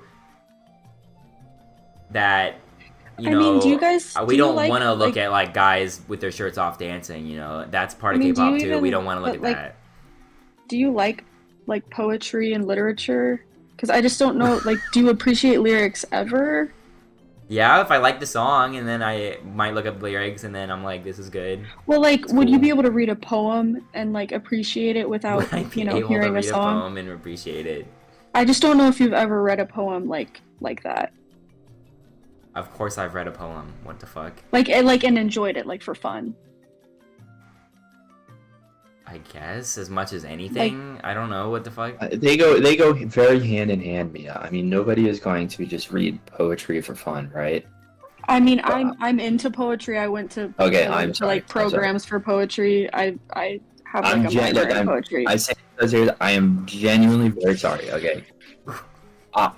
Yeah, it's like I am sorry. I know some people do actually do that. I will never in my whole life read poetry like for fun casually. So I think the lyrical meaning is so heavily ingrained with the experience of also listening to the song. Like it's also got to be a good song. Well, yeah, that's why I'm asking, like, because I don't know if it's even worth it to like send lyrics. Well, you haven't, but like, girl, this is so, everything you're saying is so funny to me because I don't know, like, because you need to at least show a K-pop song with good lyrics because the ones you listen to don't have good lyrics. Okay, well, I'll send one in the chat. You're acting like, you know, because like I say that I think the lyrics to Butter by BTS is not good, and you're like, do you even read poetry? Like, okay, I just sent you K-pop it's not lyrics, poetry. but I think Epic High is good though. Okay, you pick Epic High. That's a K-pop group. Yeah, they were in Pump It Up, so they're good. That's like we don't. Yeah, that's a freebie. That's literally a popular K-pop group. I don't know. That's what you're not what about. Maddie. Let's give something Maddie listens to. Maddie's the one on the chopping block. Yeah. I want to see if I can find something she's sent me actually. I'm sure. I could already tell. I don't know what the Epic High lyrics are, but I could already tell that was gonna be something deep because it literally in the Pump It Up game they had like the guy was like crying in the rain and like he was like holding like a watch that was like shattered and he was like time is ticking. I was like, of course that was gonna be deep. Look, I'm sure there's some Stray Kids. Guys. I'm sure there's some Stray Kids this songs is not that a have good good lyrics. example.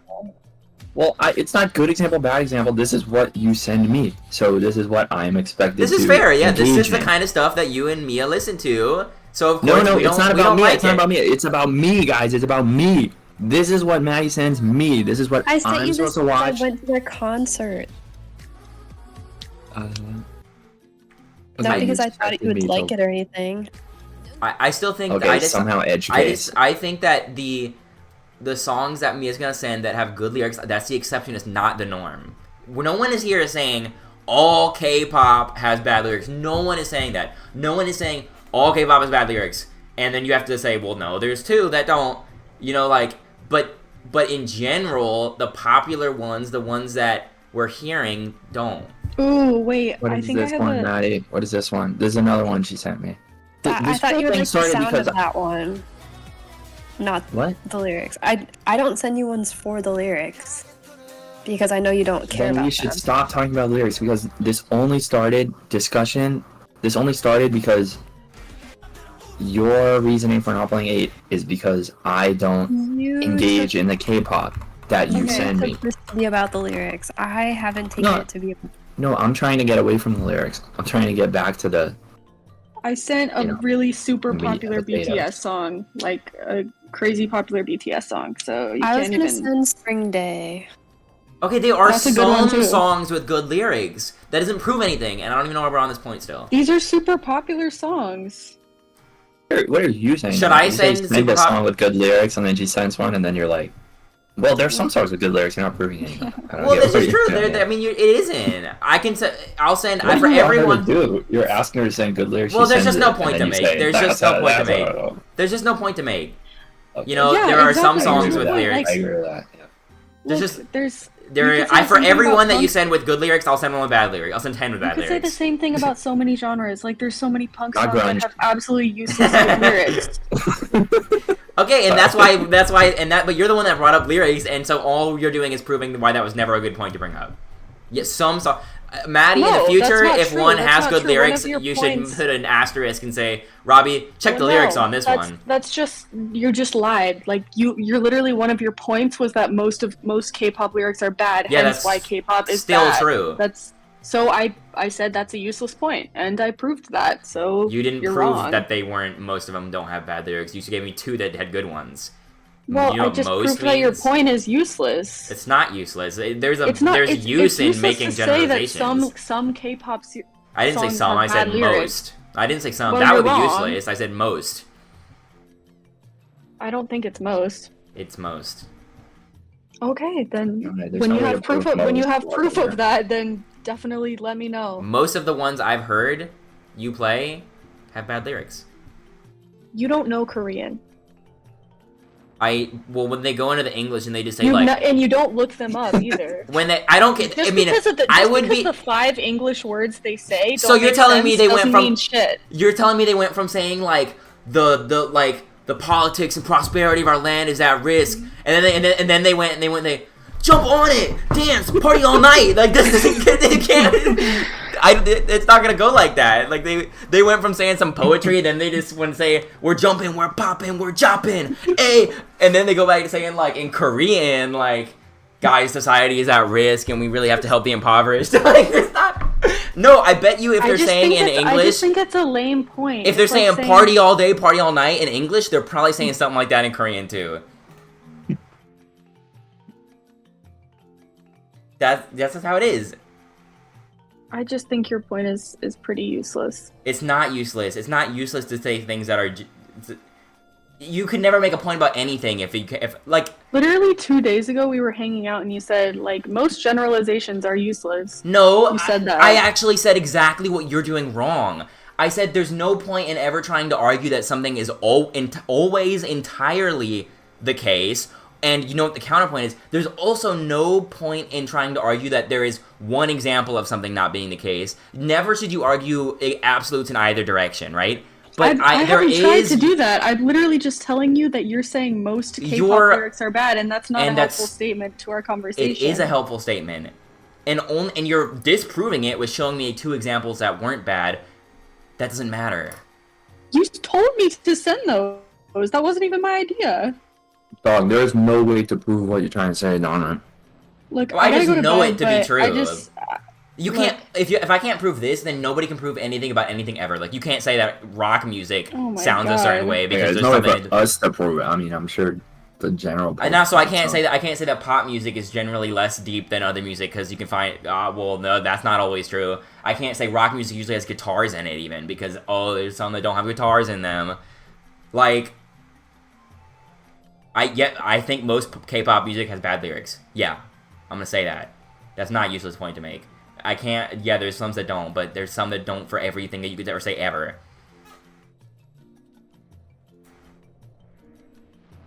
It's not a useless point to make. I've heard it in general.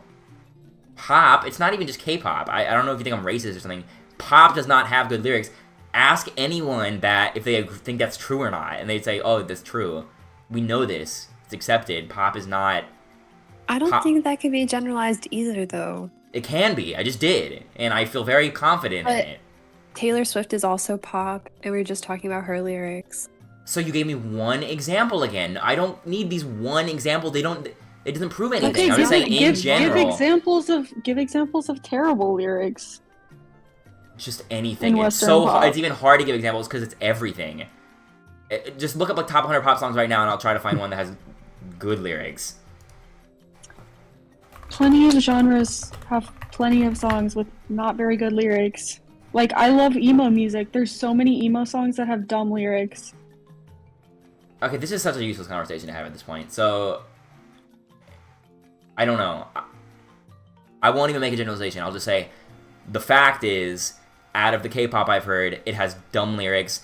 So in English, because you've never looked up the Korean translations. I'm sure that they're dumb. I didn't. But if they're saying goofy shit in English, like I'm a big baller, I'm a party guy, then the whole song is probably about that. Okay, if you're trying to convince me that they start talking about something deep when they're in Korean, I just don't believe you because that is such a I just don't believe you. That's silly. Well, I think you've just been exposed to mostly NCT, and NCT that's a particular group that their lyrics are not particularly deep. Well, that's what you guys listen to. That's one of my favorite groups. So yeah, so there. I'm just saying now. I'm not even trying to make a generalization. I'm just saying the songs I've heard don't have deep lyrics, and so your argument that like you could enjoy the we have to actually remember what the argument here was about. And it was that, you know, even if you don't like the song, often you can use lyrics to appreciate them anyway. And no, you can't because it's rare that the lyrics are actually even worth anything. So, if you don't like the song, it's very unlikely that the lyrics are going to help you. It's like I was just mentioning NCT. Even NCT has some that are like good lyrics. So yeah, the argument was about like the music that Maddie is showing, and a good portion of it probably has interesting lyrics. So that's like all that's relevant to the conversation. I would bet, that's what you think. I would bet 99% of it doesn't. I don't know. We can just bet things now. I mean, you think a good proportion. I think that's not true. I bet that's very small proportion. Okay, well then if it is a small proportion, I'm sure there's other interesting things about the song that even someone who doesn't know anything about music. music So you don't like how the song sounds, and you don't like the lyrics. Why are you trying so hard to like something? Okay. No. Robbie's like, well, I liked 5 seconds, this one word. I like the tone of voice he used. No one's gonna do that. It's like being nice to people. It's like being nice and like. You can't force yourself to like something you don't like, though. It's conversation. impossible to do. Like I have some friends who are really into EDM. I can still totally talk to them about an EDM song that I don't really anything in particular like about it. I could still totally talk about it. I just don't think you need to be fronting with your significant other. You know, I know what you're saying. If I'm talking to someone I'm not random, gonna lie and say I love it, but I can still make conversation about it. You're just saying I don't have to be hateful about it. I don't think he's been hateful. He just I don't even have to say I dislike it. I could just say things about it. Like, you don't. I'm sure he said things about it. It's just, asking for him to engage on it at a deeper level. If he doesn't like it, he's not gonna do that. Well, I'm just saying I can engage in a deeper level with things that I don't like, and so I just assume other people can do that. You shouldn't even do that. That's very selfless of you, and you don't owe that to anyone, and you ought not to. Well, I would hope that you would do that for me. Like, if I really liked an anime, you'd still I would watch it and talk about it, even if you didn't like it. Yeah, I would do that because. And not be rude about it, even if you didn't like it. I mean, I don't know why. I don't know. Maybe I would be. I don't know what you mean by rude. But again, Robbie said this earlier. I think there's more to talk about an anime if you don't like it. There's just if you don't like a song. There's not much about animes that we don't like. That's what we do all day. Yeah, it's fun to do that. There's nothing really fun to talk about music you don't like. Oh, I don't like it, dude. And again, maybe if you had the education you guys have, okay, maybe it's fun. But I don't even let's remove you guys from the equation. Let's just think about how me and Robbie interact. If I don't like a show, I say, oh, I don't like this show. I hated this character. This character sucked ass, dude. The pacing was terrible. This arc was written by an idiot. Like, there's fan service. We can talk about all this stuff that we don't like about it. We can have a rich conversation it justifies even watching the trash. It was worth watching the 100 episodes of Fairy Tail just to talk about how bad it is. Because it's such an interesting conversation to have. But let's just do a simulation of me and Robbie trying to talk about a song we don't like. It'd just be like, I didn't like it. Oh, I didn't like it. Like, that's it. I don't even know what else to say. That one sounded like shit. Did you listen to the lyrics though? They're kind of... No, I didn't look up the lyrics. And then again, let's pretend that I'm the perfect subject. So then Robbie says, okay, well, you didn't like it, but I'm gonna show you this lyrics now because maybe you'll appreciate the like you said. Okay, well, look at these lyrics. Are they cool? And I'll be like, oh, I guess that's kind of cool. I don't know. Like, yeah, that's kind of cool. And like, are you gonna listen to it now? Are you gonna put it in your playlist? No. I guess I just have like a lot more ability to talk about music than the average person. I think that's just you because I have no idea where else I would go with that.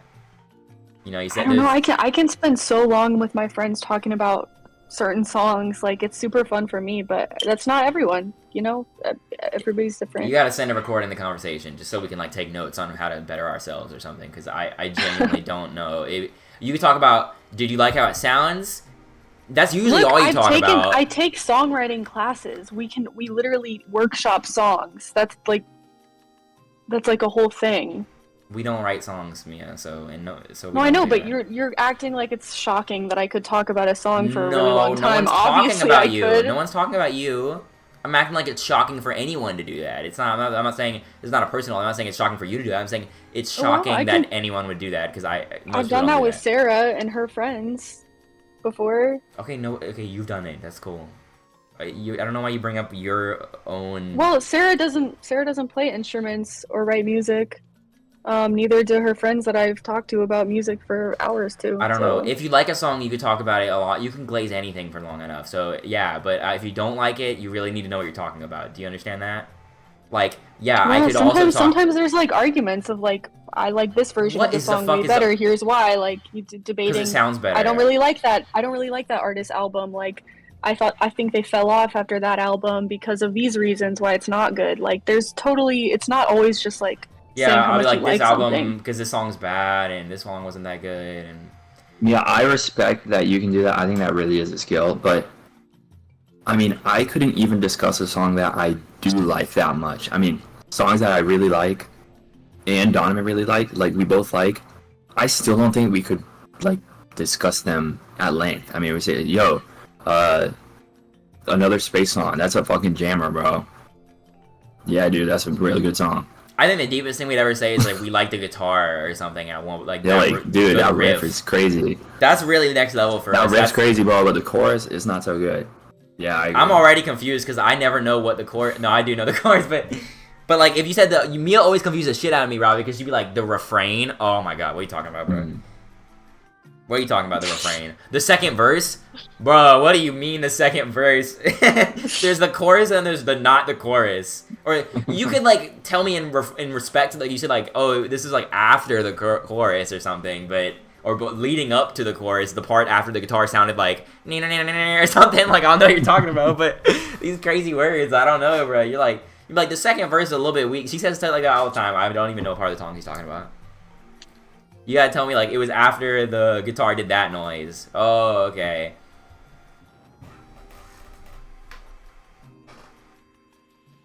You know, like, that's just, it's hard to talk about. But, you know, you cannot extrapolate this to video games. I do not think video games are hard to talk. You do not need to be a video game developer to talk about video games. Just like you don't need to be a movie film. Anyone can talk about a video game, but some people just like video games more than others and like certain type of video games more than others. I know, but, like, again, we're saying mainly we're recommend the story. We're talking about story games specifically, and I think all human beings should, unless you're literally actually dumb or you didn't pay attention, all human beings, all of us in this call, most people you'll talk to, should have the equal ability to discuss and dissect a story, because that's like you did it in school. Everybody's done that the whole life. It's like a human nature. Yeah. Like, that's totally true. Some of them might enjoy it more than others, and that's fine. That's fine, but Robbie that's part of Robbie's point when he said it would be fun to do it even if you don't like it, just talk about why you don't like it, and theoretically you would be able to explain interestingly why you don't like it. Anyone could do that, you know. You don't need any expertise or anything to play A and then say, well, I thought Cypher wasn't a very good character, or I thought this moment in the story wasn't that interesting, or the other way you could say, I thought Squall was great written. Every human being is capable of doing that, and that's what we're talking about. Now, you're right, as in, if Robbie said Maddie played, like, something that was all gameplay based, like, Maddie plays Smite, maybe you do need to have a little bit of game expertise to talk about, like, mechanics in, like, an interesting way. So that is possible. Like, maybe I could see someone's never played a video game before and they play Smite, they might not have anything to say that's very interesting about the gameplay. But, you know, we're talking about story games here, so I think story games are... I think it's almost never wrong to recommend anyone a story game, because it's not alienating to anyone. Like, it's just not alien. You don't need to be a certain type of person to like a story game,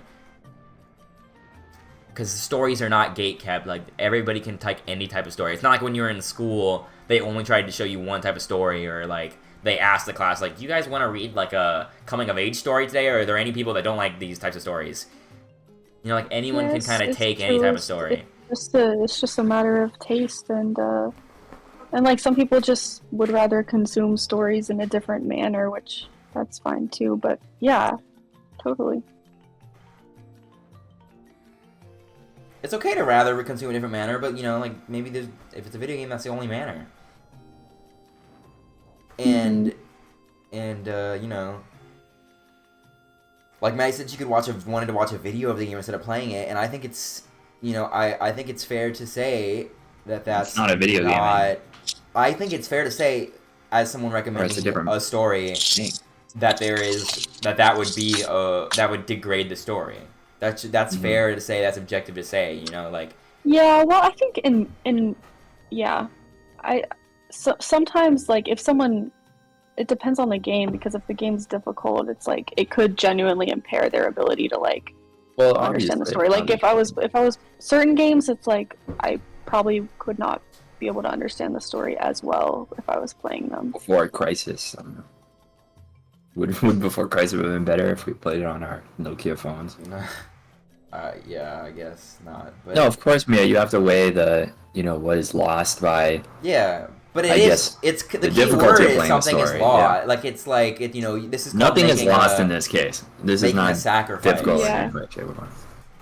Yeah, I mean, yeah. In this case, it sounds like there is nothing lost by playing it. I just think like you gotta weigh it case by case, person by person. Everything's I actually would argue that nothing's lost. Not using that phrasing, but I would argue that a lot is gained. 8, no, I would argue that 8 does have the issue of being a bit inaccessible because it's an old game. That's how all old video games, by nature of them being old video games, having not the best graphics, having video games nowadays literally have 20 arrows pointing where to go, and the characters are like, let's go this way now, and there's like a straight line, and that's not what this game is, and it's fair, and I could reasonably see Maddie or you or someone playing the game, and they don't really, it's an old game, you don't really know where to go, and you're kind of like, I don't even know when I really get into this, I'm kind of confused. So there, I agree, that is a concern. I just think that despite that, you gain, it's a pros and cons in weighing what's gained and what's lost, and I think you gain enough with 8 that what you lose by like maybe having some initial confusion is not worth watching it as a video. Yeah, but Before Crisis, for instance, is not the case. I would say Before Crisis would be so hard to figure out how to play. I think it's impossible, actually. That the equation tilts in favor of the video for that game. Yeah, if something was like too confusing where I was like really stressed out, I probably would have difficulty even like remembering the story if I was so stressed out. But yeah, it sounds like this one is like pros outweigh the cons.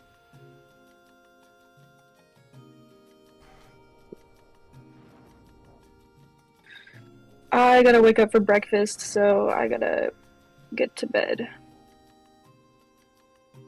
What? Maddie, say something before Mia leaves. Good night. Okay. Good night. Wait, before I go, what's your like favorite K-pop recently? I don't know. I just went to like the IVE concert in Atlanta. Oh, that's so fun.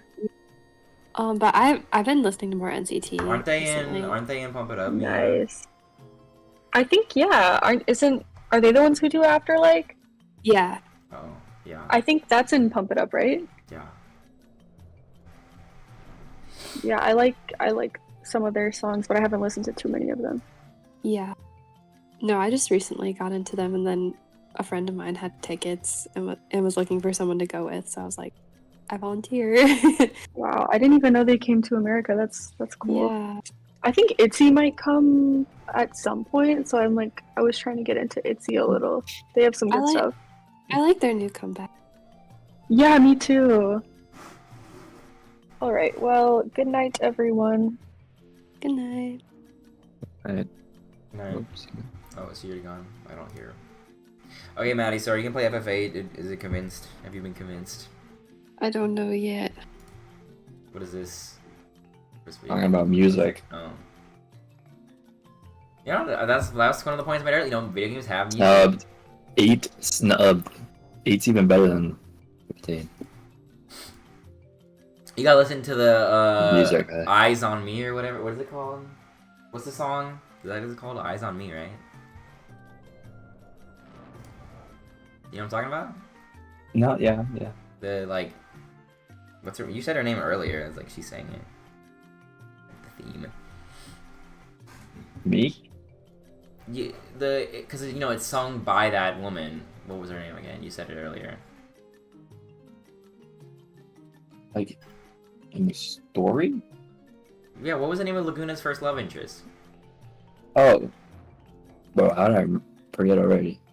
You said it earlier, but you knew. I know. Did you know that that song is?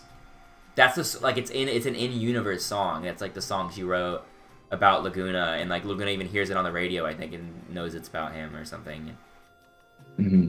and that like song, that like the real actual song, is that song. Julia. Yeah. Mm. That's the banger. We gotta do some lyrical analysis on that. And see, like I would do lyrical analysis on that because there's so much outside context to the song that would make me appreciate it, you know. But I wouldn't What is if it was on its this? own. This is a different K-pop song I saw. Mia just sent me this, so how does this look?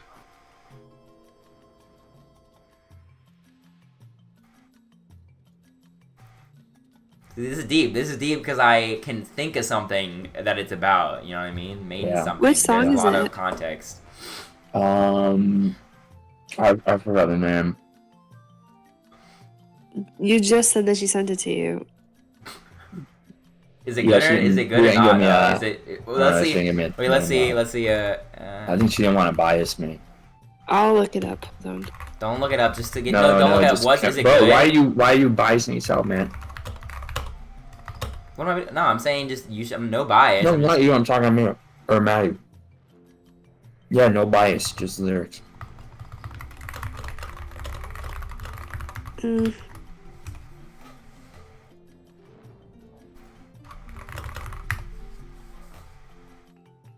Basic.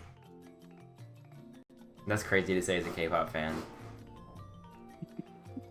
What's better, this Well, or I did Smooth look Like up the Butter? song, so too bad. So you had the bias. That's bull. I'm blocking you. Server muted. If it had this What? lyrics, it would instantly get dang. Shameless Right bias. Shameless bias. I just think that we sent more meaningful ones if you actually looked at them. Like the last one I Maybe sent? Mia, okay, but Did you look at the last one I sent? you just said the fucking planetary number of Pluto. I sent the lyrics above it for the song. I didn't even know. I thought that was just like the picture like blew up from that. Well, Maddie. So now we get into the conversation of the K-pop lyrics have meaning and impact, right?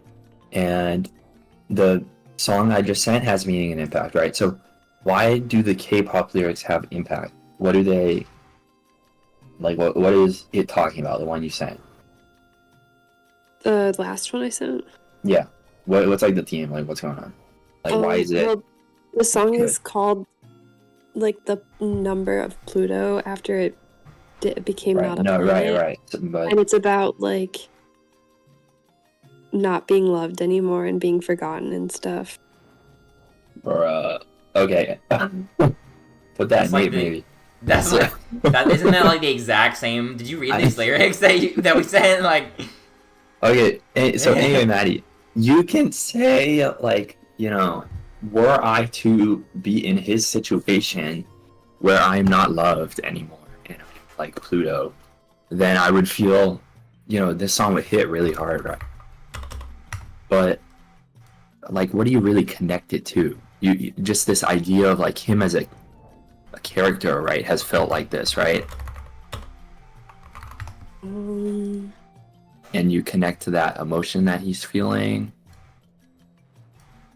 'Cause I know you don't just read these words and be like, wow, that's deep. I mean, yeah, Like, what and makes also it like impact? Yeah. the like keys and stuff that they put songs Oh. in also add to the emotion. Yeah, but not about the song, about the The thing you actual said, words. Well, okay, here, Maddie, I'll just give up my argument. So, the imagery and stuff. no. Look, this song hits more because it's not just some singer. I'm not imagining this singer has gone through this, right? I'm in the story. I am literally seeing his life being played out in front of me. I am seeing these actions happen. And then you hear the song that describes all those actions. And that hits way harder than any song could, as long as that song's not describing something that you've personally experienced, right? Because then it's very easy to connect to. But something like this, where I don't think, you know, I don't know if you've experienced it. I hope you haven't experienced this. I mean, you've just got to, like, imagine this person that's going through this. But with the game, you have seen, you know, throughout all the hours you played, you've seen them.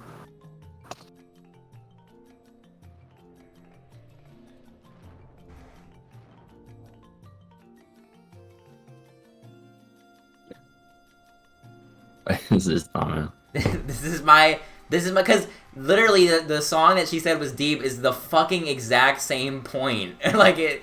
Oh my god, they're in love, but I hope it's never forgotten or something. So my point here is the Wojak of.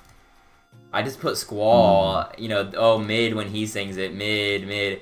But then Korean man says the word so true. That was the point of this. You didn't even look at the lyric. I just took your word for it. you don't have to look at the lyrics of the Final Fantasy song. You just, you know, assuming they're both about that. Well, I'm reading. But also, Robbie made a perfect point. I would have made that point if I was not busy texting Mia. Literally perfect, exactly true, flawless point. That you know, we're gonna appreciate these lyrics 20 million times more. And the song as a whole. And the song as a whole is 20 million times deeper because, you know, it's literally part of a story that where you every single line you read, I don't have to just think about how this is like metaphorically deep in some made up headcanon. Like I literally know exactly what he's talking about. It's like you know, it's as deep to me as like the person who would write the lyrics of a normal song and they know what they meant. Like I literally know exactly what this is about. And that just makes it like 100 times more easier to appreciate. This is an example of a time where I would actually like appreciate the lyrics.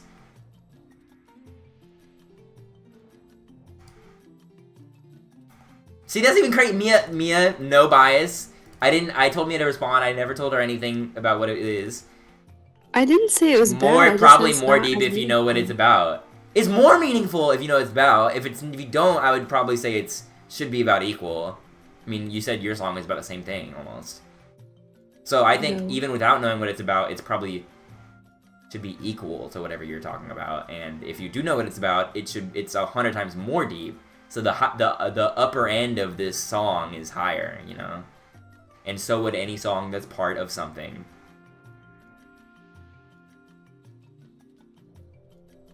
That's why, you know, there's a lot to appreciate about a video game, including even its music.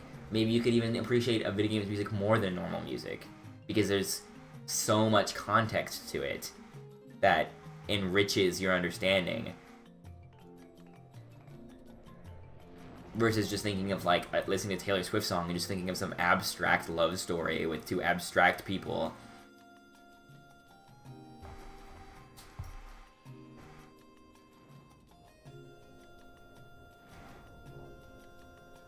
I don't know, I guess I put myself into songs more than you do.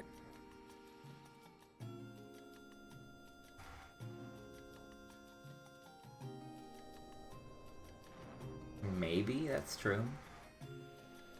I don't really know if I put myself into songs. I'm not sure if that was something you were supposed to do.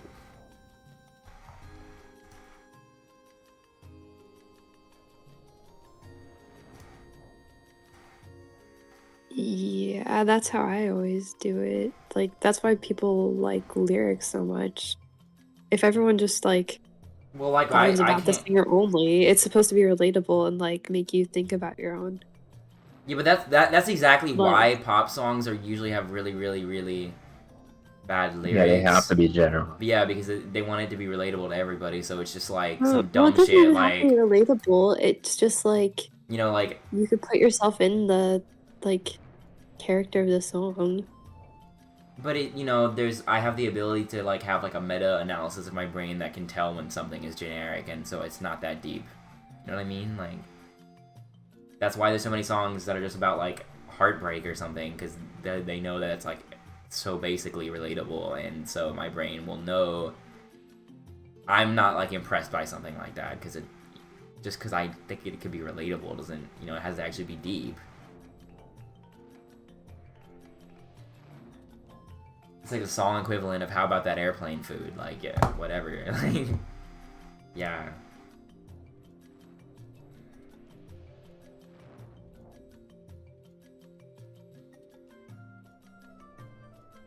I think songs' lyrics are better served when they're not really relatable. It's more like it's an interesting look into something that's not an experience you've had. I didn't say it had to be something you've had. I'm just saying, like, you can, like, empathize with it. Okay, yeah, you can empathize with most songs, I guess. Or, like, I don't know. Like, you know, it doesn't have to, like, pertain to you to, like, make you, like, feel what it's supposed to make you feel. What about K-pop, though? Because now I feel like you're talking about specifically Taylor Swift, but, like, you know, No, K-pop I'm talking doesn't... about There's nothing to empathize with, or... You don't even know what they're saying!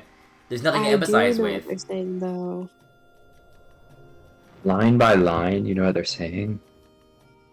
Generally, if I've listened to the song, I know what it's about. I feel like K-pop is really just you just listen to it because it sounds good, because you can't emphasize with what they're saying. But you can. I don't know what they're saying. Not while you're listening to the song. while I I'm get, like, Yeah, I in can do that analysis, you because can. In your I analysis, watched yeah, the but, like... I watched the video, I see the lyrics, I'm like, okay, this is what it's about. Every time I listen to it, I'm thinking of the lyrics. That's as I'm kind of listening like, to it. you know, that's like if Robbie said you have to play 8 and you need to read the wiki and you need to read But this that's Reddit post no, it's that just like is you like first a listen, you look at and the you gotta lyrics read the too. Squall is dead theory. You have to And- play 7, and you have to play... I I think can't that your listen. argument is just not. No, but I'm saying that's extra credit. That's not really part of the product. That's you gotta go. It's It's not, going though. deeper. It kind of I'm is. just saying, like, it's not any more than listening to it like, you listen to it once, you look at the lyrics once with it, But when and he it's puts it in normally his while you're listening to playlist, it. when he puts it in his playlist and listens to it in the car, he can't have the lyrics. So it's not a repeatable. You know, that's not part of the product, unfortunately. You know, when you listen to an English song, he will just hear the lyrics while listening to it, and it'll remind him of the analysis he did or something, and it'll remind him of the empathy that he felt or something. But, you know, he'll read the lyrics, and then he'll listen to the song next week, and he'll forget, and there's nothing to remind him. There's no cue at all to make you think about it. That's just poor memory then, I guess. I don't know. No, it's not about remembering everything. You analyze the song in this whatever, and then you understand when they say this line, right? How it connects back to the main thing, right? You understand that, so when you hear the new line, you know what I don't think they you mean. It's need not to about remember remembering like the main line point. for line though. It's just like you get the meaning of the song the one time. You'll probably remember a couple of lines. Yeah, but if And I there's- just gave you a song in like some African language that you never know, right? And then I say this song is about this guy that fears being forgotten after he dies, but he goes on a journey of collecting friends and overcomes that fear, and you're like, wow, that's kind of deep. I'd probably really like that song. Oh, K-pop isn't the only like non-English music I listen to. right, but nothing connects that song to that theme, to like that meaning, to that story.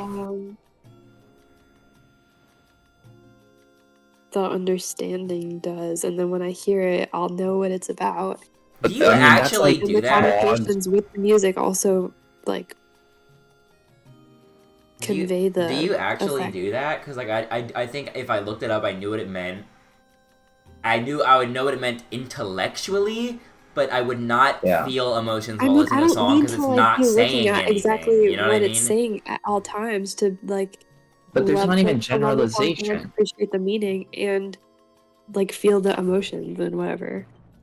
I mean, the stimulus is almost unrelated. You know what I mean? It's almost unrelated. Yeah, I could just condition you to recognize this song meaning.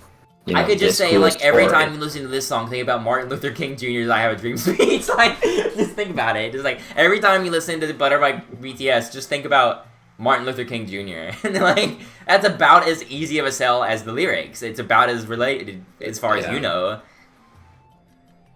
Right? But Like, man, if you really do connect it, then all power to you. I'm just saying, I personally don't think I'm able to do that. It's like if I played 8 and the whole time I was thinking it's Endwalker, or something. I mean, I don't even, I don't know. I can't do there's that. a lot of instrumental stuff in Final Fantasy, is there not? Yeah. What's Do you the not point? think of the fight that they're from when you listen to it? Yeah, because the fight. I mean. Yeah, but when I go into Garuda fight, it's not playing DSR music. I mean, I think of the fight. I don't think that's the same because like the music comes with the fight. You know, like that. Yeah. So yeah, I think of the fight. Yeah. If only the lyrics came in English, and then I would think of the English. No, the music and the meaning are not as intertwined as the fight. The fight and the music is as intertwined as it can be. When you're doing the fight, the music there, it's a 1-to-1.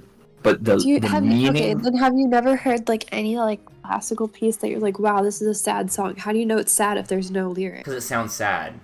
That's still 1-to-1. Yeah, you listen to the music and it's a sad. Lyrics in whatever. The moment, yeah, the BTS song might sound sad, but that's not a good enough sell for me if I don't like how it sounds. Yeah, but like, yeah, it sounds sad. I wouldn't think anything more than that. I'd think maybe it sounds sad. That's okay, but it's not as deep as you guys were trying to claim, you know? Yeah, it's but not if poetry. Like, oh, I remember, like, this was, like, about, like, I don't know, like, the Pluto thing. What? And you're like, wow, like, this is such a good song, because it, like... Because it has like, to do with it just, like, goes with the, like, theme and the message so well. And it sounds good to me. But I don't know. I don't get the point. You need to exercise some real mental strain to like force this association. I think that the game music, for instance, you don't, because it's presented together multiple times, and also because I don't know if you're gonna agree with this or not, but I don't know if this is like I'm coming up with some pseudoscience, but because visual, I was there playing the game, I saw the sights, I was engaged with it. That's not a good argument because K-pop music videos also. No, but we're not talking about music, we're talking about the lyrics. So, like, the comparison of, like, the visual of the game and playing the game that I associate with the song, you're saying that's kind of the same thing as, like, when you read lyrics while listening to a song, but just reading words on a screen is not something that's, like, a core experience in my brain. It's like, but, you know, playing a video game, doing a fight, that's almost the same thing as if I was, like, doing something in real life and that's the sound that happened in real life. Like, you know, to my monkey brain, I literally saw things and did things with that song. So, yeah, I'm going to associate the things that I saw and did, but it's a little bit harder to have a strong association with just some words that I read, you know? Like, that's not... I experienced something. Just, like, a list of the lyrics though and read them. I usually watch a video with the lyrics underneath it. Like, the music videos all have the lyrics. I get that. That's but it's after that. It's like, I know every time you listen to the music, right? Like, once you add it to the playlist, you're no longer listening or watching the music video with the lyrics, right? So it's about the repeat listens. Like, correlated with it, like what the music video looks like. I think that if you that could help if the music video is related to the lyrics. I don't really know. It usually has story and usually stuff. they just dance around. No, it always has like story and stuff. The two that I sent, or that Robbie sent, that I had sent, are perfect examples of that. If it was related to it and it had the lyrics on the screen at the same time, I could see having a strong association than just like telling Robbie to look up the lyrics in a piece of paper, right? I mean, I still think obviously video games have more an association because I mean, I literally did. It's like if I was fighting Robbie in real life and someone was, and then like I'm thinking of like the sound effects of me fighting him or something, and like someone played a song. I mean, that would feel really real to me. Like that'd be a core memory. You know, when I think of it, when I hear video game music, it's like I'm, you know, I think of something I actually did in real life. You know, like I did something to that song, so of course it's meaningful for me. It's not hard to associate it with something that was an experience versus just words that I read. If you put the video with it, it could be a little bit stronger, I agree. I don't think it's ever going to be as strong as a video game. I think video game is in the unique position of being probably one of the strongest mediums of making you associate with a piece of music, because it's going to be associated with something you actually did. Like, you did something to that music. So I think it's the strongest. Addy, what's going on in this music video? They are literally just dancing in this Barbie house. I mean, I'm listening to it on mute. admit, but I didn't. No, I'm just saying that like the aesthetic with the music and then knowing the lyrics, that's not like a super deep song, but like just like it's like the visuals and the sound combined. And I don't ever listen to a song without thinking music video. What song was this? I'm looking at right now. I'm looking at A T's Crazy Form, and you know this is not deep at all. I love Dive. Scroll up. I'm just saying these are not the lyrics being meaningful. I'm just saying they're cool music videos that I associate with the song every time I hear them. There's not even a story to this. What is the story? They're like, I mean, it's just a bunch of, you know, it's a music video. I guess that's what it is. Like, it's not a good story. It's just a bunch of random stuff. I didn't say that these ones had story. I said that they had visuals that I think of when I watch or when I listen to the song, and it like adds to the like what I'm hearing. I don't know. I guess this is just, you know, this is just kind of not deep. This is exactly. I mean, that's what she's saying. It's just It's just music. Yeah, these two are not deep. That's the other thing. There's like the title tracks. Those are like the ones that are made to be popular. They're made to be pop music. And then there's like their B-sides, and those usually are more meaningful. But those don't have music videos. Yeah, but Maddie, there's only like when the lyrics don't mean shit, which we've agreed, right? You either like crazy boys are getting crazier when I show up. Crash. I mean, like, this is the dumbest shit ever. Yeah, it's okay to like the song. It's just a good song. You know, I'm listening to it. It's okay to like the song, but you and me are like, oh my god, do you guys even read poetry? Like, that's so irrelevant to this discussion, because this music is not fucking poetry.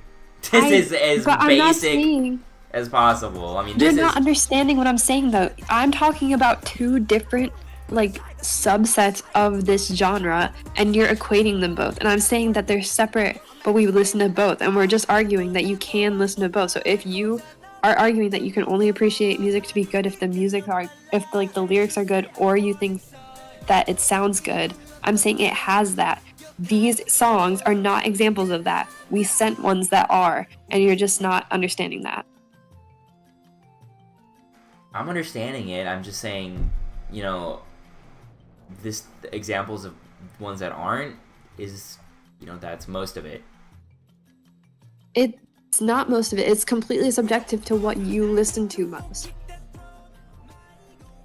I mean, yeah, if you start sending Robbie these deep lyric things and you tell him, well, I love this one because the deep lyrics... I just know that he doesn't care about the lyrics. That's why I'd never send them. I try to send... Like, I sent Crazy Form because I thought you might think it sounds cool, or, like... It's like fine. We're not talking about how it sounds. Yeah, I don't think... Yeah, but that was why I sent it to begin with. So that's why I'm saying these are not lyric example videos. This was, like, a month or two ago. Well, you know, this is just an example. Like, I'm just using it as an example of this is objectively something that you would have to like how it sounds, or there's nothing at all else in it. You know, Mia would like to say there's other things in it. When he said he didn't like it, though, I'm saying I sent it because I thought maybe he'll like how this one sounds, and he was like, no, I don't really like it. And I was like, okay. Yeah, so that I guess. But I'm not saying that he has to like it.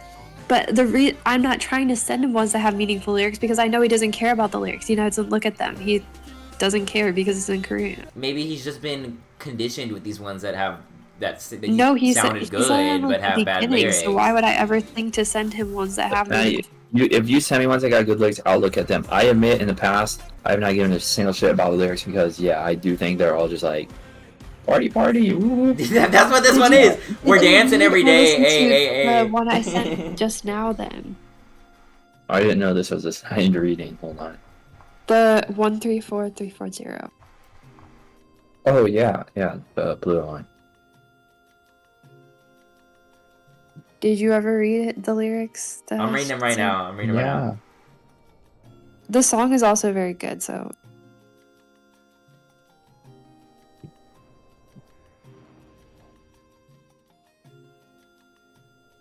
I don't know, it's fine. It's whatever. That's my opinion. What's your opinion, Robbie, on the lyrics?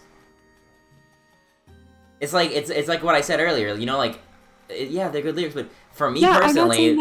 I'm just saying, for me personally, like, the lyrics can't convince anything of me. I'm just arguing it because this is mainly to Mia's thing of, like, even if you don't like how it sounds, you can just appreciate the lyrics on their own. And you know, this is my long way of I don't agree. I don't think that's. I think Well, I don't think there's enough to get out of a song without liking how it sounds. You know, I'm reading these lyrics and it's just kind of arbitrary. Like, you know, this is okay. Yeah, I don't think we're good examples of people though, because we do we can do that. Like, we appreciate doing that. I don't know how good the lyrics would have to be for me with no context about the people or the characters or liking the song to like it that on its own. It would have to be like the lyrics are just the script to Final Fantasy VII or something. Like I don't know what they would have to be. They would have to be next level. I agree. Yeah, the lyrics are just tier 2. I mean, they are, like I said earlier, they are just below the sound of the song. The sound of the song is just a prerequisite to the lyrics. Yeah, I agree with that. Unless they're literally, I don't know. I need to find a song that I've never heard, but I'll tell you if I ever look at lyrics and I'm like, wow, I've had an experience, just a poetic experience. Maddie, I think this song is fine. This 1, 3, 4, 3, I don't know, the Pluto song. I think it's fine. It'd be like okay background music. Yeah. Yeah, but what do I do about you are really equating a song that would be okay background music. That level of discussion is the same as a whole game. I'm not equating the discussion to that. That was never what I was saying. I don't. Yeah, but I enjoy this as a background piece, right? I really don't care enough about this to deep dive in the lyrics or, did the artist's boyfriend just break up with him? Oh my god, are they adding a new member to the group? Oh my god. Did the fucking producer just kill one of the members? Oh my god, I mean, this is just kind of background. I'm not really gonna care about that stuff. I know. My point was never I want you to learn to love it or anything. I'm just saying I was just trying to show you a song that I heard in the concert to show you the group I saw, and you wouldn't even do that. Okay, but if I say okay, I mean, it's it's fine. It's fine music, I guess. It's bad. It's not bad. See, that's what I'm saying. That's that is something you could reasonably expect someone to say about a song, right? But that, nobody would ever say that. I mean, you did actually say that about 14, but I mean, because we weren't having a whole conversation, but that could really, really feasibly, realistically be the maximum amount of words Robbie has to say about a song. You can't even pry anything out of him because there's nothing else more to say. You say, Robbie says, oh, well, that was okay, it's fine, background music. And you say, well, could you expand on that? He'd be like, no, I can't. I can't. Like I said earlier, even the songs I like, I don't talk about that. I mean, you know what songs I listen to, mate. I don't talk about that shit at all. But that could never be the extent that someone has to say about a video game story. That can't. That might be the first words they say. They say, well, what do you think of the game? Oh, it was alright. And then I say, well, why? Say more. And there's no way it's just not physically possible that to be all they have to say unless they did not read it or something, unless they're fronting. That cannot be all you have to say. You'll then talk about the characters or the events of the story or the themes, right? It's inevitable that you'll be able to talk about that stuff. But for music, it is actually realistic that all you have to say is it was all right or I didn't like it, and there's nothing to expand on.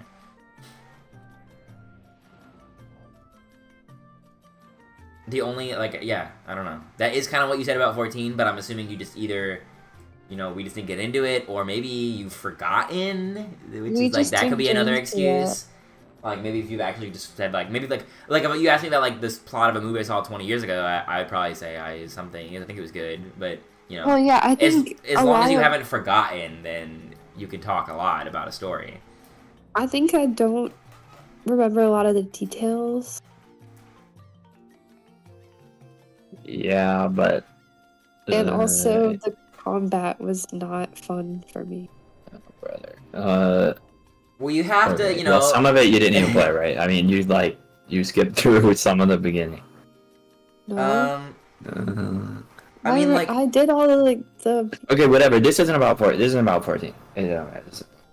I agree with Norman. I think the max some people can talk about music as a medium is just not very high. But stories, I mean, I feel like not just stories as in a video game, but like a movie, anime, a real life TV show, a video game. I mean, anybody, like even a little kid, should be able to talk about that more than music. For me, at least, my music is just capped. I mean, like the producer, the whole background in the music, right? The real life happenings of these people, that is just capped for me, very, very low.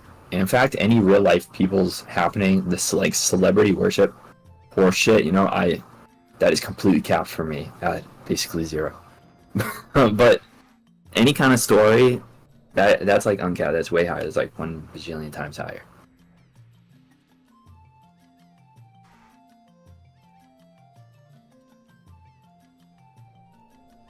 I agree with that. I also like I guess it's like an opinion thing, but yeah, I also don't like care about the real life people that are involved in like a product at all. So like that's another reason why like I really don't get anything out of K-pop, because I think K-pop, out of all the music genres, the fans seem to be really into like the people, which I'm not even into the people. I don't care, I don't care about Kurt Cobain or anything. I don't care about Dave Grohl. Like it's rare that I even know their names. Those are the 2 most popular like musicians ever, and that's like the only names I even know. I don't know who the artist is of Bush. Robbie might, but if he knows, it's probably just like for like trivia or something. I don't know who. My mom actually met Bush when she was met younger. Mr. Bush. Mr. Bush. Met John Bush. I never care about like the artists behind songs. I don't, and even if you, and the worst part is, it's like, this is bias, I guess, but I don't know if I want to say it. I don't think K-pop artists are artists. Like, you know that they don't really write their own lyrics. It's just by the company. No, like, it's mass produced. They are just to look pretty. I mean, I'm being biased here, but they are there to look pretty and to dance. So honestly, I kind of get bad vibes. That's a really superficial take on it. I kind of get bad vibes even when like K-pop fans kind of give bad vibes, because if someone says like they really love Kurt Cobain, it's probably not just because he was hot. They probably thought that like his depression was relatable or something, or like something about his like artistic angst was like artistry, and they had like some kind of like really deep message that they were trying to convey. But K-pop artists, you just think he looks pretty and you just like the way he dances. Like, that's really superficial. It's not like Jungkook was struggling with narcotics and it was and that reflects in like the lyrics of his music. He doesn't write the lyrics of his music. The lyrics are just we dance and jump. Lyrics. One of my favorite groups, they produce everything, like 100%. Well, that's just what I'm telling you. The stereotype of the K-pop fan is, something like BTS. They don't write the lyrics. The people are not deep. Their backstory is not involved in these songs. If you say you like Jungkook, you're basically saying, or whatever, whoever, you're saying at worst, you're saying I just like how he looks, which is, I think, a lot of the people who say that's what they mean.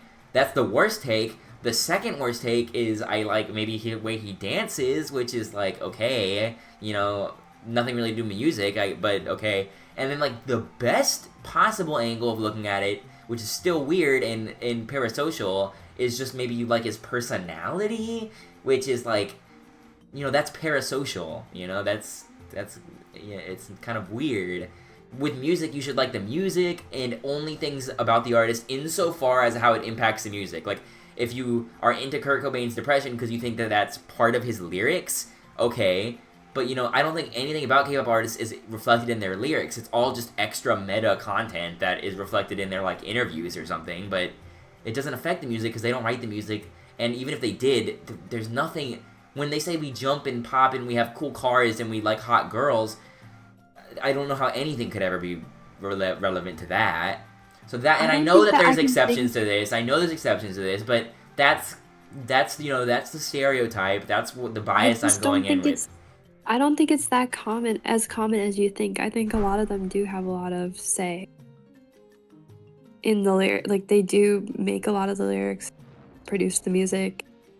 But yeah, even if they do, a lot of this music has nothing. I mean, how I want to I hear mean, some it's still examples. very generalized, right? I mean, it's all just like this girl broke out with me. I'm so. How many examples of there are where knowing about the K-pop artist aided in like your understanding of the song? Is there like, because when you think of rock music, it's very often that the songwriter somehow their life is reflected in the lyrics. And personally, I don't even care about this even when it is true, but I can understand if someone is like, well, when Kurt Cobain was going through this in his life, you could tell how the music was reflecting that. And I would believe them. Okay, you could tell that this is like reflective of his state in life. I don't really care, but that's cool that you care.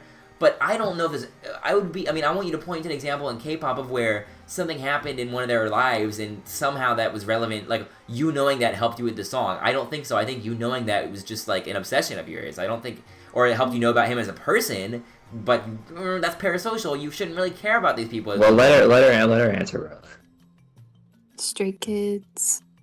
You can't just say it. Yeah. Well, Big Chan and just idols in general. They like train for like a long time, but they give up a lot to do it. That's just they're just idols. Like, I'm not even neutral towards idols. I actively dislike idols, the whole idol culture. I just think that's so stupid.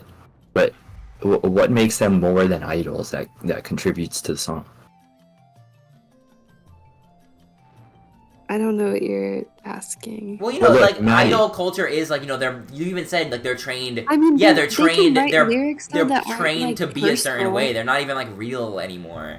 I mean, I'm sure they're real people in their own heads, right? But I'm just saying, like, the way they present is produced. I mean, it even goes down to how all these groups, people, you fans like this, but this is a red flag. How groups always have, every year they have a different theme. There were Bad Boys last year, and now they're like race car drivers, and the next year the theme is space something. Like, how could you make it more obvious that this is produced, other than literally producing themes? I'm not saying that it isn't.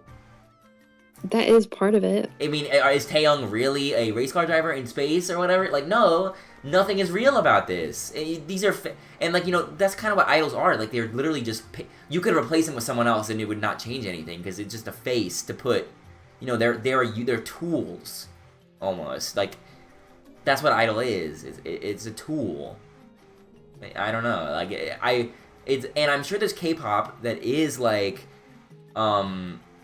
not by a big company, and then so it's more individualized, but these big company ones, it's produced. Like, in another timeline, instead of it being J-Hope, it's Be Dope, and I don't think that timeline would be any different.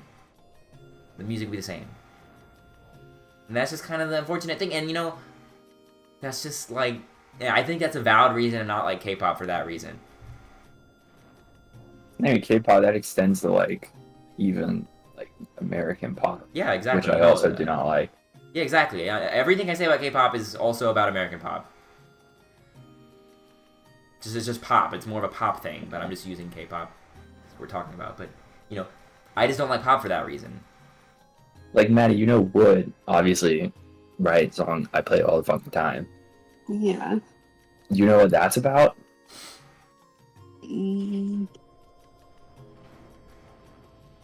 Like the deeper meaning? Yeah. No.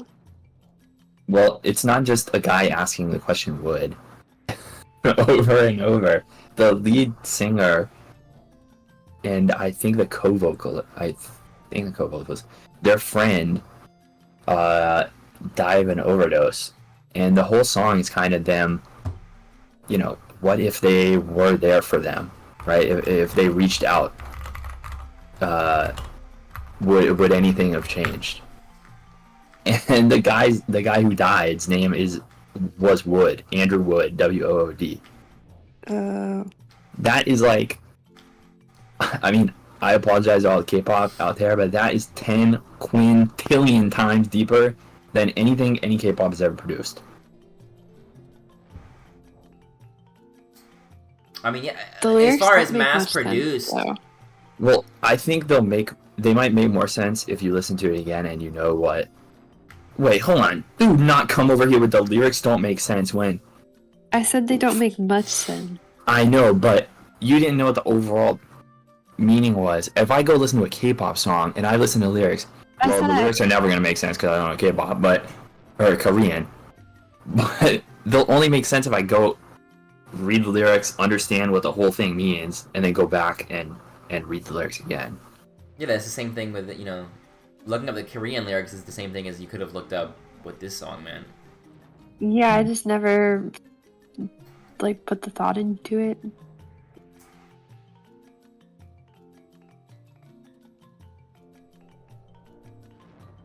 Anyway, it probably you know,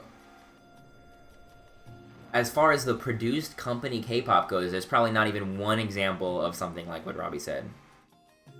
Of like they made a song about someone, their friend that like died, or there's probably not even one example. I bet there's not even one single example within company mass-produced K-pop. Okay, I'm sure that, you know, of course, individual artists, independent artists can still write pop. So I'm sure there's someone in Korea who wrote a pop song independently, and they made it deep.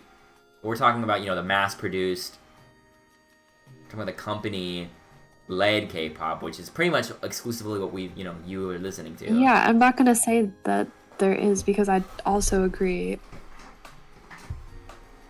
Yeah, because K-pop idols aren't known for fucking dying. I don't know. There's been some. There's been K-pop idols that have like committed suicide. How come I could think of one. And I bet you that their group didn't make a song about that. I bet they would have been killed if they did, probably. Well, I think that they haven't started back up.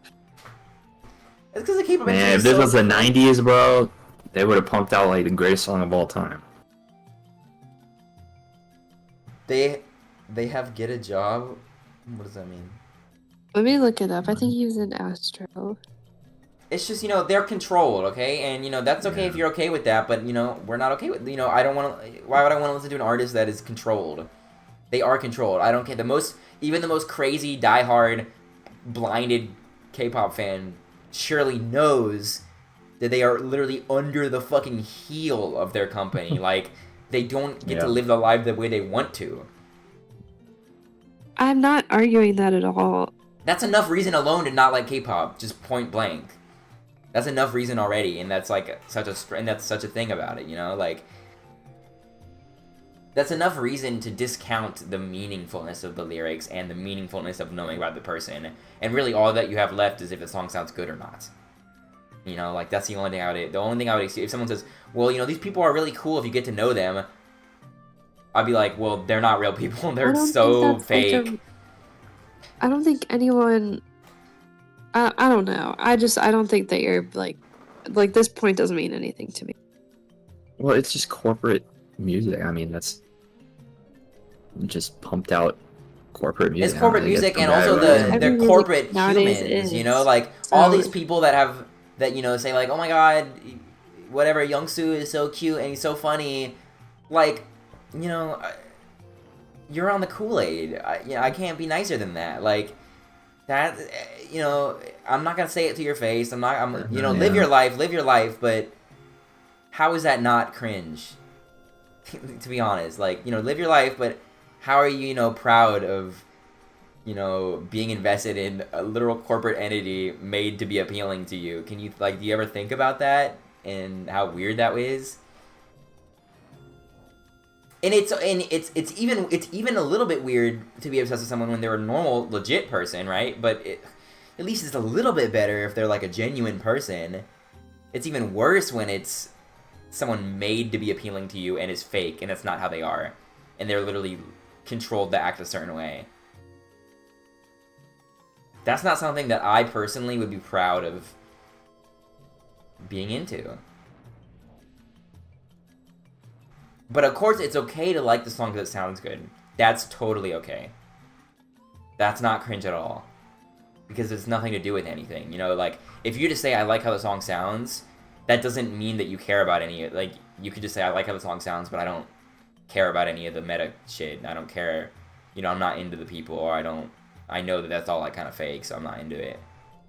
Then that's totally based. That's fine. That's just kind of my stance on it. If you like how it sounds, totally not cringe at all. That's subjective purely, really. I mean, maybe if I was like a music person like Mia is, and I knew like the everything, maybe I could then actually just say like, also this song is objectively bad because it's made using the very common pentameter that is very generic and, you know, not very interesting. But I can't say any of that, so... Well, Manny, hold on. So what's your rebuttal against the idol worship point that he made? I don't think that I'm that, like, I'm in that way. I didn't say that you were. Well, I don't think it's, like, good, but, like, we live in, like, a very corporate world. It's, like, inevitable you're gonna like something that's, like, commercial. no. It's not about liking the song. It's not inevitable it is absolutely not inevitable that you need to have, like, a picture of Jungkook in your wallet in sim form. That's not inevitable, you know, that's... Yeah, that part of it. We're talking about, like, you like the people. You're like, oh my god, Jungkook, what did he do in this interview? He's so funny. Oh my god, I have a picture of him on my phone. He's my favorite. You know, what did he do? Oh my gosh, a scandal. Like, that's not inevitable. I mean, I'm not really, like, I don't really follow, like, idols' personal lives. We're not talking about you. Just what do you think about it? What do you think about people that do? Because that's a lot of people. That's what K-pop. Yeah, you gotta admit, a lot of people do. I mean, that's where they get their money. Really. That's very common. I know that, you know, Mia doesn't really do that anymore, but I know she does. She did. I don't know. You might do it on the low. I don't know. I just don't know. It is very common. That's almost as an outsider to K-pop for a long time, and I can tell you for a fact that this is what most people think. Most people think that's what you guys are into. I don't know how to say it other than that. Like, that's what K-pop fans. That's why K-pop fans like kind of like made fun of the thing. Like, that's what people think you guys are. We think that they think you're into the guys and you have their faces in your wallet, because honestly, a lot of you do. And, you know, how do you defend that? How is that not cringe? Objectively, I'm not even trying to be biased. I mean, it's not your or my business. Like, if that's what they enjoy to do, like, then whatever. You know, but that doesn't mean they're not cringe, or it doesn't mean that it's, you know, like, what do you mean it's not my business? Lots of people are obsessed with things in, like, similar ways. Like, and a lot of people are losers. Just a lot of people are losers. So, like, superficial of a thing doesn't mean that other things aren't as bad or worse. Wait, that's got to be a logical fallacy. We're not talking about things that are... Yeah, some people are obsessed with, I don't know, stuffing animals with shit in taxidermy. I feel like that's worse, but... Worse, like, worse in the, like, commercial aspect. This is pretty bad in the commercial aspect. I mean, things are worse. Yeah, I mean, it doesn't really get... What is worse than this in the commercial aspect? Like, maybe, like... I actually don't know if there is anything. I mean, if you're following around real people and you're fans of these fake mass-produced people, that's like... That's as in I'd say the only thing worse is maybe the company loyalty that you see sometimes with, like, the Apple, you know, or, like, you know, I think cars do it too. I mean, cars have some justification, but maybe, like, the company loyalty that you see. Yeah, I don't know. People are, like, obsessed with brands. A lot of people, like, overconsume things. Right, but Maddie, see, that's stupid. If you say, I like Apple because, you know, Big Daddy Steve Jobs my whole life has been there on TV telling me Apple's the best, and that's why I buy Apple all the time. You know, this is very similar. I can judge you. I can say you're stupid. I can make you understand this, Maddie. I can make you understand this.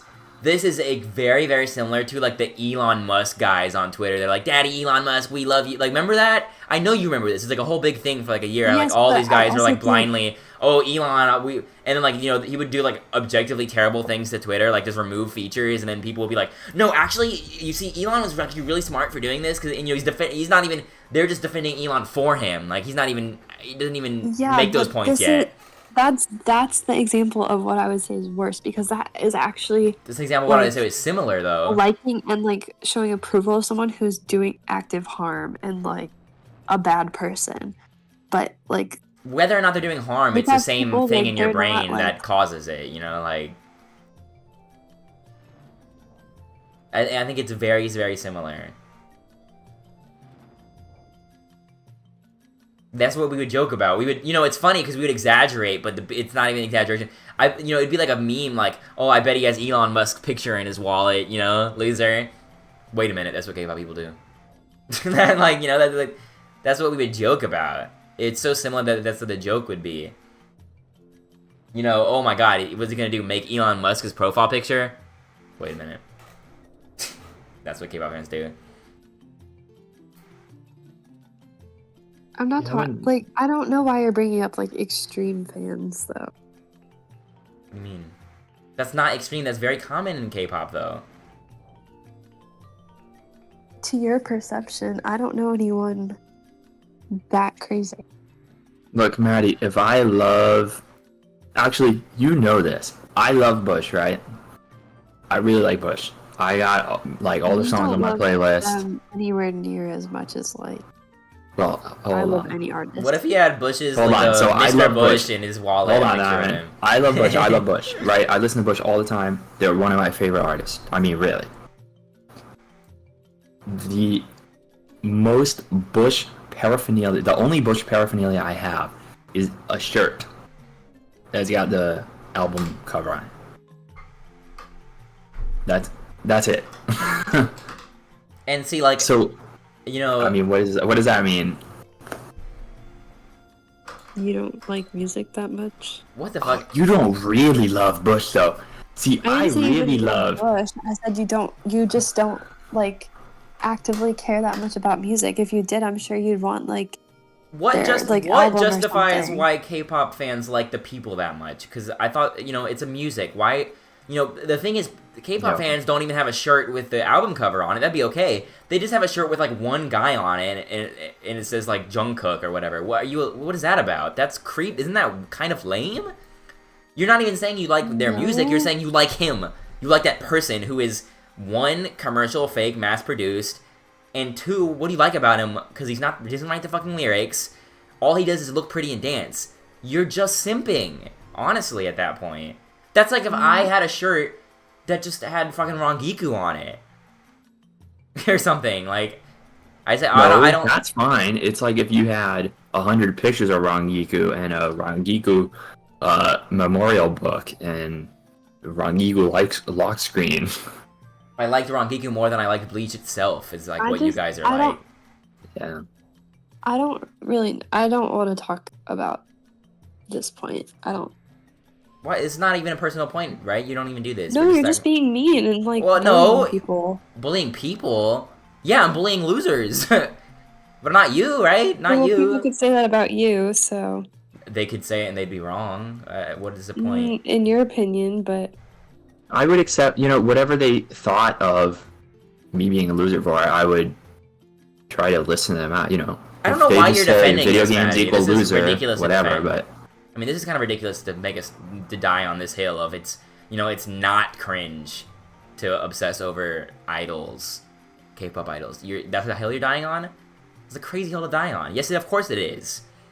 I never said that. I'm just saying, I don't know why you're bringing this up. It's not, like, I don't. It's not you, judge but that's people on what they like or the level that they like it on. I think You there's a are level absolutely that's allowed extreme, to and when you it's. can say, like, yeah, that's kind of bad. But I'm not People going to should go not and say that they're like human beings like that. They should not like celebrities. They shouldn't. You say you're not gonna judge it. That's fine that you don't want to. I'm going to. It's bad. It's lame. It's not healthy. Well, yeah, I think, like, the parasocial aspect is bad. That's the whole aspect. That's the only aspect of it. That's the core aspect. But just being interested in a celebrity, that's not something that's unique to K-pop. Right, but it's inherent. This has nothing to do with K-pop, right? It's just generally the idea of celebrity worship. I mean, that is inherently bad. There's nothing good about that at all. Yeah. The product, worshiping the product, I mean, that's a little nuts. But that's all it is. I mean, it's a little nuts. If you're like it's okay to worship the product. insanely worshiping I mean insanely worshiping a product. I mean, we basically worship Final Fantasy, right? But like crazy worship, the worst that is just a little nuts. And you know, but because any level of celebrity worship is, I mean, like, why? It's worse than nuts, right? I don't want to be rude, but I mean, that's worse than nuts. Why? Like, what is the core reason why you should say that you like something? Why you should be proud of displaying your fandom of something? Why you should be a fan of something?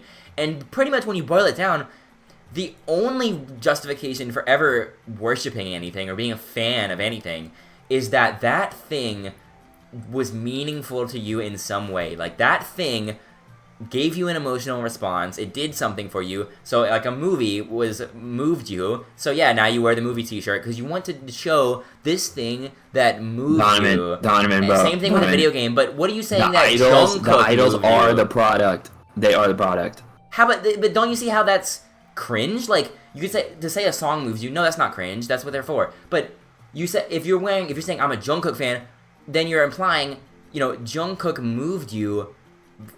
How? People are not, how did the celebrity move you? Not his product, him. I mean, they're still people. Yeah, that's weird. I'm not gonna go up to, like, some person on the street and be like, bro, I'm a big, I love you. Like, let me get a picture of you and wear that. You wouldn't do that to a normal person, would you? But it's not like that. Like, you're just following their person. You're following, like, the music that they put out. Like, the, like... Oh, right. That's the product of the music.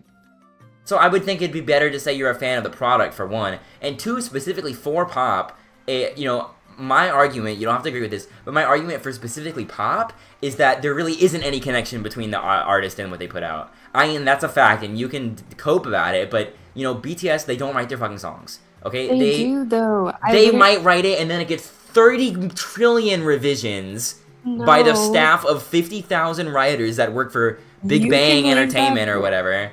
It's just not true. They get more check-throughs than, like, back in, like, fucking when they would write the letters in the internment camps, and then they'd have to go through 20 people and take out the sensitive information before they let them see it. It's stricter than that if they write their lyrics. It's either that if Jungkook could really writing them to be as they would be fired. Yeah, loved as possible. They're writing it, but they know their job. They say, well, I'm gonna write this song. I'm gonna write "Smooth Like Butter" like Criminal Undercover because that's what his job is. If he could write what he really wanted to write about his soul, he'd be like, "Save me! I don't want to do this anymore." Like, take me out of this hell, bro. They got me. They got my family. I don't want to do this anymore, but I hate this. Like, or they'd be writing something deep as hell, like they're fucking chained to the money or something, right? Like they can't live in the Korean society. Like, if they're writing music, how come it's never actually about anything deep? Like, I'm sure they could actually. I'm sure these people are capable of even writing something deep. They are not allowed to. They're not allowed to. They're not even allowed. You are aware that they're not even allowed to, like, date someone. If they're not allowed to do that, they're much less going to be less allowed to actually write lyrics about something deep or controversial. They're not even allowed in their. Isn't that weird? Also, by the way, that. This almost says something to prove my point that, why are they not allowed to date people? Like, that's nothing to do with anything. Korean fan craziness. Not. What do you mean Korean fan? It's not. Korean fan craziness. No, it's fan craziness. That proves the point. If it wasn't the case that all these fans were more into the people than they are the music, then why would they have any need to stop them from dating someone? That doesn't affect the fucking song at all. That does not affect the product at all. I just don't want to keep rehashing this point because I don't have anything to argue you against. I don't care. Like, you're never going to change your opinion. I don't really want to argue this. This is the core essence of K-pop. I'm just telling you right now, this is what people who don't know about K-pop, this is all they think about K-pop. So it's really, like, one of the most important points to talk about. It's not like you just want to throw it under the bus like it's, like, some weird nitpick. This is, No, I'm just saying, like, you're being... Like, I think you're being offensive. I don't want to... Offensive to who? To, I don't know. I don't, hate on you for being obsessed with, your interests. Because it's not lame or weird as much as this. It's lame and weird in some other capacity, I guess, but not as much. I'm not into real life people. I'm not into people that don't know us. I'm not into something that, as far as I know, the things that I'm into were not commercially mass produced to be generic and appealing to me. Obviously Final Fantasy is very commercial, but I don't think anyone has ever made the argument that it's commercialized. No one has ever said, like, even though Final Fantasy is commercial, no one's ever said, like, wow, this plot is so generic and it's clearly very just, like, sterilized. People don't say that because it's not like that. As far as I'm aware, there's nothing I like that anyone is claiming is very obviously generic and sterilized. And if something I liked was like that, and I found out about that, I really do think I would reconsider liking it, or it would impair my ability to like it if I found out, if Yoshi P just came out and said, yeah, we used AI to write Shadowbringers, like, yeah, we just used AI, like, there was no writer, there was no human writer, bro, we said, write the most generically appealing story to these Final Fantasy tards, like, just they'll love it, and we, if I found that out, I would be rethinking, I would be seriously rethinking, I would not be saying I was a fan anymore. I would be like, wow, I'd feel betrayed, for one, and I would feel like an idiot, and if you wanted to call me an idiot, that'd be okay. And I would say, yeah, I was a fucking idiot, and I'd feel bad, that's so true. But, I would not be a fan of it anymore if I found that out. I'm under the impression that the writer of Final Fantasy XIV Shadowbringers was a person with a vision and really wanted to write a meaningful story. I'm under that impression, but the crazy thing is, you're not even under that impression for K-pop. You know it's not that. You know it's not. So that's why I do find it a little bit harder to be into it. I don't think I'm a fan of anything that I know. I never said you had to be into it. I do agree that it's omega cringe. This is Kelvin, by the way. I do agree that it's omega cringe to hate on other people's interests. Not when other people's interests are human beings, Kelvin. So no, I don't agree. The interest isn't human being, it's music. No, nobody's talking about that interest. That's okay. We're not talking about that. We're talking about people who are obsessed with the art, and they have the pictures of them, and they say, oh my god, Jungkook's so cute, and he's so well, and that's what we're talking about. And so, to be clear, Kelvin, if you like K-pop music, we're not talking about you. If you said that if you like the music, that would be cringe to hate on. I'm not hating on that. The band even is like, if you have a poster of the band, the whole band, yes, the whole band. Yeah, cool, whatever, man. You got a picture of the album. But if you have a picture of one person, right? No, especially with the context of how we know it's stereotyped, we know that one person is not really having that much effect on their own. So anyway, to your point, I think it's a mega cringe to hate on other people's interests. No, I don't agree with you. Not when it is. I mean, it's omega cringe to be interested in people for their appearance. Especially when you know it's mass produced. I mean, yeah, that is omega cringe. I don't think it's cringe to hate on that. It would be cringe if I was hating on their people who are interested in the music. That'd be cringe, but I'm not doing that. And to write off their views because you subjectively think your interests have more merit. This really has nothing to do with my interests. I mean, I was talking about that as just an example of why I don't think that I have these types of interests. I agree. This is Kelvin. It really has nothing to do with, even if I had no interest in the entire world, I could still say everything I'm saying. It's not about, like, a comparison. It's cringe. I mean, if you guys don't think it's cringe to idolize celebrities, I think you're in La La Land. Like, that, you might just, I don't know. There's really nothing to say. That's just not true. You're just wrong. I think most people would agree. I mean, I think there are definitely movies that you watch because of certain actors in it. I've never done that. No, never done that. But but look, even if you do, I don't think it's because listen, it's different because he didn't watch Dune. Let's just say he watched Dune because Timothée Chalamet is in it. Let's say he did that. I don't think he did, but let's say he did. He would have done it because he knows he's a good actor. Like, in this movie he watched, he was good actor. I would be not because of his personality in real life. I would be expecting a good product from him. He didn't say, I'm going to watch this because I like Timothée Chalamet in this interview. I thought he was kind of funny and cute. That would be the equivalent. And no, he wouldn't do that. That would be weird. But that's the other thing, though. People don't just, like a K-pop idol and then get into their music. They get into the music, and then because it's tied to the idol, then they, will follow them, too, or whatever. But it's not no need to follow them too, though. What? I mean, there's not a need to follow the individual. Well, I'm just saying, you sort of get videos from the group or whatever, and then you're like, oh, this videos of them joking and laughing around. Yeah, but that's not anything to do with the music. No, but you're getting pumped in the Mr. BTS, right? BTS code is literally pumping that shit right into your brain. Like you said, Robbie went to go see another movie with Timothée Chalamet. He didn't go to watch the interview with him. He didn't go to him on a comedy show or something.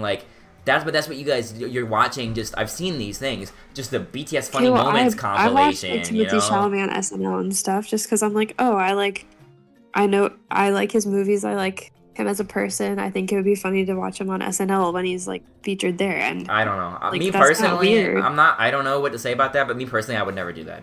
I don't know. I don't think I would do that. You know, like the Pete Davidson, Timothy Chalamet skit or whatever? No. Like the skeet No. one? No.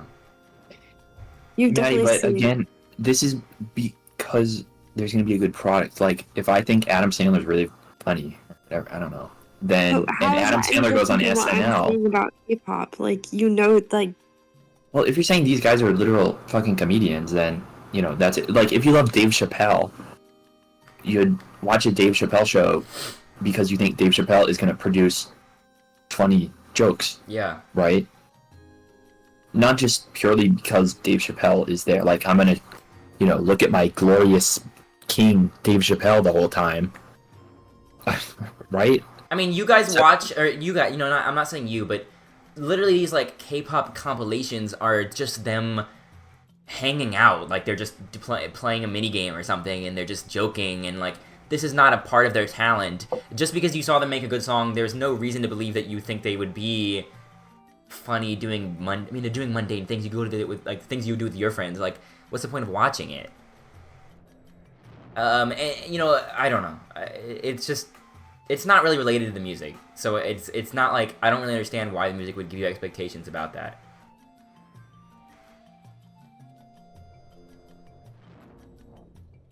Kelvin says, the points of argument don't matter. Well, okay then, don't No, argue. Kelvin, no, Kelvin.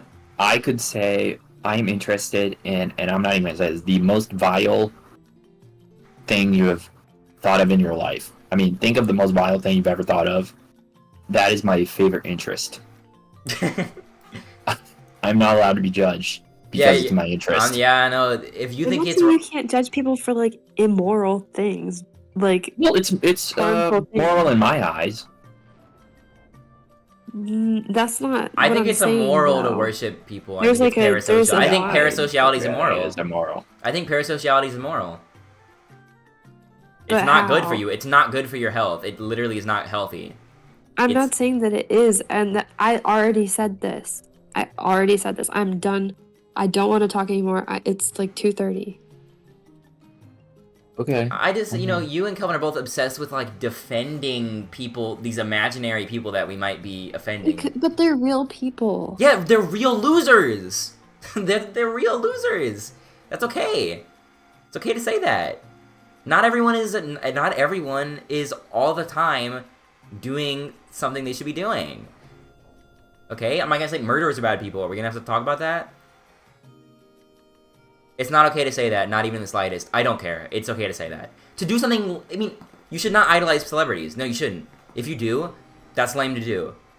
Okay, maybe I shouldn't have said they're losers. They're doing something lame. They might not be losers. They might be perfect in every other way. I don't know. They're not. I'll take it back then, Kelvin. I'm not gonna say they're real losers. You can say you don't agree with something. No, it's not a subjective opinion. In my opinion, this is not subjective, really. This is just, it's bad. It's bad to do cocaine. You know, that's not subjective. It's bad to be in a parasocial relationship. That's not subjective. That's not subjective. It is not subjective. Being in parasocial relationships is bad. Objectively. That's not subjective. Cheating on someone is bad. That's not subjective. Just because something doesn't harm someone else doesn't mean that it's objectively can't be bad, you know, just because it only affects you. That doesn't mean, you know, having a drug addiction doesn't affect anyone else. Is it bad or is that subjective? Should we have respect that the heroin addict thinks heroin feels really good? I think, here's the thing though, I think there's healthy and unhealthy levels of obsession with any, like, hobby or interest or, like, activity. Like, even, like, gaming, like, if you did it, like, 18 hours a day or something, hardly slept, like, that's unhealthy also.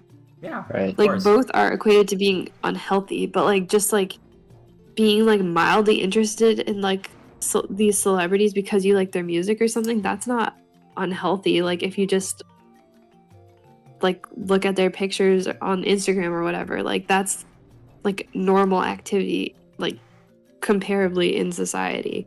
But, like, spending hours, like, diving into, like, every, like, like tracking them live or whatever, like that's like weird, obviously, and like that's like a level unhealthy. But like you can't just say like this one specific Well, yeah, thing. it's a scale. Like that would be really, Yeah, really but, like, you're saying unhealthy, that and all doing it a of little bit is is a little bit unhealthy. It is all unhealthy, but it's just the difference. You know, if you look at them once a day for 1 minute, that's just a little bit unhealthy, and if you do it all day, that's a lot of it unhealthy. But it's all unhealthy. There's nothing. You don't gain anything from it. There's no justification to be doing just it. because you don't gain something from something doesn't mean it's Well, that's unhealthy. true, but I'm just saying you don't gain anything from this, and there's really no justification to be doing it. It's weird. Are we not allowed to say? Is this? Are we not? Argue it goes from healthy to Let's unhealthy. not even talk If about it makes unhealthy you anymore. happy Are we or, not like, allowed to say that things are weird anymore? Is that not allowed? Are we not allowed to say that things are weird? It's weird. Are we not allowed to say that? Why am I not allowed to say it? Why am I not allowed to say that obsessing with a human being is weirder than obsessing with a video game or something? I think that. Why am I not allowed to say that? It's weirder. And I gave you the reasons, you know? That's what the conversation has been. I think obsessing with an idol, having a picture of them, whatever, etc., is weirder than obsessing with anything really else. Like that, obsessing with a real life person, especially one that's mass produced, fake, made for you to obsess with them, and doesn't even really have anything to do with their product. Their personal life is not related to their product. So, in my opinion, for those reasons, to be obsessed with them is weirder than to be obsessed with like a video game or a song or a movie or anything else, or an actor as far as their acting goes. It's weirder than that. And so yes, it makes you a weirder person. And so another synonym for weird is lame. And that's the take. I don't know about that. That's the take. The synonym, I didn't mean like a way of I'm using it. When I say weird, I mean lame. They hand in hand. It's not weird in an interesting way. It's weird in a weird way. I would think someone's weird if they do this. Weirder than other things. If someone has everything in their room is Final Fantasy and they have Final Fantasy posters, some people might think that's weird. It can be a little bit weird, but I would be able to be convinced of the justification for that. You say, I played these games, I think the writing was really meaningful, I think that I really reflected myself in some of the characters, and the gameplay was really immersive, and I can see, there's a lot of stuff there that could have been meaningful for you. And I'd say, okay, that's justification for that. But I'm finding it hard to see how you could say that about a person, especially one that is mass-produced and fake. I mean, just by definition, we just boil this down to, you can't find meaning in things that are fake, or you shouldn't. It makes you kind of weird. It's just not savory. It's not good to do. Me personally, I think that it is lamer to find meaning in things that were fake and mass-produced. Is that okay to say? What about characters in like TV shows that you like anime? I think, well, first of all, let's start with the easy point, is that it's less weird because they're not a real-life person, okay? That's not even deep to say. That's the first point, but it's a big point. But there are people who obsess with those types of characters to the point where they might as well be a real person. I don't know what that means.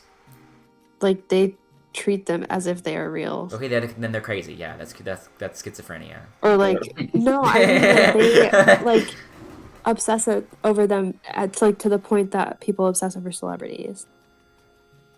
Yeah, that's weird. I think we all know that that's weird.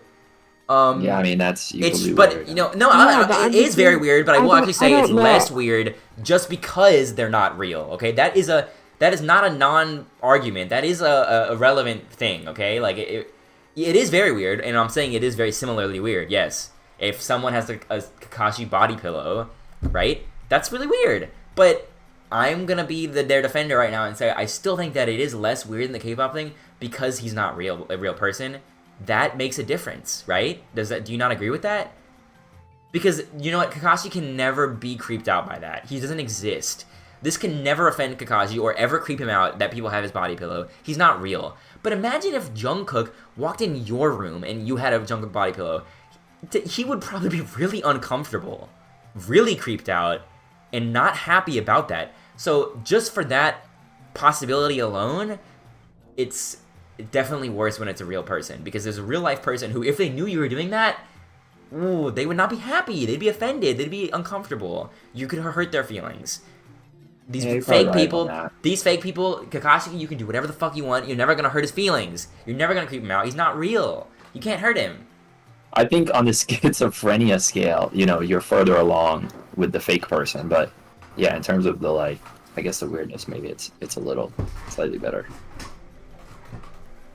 Yeah, I think that everyone should have this kind of thing in their brain that I feel like it's a normal part of being a human, that you should have this little switch in your brain that tells you, you know, you shouldn't do this with real life people. And so maybe these people are missing that, I don't know, but like, I definitely think there's just like this innate core thing, you know, you shouldn't do this with real life people. Yeah, it's totally fucking weird to have a body below Kakashi, but it's not really immoral. This is literally immoral, I think. To obsess over like a real life person, I actually would argue that is immoral, because if they knew you were doing that, it would hurt them in some way. Wouldn't you be? If you knew some guy, if some of you found out some guy had pictures of you in his wallet, what you'd be like, actually what the fuck, right? So that's the difference. Hello. Ready? Hello. Any thought on it? I mean, if we call those people weird and, you know, I mean, weird, you know, that's not a good thing, whatever. Are we allowed to do that? Or is that's not okay too? Because it's their interest, right? They think Goku's a real fucking person. They got, or Rangiku or whatever, they got, their whole room is painted Rangiku wallpaper. You know, you would agree that's weird. Because that's their. You would agree that that's weird or lame, right? You'd agree, right?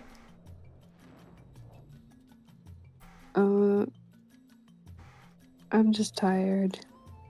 Well, okay. Yeah. I think you'd agree, and then I would, and then I just want to make the point that, you know, personally, I think it's even worse if it was a person. It's very similar, but even worse. You can first imagine someone with Rangiku over their walls. Yeah, that's pretty bad. Now imagine someone with Tae Hyung all over their walls. I think that's even another level. That's even another level. It's very similar, but it's just that extra little notch of worse because it's a real person. That makes it even scarier, even weirder. And yeah, you know, like you said yourself, there's a scale to it, you know? Someone with it all over their walls, that's criminal. But someone with one picture in their wallet, they're certainly not as weird as the other person. They're certainly 10 million times less weird. But does it make them a little weird? Yeah, it's a little weird.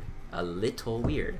Just like how there's a difference between someone having fucking sex dolls of Rangiku or something, and that's crazy weird, like past a tolerable amount.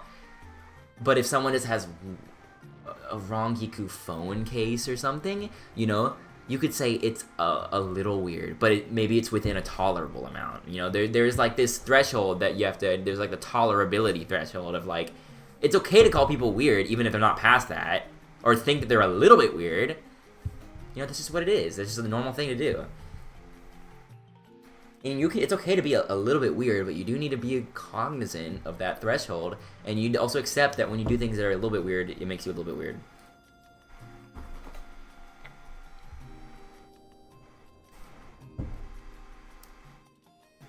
I don't think that's offensive. I don't think we need to overemphasize the need to defend theoretical people that are weird from being called weird. You know, it's not really one of those things. I don't think it's equivalent. You're trying to equate it to like me just saying like, Kelvin especially is trying to make it seem like my argument is me saying like, well, you're weird if you like Dragon Quest. You're really weird, but if you like Final Fantasy, you're really cool. That seems to be like what you guys are hearing coming out of my mouth for some reason. Like, I'm just judging people who don't like what I like. Self-aware. I'm not being self-aware. And also just like, there's no reason to be bringing up and like bringing people down. Well, I want to talk about what am I not still being self-aware of. I don't like what I said before. Basically, like people could find your interests just as weird or weirder. But like, it's also I would be open to hearing them argue about it for 3 hours like I have. You know, I'd be open to that. I've told you why I think this about this. I'm ready for someone to tell me why I'm weird about my thing. I'm ready to hear it. I I'm open to that conversation. I don't think so, but, you know, I'm open to the conversation. Someone has to sit here and make the argument like I had to sit here and make this one. Right? You didn't have to make it, though. You just decided to. Well, it wouldn't have been made if I didn't make it. Just like how there is no, this theoretical argument that would prove me to be weird. Where is it? I don't know. I'm not going to be concerned about it until I hear it. You can make it if you want, and you could be right, even. I don't know, but it's just, I can't. Are we just going to say I'm wrong because there's a theoretical reality where someone proves me wrong? Where is that? You can't say I'm not self-aware because I haven't made up the argument for you that proves me to be not self-aware. I'm just saying, like, there was no, like, prompt to making this argument. You were talking about K-pop. This is me. No, there's no prompt. What do you mean? We're talking about K-pop fans. There was no, like, need to go into this. Like, we had already finished talking about what we were. There's no need to do anything. What's the point of you bringing that up? What is it? There's no need. Yeah, of course there's no need. There's no need for you to even exist. Whatever. We're talking. We're talking because we want to talk with each other. I'm aware that I haven't changed the world with this conversation. I don't know if you will change the world with anything you ever do, right? It doesn't matter. That's such a terrible argument to just say there was no need to have the conversation. Like, okay, there's no need to do anything. No, I'm just saying, like, you could have made your argument and not have, like,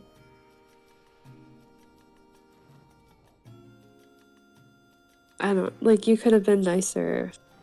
Who do I need to be nicer to? There's no one here. These people are not here.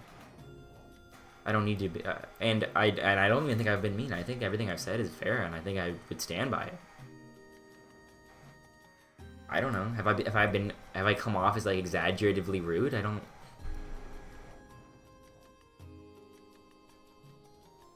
don't know why you're so upset with me saying that this is weird.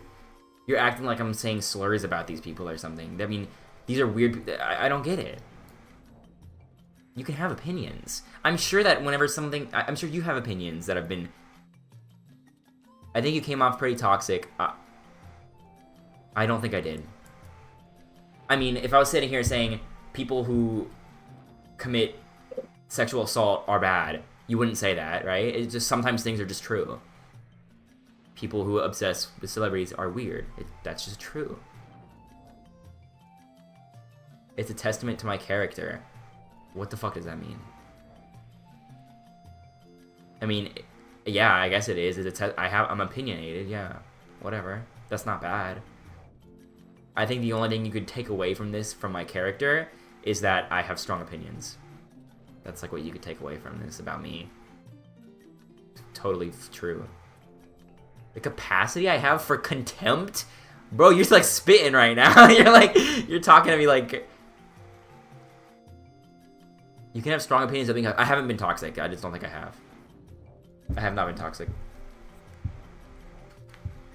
How could I have discussed this without in another way? Would you say that in front of someone who was interested in it, though? Like, I'm pretty sure they would, like, hate you for all time. Maddie, if I was in front of a murderer, I would not tell them I think murderers are bad.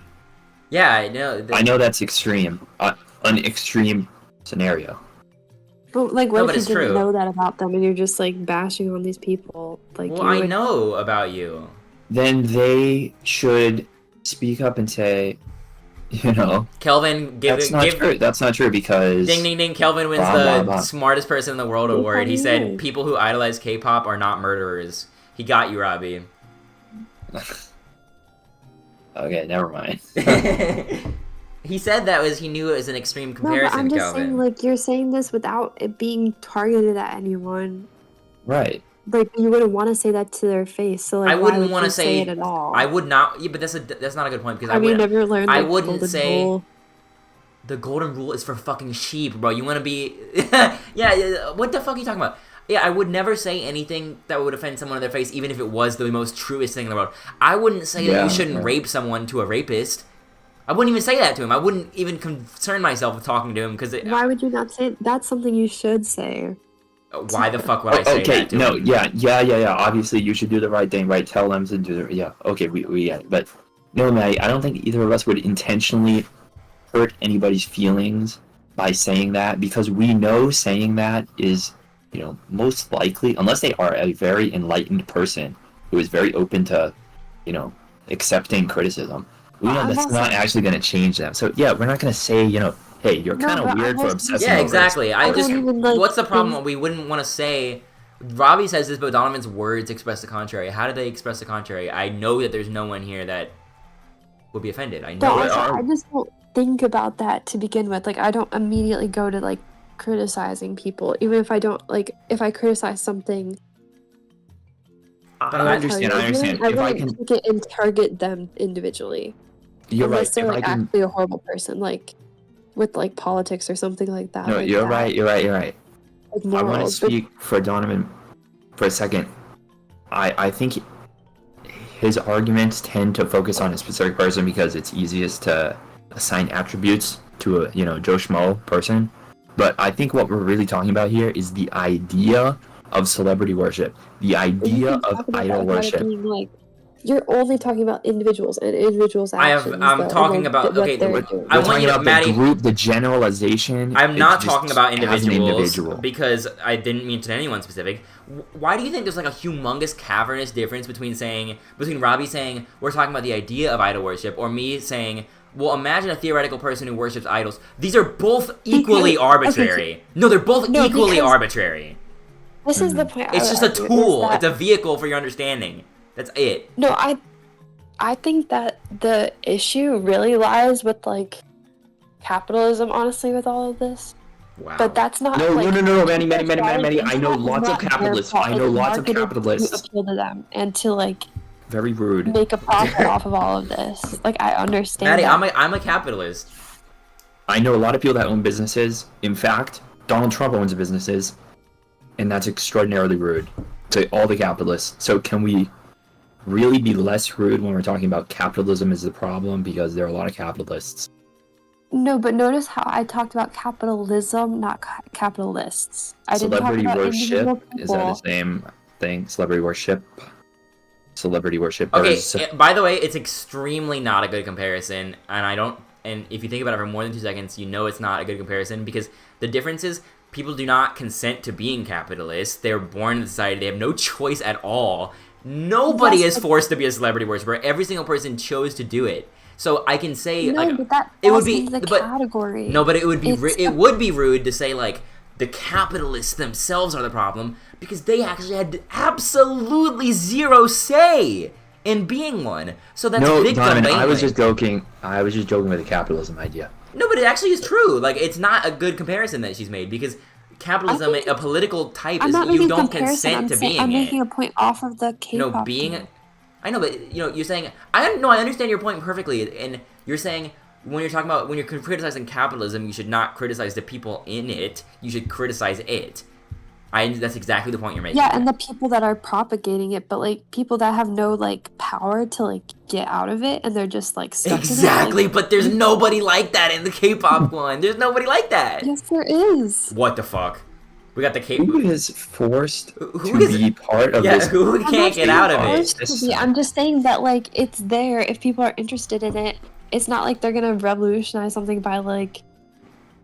I don't know. Like, if there was a country where you had to listen to K-pop, and like if you said you didn't like it, you were like whipped or something, like, then I don't know. I wouldn't criticize those people. But it's not a comparison. Like you said yourself, you don't criticize the capitalist people because they have no choice. They're forced to be in it, and they don't know how to get out of it. There's no other way. Yeah, there's a bunch of reasons. None of the reasons apply to K-pop people. It's just they fucking chose to like the music. It's not deep like that. No, I'm just saying. Literally any music you listen to nowadays is part of that capitalist, like... Well, that's a totally different conversation. No, it's the same conversation. It's just the genre that they're choosing to listen to is just very highly capitalist. They made what? Well, no, Maddie. So you're right in that when I, pay Spotify, whatever, to listen to... Doja Cat, or I don't know, I'm contributing to the system, but... No, I mean, like, Ticketmaster prices are crazy. Like, album prices are crazy. There's, like, a lot of, like... Right. But all of this artists, like, they're marketed. they market themselves. Okay. Like, that's not a K-pop individual thing. It's just K-pop is a very, like... We're not, it's not about K-pop. We're not slandering K-pop. This is generalized idol worship. Music is going to have an aspect of that, at least a little Hi, bit. Shadow Show. We got a person talking about 11 in chat. No, you're right, Maddie. There's gonna be something, right? It's unavoidable to have that influence, but it's absolutely avoidable to fall into that influence of, you know, going and spending your money on idols and having idol pictures and all that kind of stuff. That's like the least of the concern in that situation. Why the I'm saying that, deal like, price the is crazy, unhealthiness Shadow of it, Shower? like, that's something. Give me an example. You guys keep talking. What? Sorry. No, totally unrelated. You keep going though. Just nothing to do with you. I lost my. I'm so sorry. I didn't mean to do that. I just didn't want to leave this guy hanging. To Kelvin's point, when you say you can talk about ideas, but there's a difference between saying I think parasocial idolization is unhealthy and toxic, and saying if you idolize K-pop fans, you're cringe and weird and a loser. Okay, so every time I've said something like that, I'm gonna apologize and take it back because I'll tell you what I really mean to say. Okay, I don't mean to say you are cringe and weird and a loser. I mean to say you're doing something cringe, weird, and lame. So I'm not trying to say like it makes someone not much that better. No, but you're about to get your mind blown. Okay, so basically what I'm doing, you say it's okay to say I think parasocial idolization is unhealthy and toxic. And you know what I'm saying? I'm simply saying if you do parasocial idolization, you're doing something unhealthy and toxic. But that's not how you're coming off or what you're really saying. That's what I'm really saying, and it's how I'm coming off. Like, it's not, all I'm doing is applying it to an individual person, because you guys are crazy, I don't know what to say. No, we're just normal. I am just applying, you even said it yourself, I'm just applying it, you said this yourself, I have this like arbitrary random individual that I'm applying these things to, right? All I've done is transformed, I think parasocial, I don't want to say this word so many times, I think parasocial relationships are unhealthy and toxic. The only bridge I've jumped is saying, so then, if you do them, you're doing something unhealthy and toxic. And that bridge is something you guys are having a problem with when it's literally a straight, it is no leap of faith. It's literally... No, they're saying the leap is from them doing something to them now being, they have inherited the attributes of the thing they're doing. And that's what I've said. And you know what? I don't want to fight that point that much. I just said, you know, I apologize if that's what my main point has come off of, because I'm mainly trying to say that they're doing things that are lame. Of course, I don't think I need to even justify the fact that I didn't mean this, because of course, if you do something lame, it doesn't mean you're lame, right? That's just not how it works. So of course that's not what I'm arguing. Or even if I say it, I don't really mean it objectively. Yeah. Well, because it's just not how logical conclusion of. But it's like useless to even. That's the vibe you're giving off. Even if I say it, you shouldn't. Do think that. Even if that's not what you're trying to say. Even right if now, I say it feels like you do think that. Even if I say it, you shouldn't even think it, because it's no one like you can't mean that because it's not a logical but your conclusion. Words have meaning, and the way that you're saying it is giving off this meaning, so that's what I'm going to think, and that's what other people would think. I don't even think I've said it that many times. I think I've mostly just said that to do that is cringe and lame. I think mostly I've said the action is cringe and lame. No, you people that do that meaning. action are being, I'm gonna be clear now, I'm not saying they are cringe and lame, I'm saying they're being cringe and lame. They're being cringe and lame, right? While they are I've said plenty of times in this conversation that I said literally before that I don't want to say that they are cringe and lame, because for all I know they're perfect in every other way. I've said that before. You know, you can check. I've said it in the past, just to like try to dissuade this conclusion you're having. I've already tried to work against this conclusion. I didn't do a good enough job, but I've already tried to stop this conclusion you guys are making, because I've said multiple times I didn't mean to say that they are cringe and lame, because I don't know. They could be literally solving world hunger while doing this. You don't know. That's why you should never make, that's why it's a dumb conclusion to even think I was trying to make, because it's impossible to know. They could literally be a saint in every other way. I don't know. It's arbitrary, right? So all I ever meant to conclude is by doing this, you're being cringe and lame. which is still, I think, a point. But I don't know. That doesn't mean they are cringe and lame. I don't know what the fuck else they do in their lives. But no, I do think you guys have taken an issue with that statement, the being cringe and lame. And I want to point out, you know, it's literally just a logical follow-up to say, you're saying, well, it's okay if you say something is cringe and lame, but it's not okay to say if you do it, you're being cringe and lame. It's, you know, if something is cringe and lame, then to do it is being cringe and lame. It doesn't require any more argumentation to prove that. That's, like, inherent.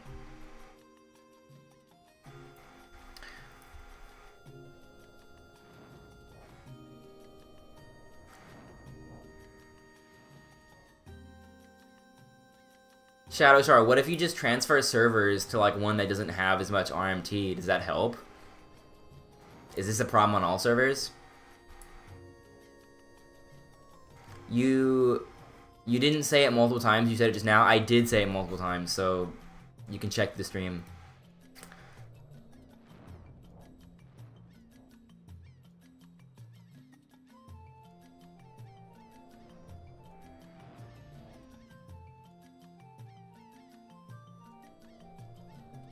I just don't think we need these white knighting. I don't think you guys need to be white knighting this. Like, these people that...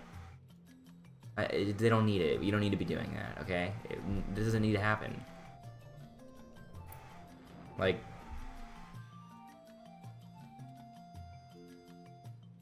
I don't know. It's okay to say things are cringe and lame.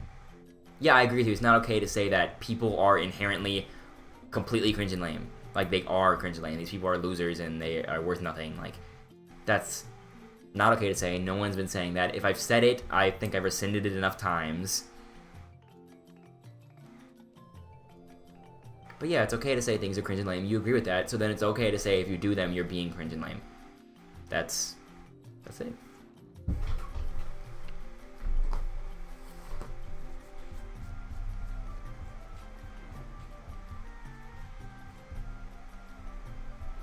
And I know that, you know, I know in your mind you're having this vision of this person. I know this sympathetic person you're thinking of. I know it. There's this sympathetic person you're thinking of that's like, has a picture of Jungkook in their wallet or whatever, and they're like depressed, and they're like, they look at it and they're like, you know, I'm really depressed, but when I look at this picture of Jungkook, it makes me happy. That's who you're thinking of. I know it is. That is who you're thinking of, and I understand wanting to be sympathetic for this kind of person. But, you know, I would argue that's not, you know... That is such an insane edge case, I would say. It's an insane edge case for one. And also, it's an insanely bad coping mechanism, you know? What do you think about the person who is depressed and they use heroin to deal with it, right? Like, obviously it's not even 1,000th as bad as that, but it's not a good coping mechanism. It should not be idolized or really even defended. I mean, it should be pitied. You know what I mean? It should be pitied. And I would hope that person, yeah, telling them with anger, like I am, saying, like, you're a loser, like, you know, or even just saying, this is lame of you. I guess it's not helpful for them, but, you know, it's not my job to help them. They're not in my chat right now. I'm not concerned. But really, it would be good if they learned that they were being lame or weird, but I think they would be better if they learned it in some different kind of way. We didn't say they're lame or weird. We just said, well, this is an unhealthy coping mechanism, and I understand. You know, that's what the person directly should hear, but that's not my job. I don't need... You know, just like how a murderer, you shouldn't... If you wanted to stop a murderer, you shouldn't say, stop murdering people, that's fucking stupid!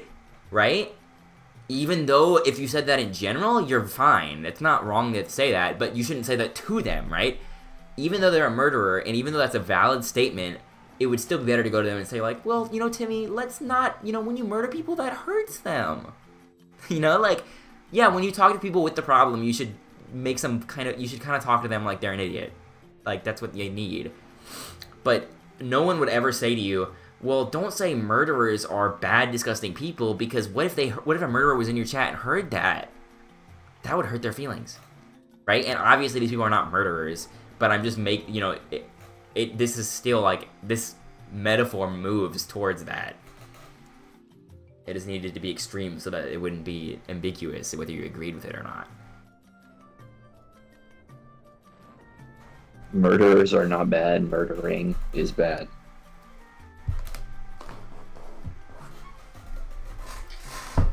Well, murdering might say more about you than these other things, but... No, I know.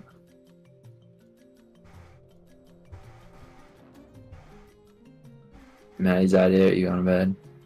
Yeah, my phone's gonna die too. Okay. Okay, good night, Maddie. I hope you enjoyed this. Yeah, good night. I'm not white knighting them specifically, but if I see someone I think is being toxic or attack people, I'm going to say something because, like I said, I don't think it's representative of your character, and you're not a bad guy to be saying things like that. My internet went out. I sent that a while ago. Not sure if it sent. Okay, well, then you probably missed a lot of the things I just said. Kind of about what you just said, but... You know, I don't think that... I don't think... I really... Did you hear what I said about, like, the sympathetic person? I feel like that really got to the key point of what you're, like, concerned about here. That almost, like, as if when someone's talking about something, they should always talk as if there's someone deeply affected by what they're talking about present. And no, you don't have to do that. You know, it's okay to... Is it not normal and okay to regulate the way you're talking based on who you're talking to? Even to, like, extreme degrees? That's completely normal. Then the example I gave, you know, you can say murdering is super lame and bad and evil. You can say that, but if for some reason, you know, your friend was a murderer and you want him to stop doing it, you wouldn't say that to him. You wouldn't say that to him. Because it wouldn't help. And that goes even for small situations. Like, you wouldn't say to a K-pop fan, you're being lame. Even if it's true, you wouldn't say it. Why is it white knighting and not black throwing? I actually don't know why it's white knighting. I guess because... Oh, because it's like your knight in shining armor? Maybe? Comes from that? Like the knight that saves the woman.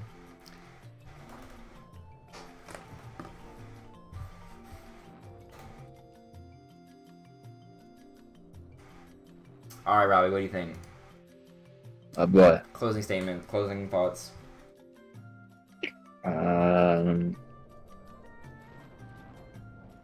Yeah, I mean, I agree with what's been said so far. I was the first one to say it, but idol worship, bad.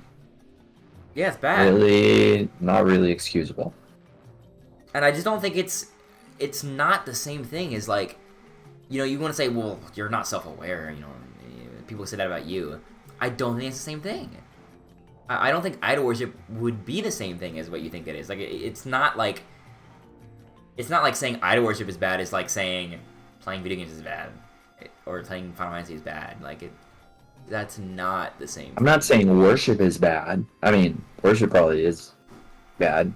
But, you know, talking specifically about idol worship, I don't know what that has to do with video games. No, I'm saying... But this one... No, I'm saying about, like... No, I know. Yeah. This is Kelvin and them saying, like, basically I'm not self-aware. You could say this about my things or whatever. This is just someone's interest. Idol worship is not really simply just an interest. You know, it's not simply an interest. That's not what it is. An equivalent to something like idol worship would be saying video game addiction is bad. Right? And would you start defending people who are addicted? Would you be like, don't say that! Don't say that! There's people who love video games and they just love video games. You're just judging them. You know, like, it's video game addiction. You know, it's bad. Of course it's bad. Mm-hmm. It's like a pathology. Idol worship is like a pathology. Like, it's like I don't know, a bad habit. It's not really an interest. No, yeah, I know. And yeah, it's true that saying pathologies or whatever, saying bad habits are bad to the people who suffer from them is not helpful. That's true. But it doesn't mean you can't do it.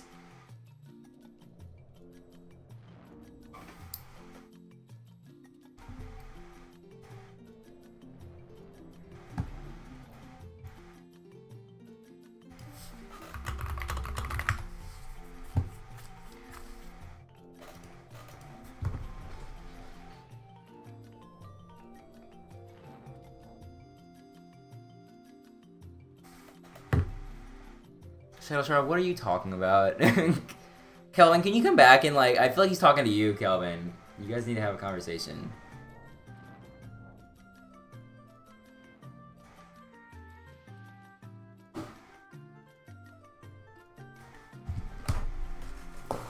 I'll be right back. I'm gonna go pee. Shadow, sorry, you have any thoughts on the conversation that are real, or did you not hear enough of it?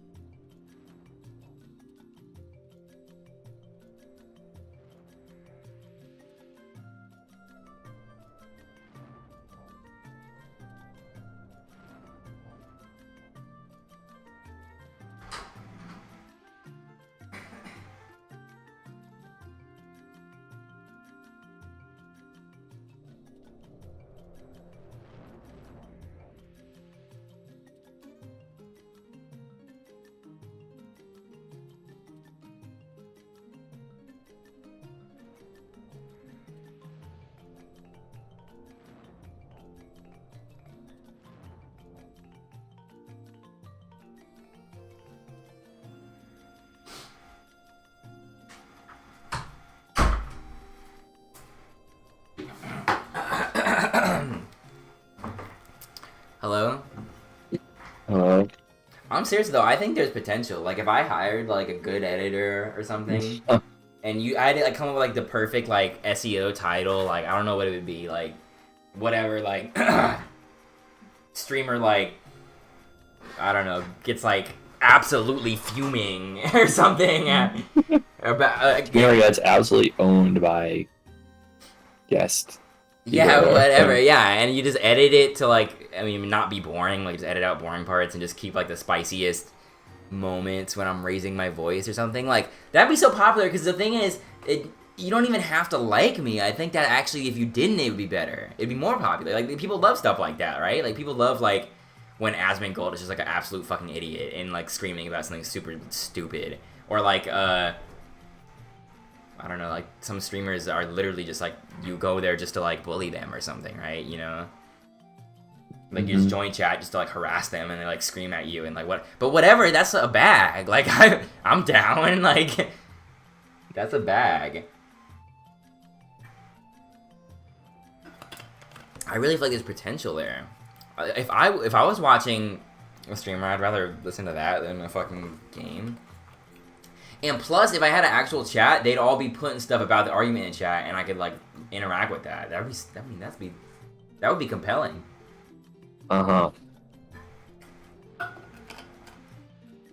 Like, we had some actual Kelvin there, but imagine if there was like 100 people. Wow. No, yeah. That'd be crazy, bro. And if I knew, maybe I'd up the theatrics like a little bit. If I knew that it was really like a thing like that. Yeah, but I mean, it'd be hard to. I don't know. I feel like most of them would just be like Maddie echo chambers. Like people against you, just saying, "No, what? You're racist. That's so racist."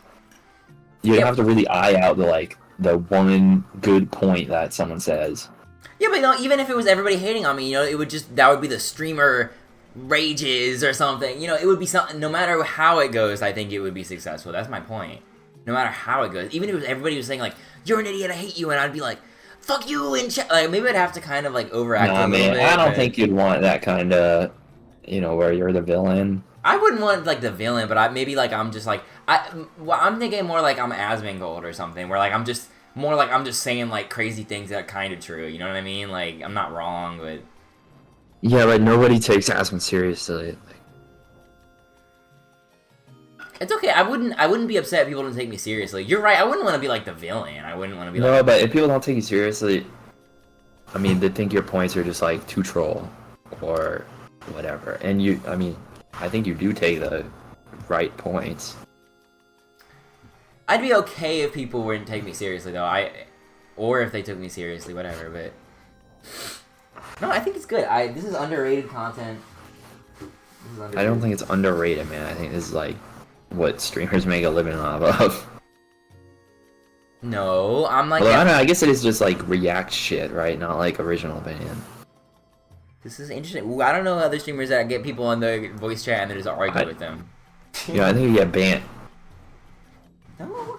Oh my god, Maddie, I don't even know if I can say it, but Maddie DM'd me right now, talking with her. I actually can't believe she says it. She said, if Final Fantasy had a girl protagonist you played as, I'd probably like it more. Can you send her a picture of Final Fantasy 13? I'm working on that right now. Getting a picture of Lightning.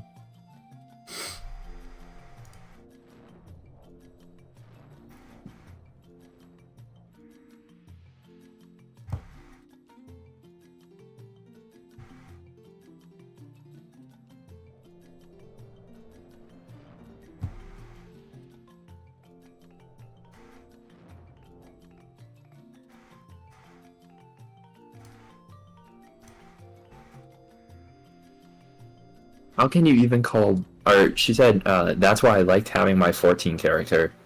Just didn't like the story as much as you. How can you call your character an actual character in 14? Yeah, I don't get that. I mean, oh my god, she really expressed womanhood. Like, yeah. She was such a strong female character. Like, yeah, like, you make your wall a female, so then suddenly it's like, wow, this story really said a lot about you being a woman. Had a lot of feminist thing. You didn't gain anything from your character being a female. No. Literally nothing. It didn't affect anything. It didn't. I'm assuming when she says she wishes the protagonist was female, she meant more than just like they look female. I was assuming she meant because like there would be other things that came with that. Like somehow it would be affected by them being a female or... No. I mean, I didn't even know if you call the 14 people females. I mean, half of them are not female in any identifiable way. Like cat girl, or not cat girls, ballfells. Fucking like the Rokutin or whatever. It's not like there's sexism in the 14 world either. You know what I mean?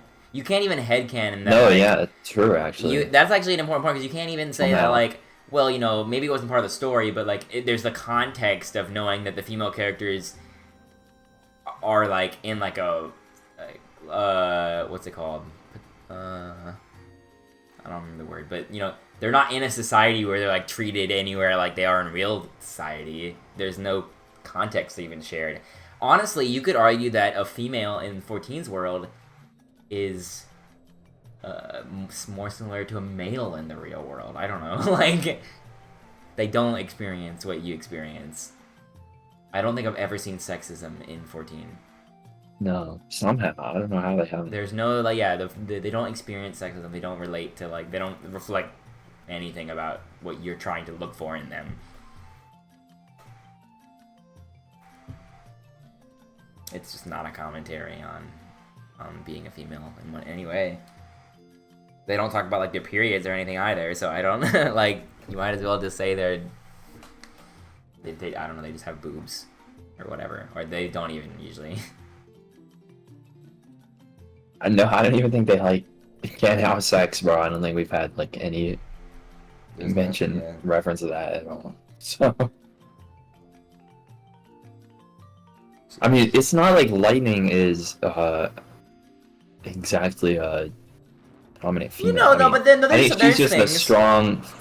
Wait, hold on. I see this on TikTok all the time, bro. It's like there's a difference between strong female character and strong character who is female or something. It's like I don't know if you get what they're saying, but it's like a character. Yeah. Okay. Like, I mean, I think Lightning is just a strong character or a good character. No, listen. I actually can make an argument in favor with Snow. What the fuck? No. I would say that you could argue that she's like a strong, like you could argue that she represents being a female in some way because until Maddie this maybe like I feel like her relationship with Sarah is uniquely about a sisterhood relationship. Okay. But yeah, that's a female experience thing, or their sisterhood. That would not have worked if she's a guy. That wouldn't have been. I don't know if they even interact, man. Like, no, there's a sisterhood. Like a third of two, and I don't think they really interacted. But in the original, when you see the flashback of her when the flashback. I mean, this is kind of carrying a lot, but when you see that like flashback of she tells Lightning that she's gonna get married, and Lightning like gets kind of angry with like, and Sarah gives her like the knife or whatever, and no, that was the sisterhood, and then just like the fact that her wanting to protect probably the other things she says about Sarah or the way she interacts with Snow is kind of part of that sisterhood with Sarah. That's the way she interacts with Snow is because of that. If Snow was some random guy, she wouldn't be mean to him, right? It's because of the Sarah stuff. So yeah, I think that part of her character is this sisterhood, which that is a female thing. That's not arbitrary. So yeah, I would say she's not just a basic. It's not like she could have been a man or whatever. Yeah, that's a strong female character. I mean, you can argue if it's strong or not, but that's something, and so I don't know. I might tell Maddie that. I might glaze that up to Maddie. She might be able to understand that.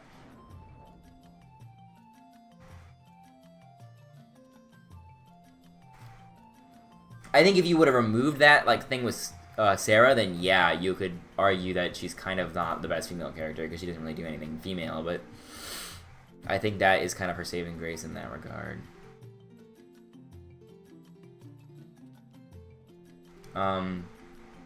Though at the same time, I don't know. What do men do that is like men?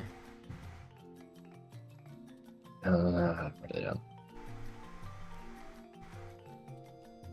Like, I think it's good or whatever that she has like a female component to her, but I would say like you don't need to.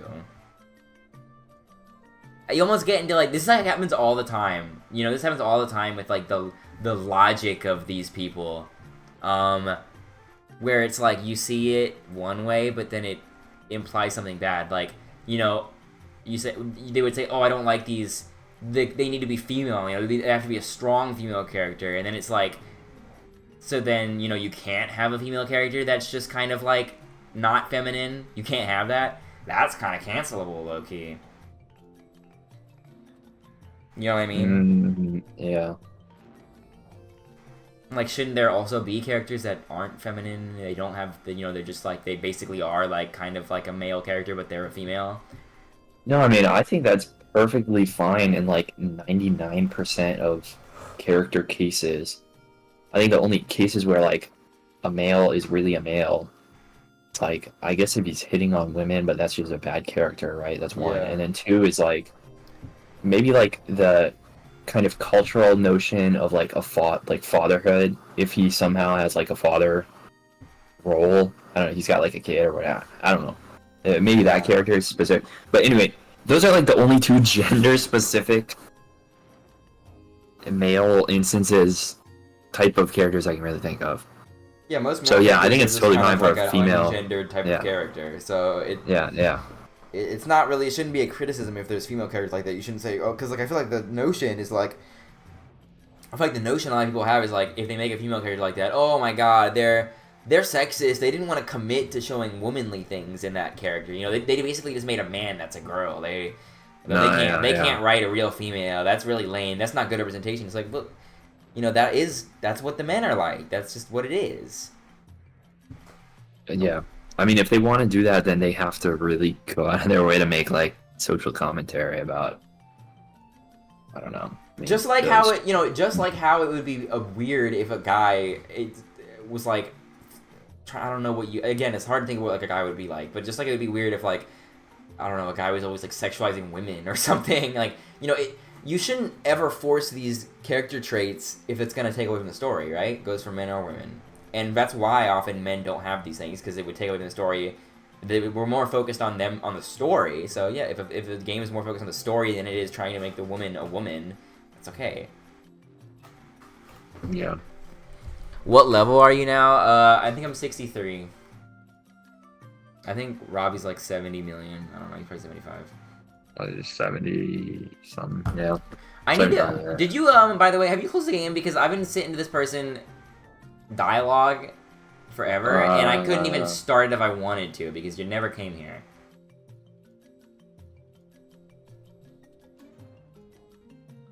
You're not at the NPC, so I've been sitting here forever. I would have said this anytime. Where was this coming? Is he back? Windows. Yeah, like the two people that were talking to us.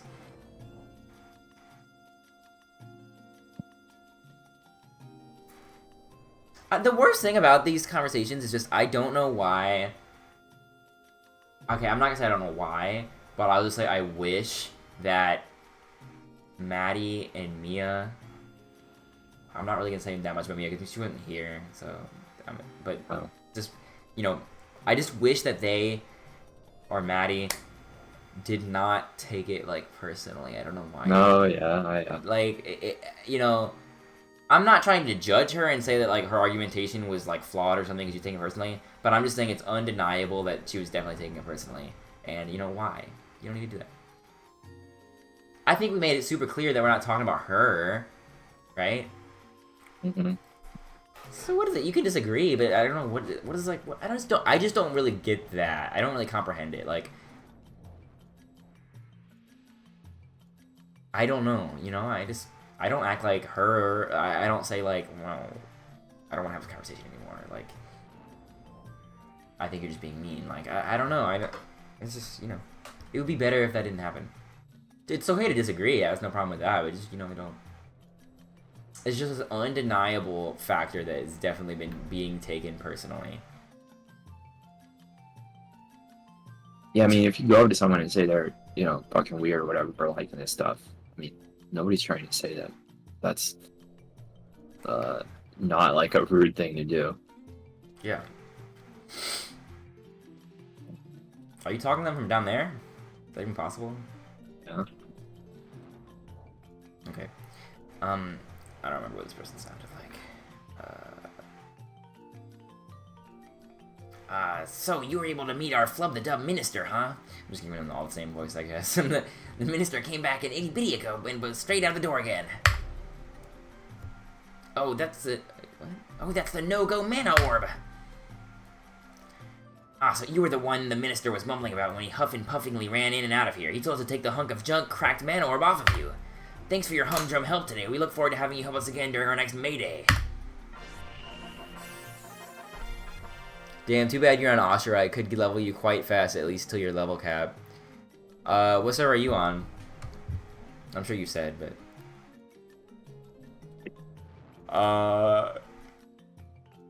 There's nobody... I don't get it. Ashura is supposed to be the most popular server, but I've never had someone come in and stream that was on Ashura.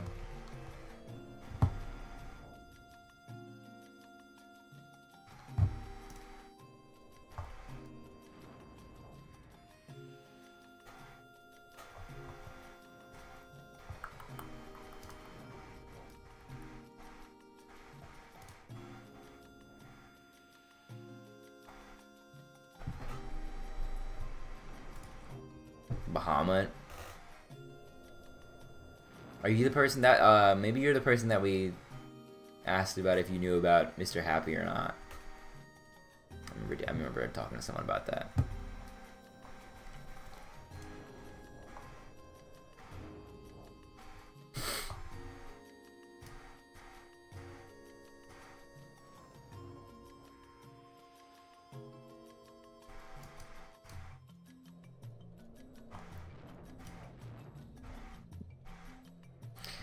I guess, like, what I would be interested in hearing from Maddie is, like... Because I don't think that I, through my argumentation or whatever, did anything or said anything personal about her or, like, made it like that or, like, made it seem like I...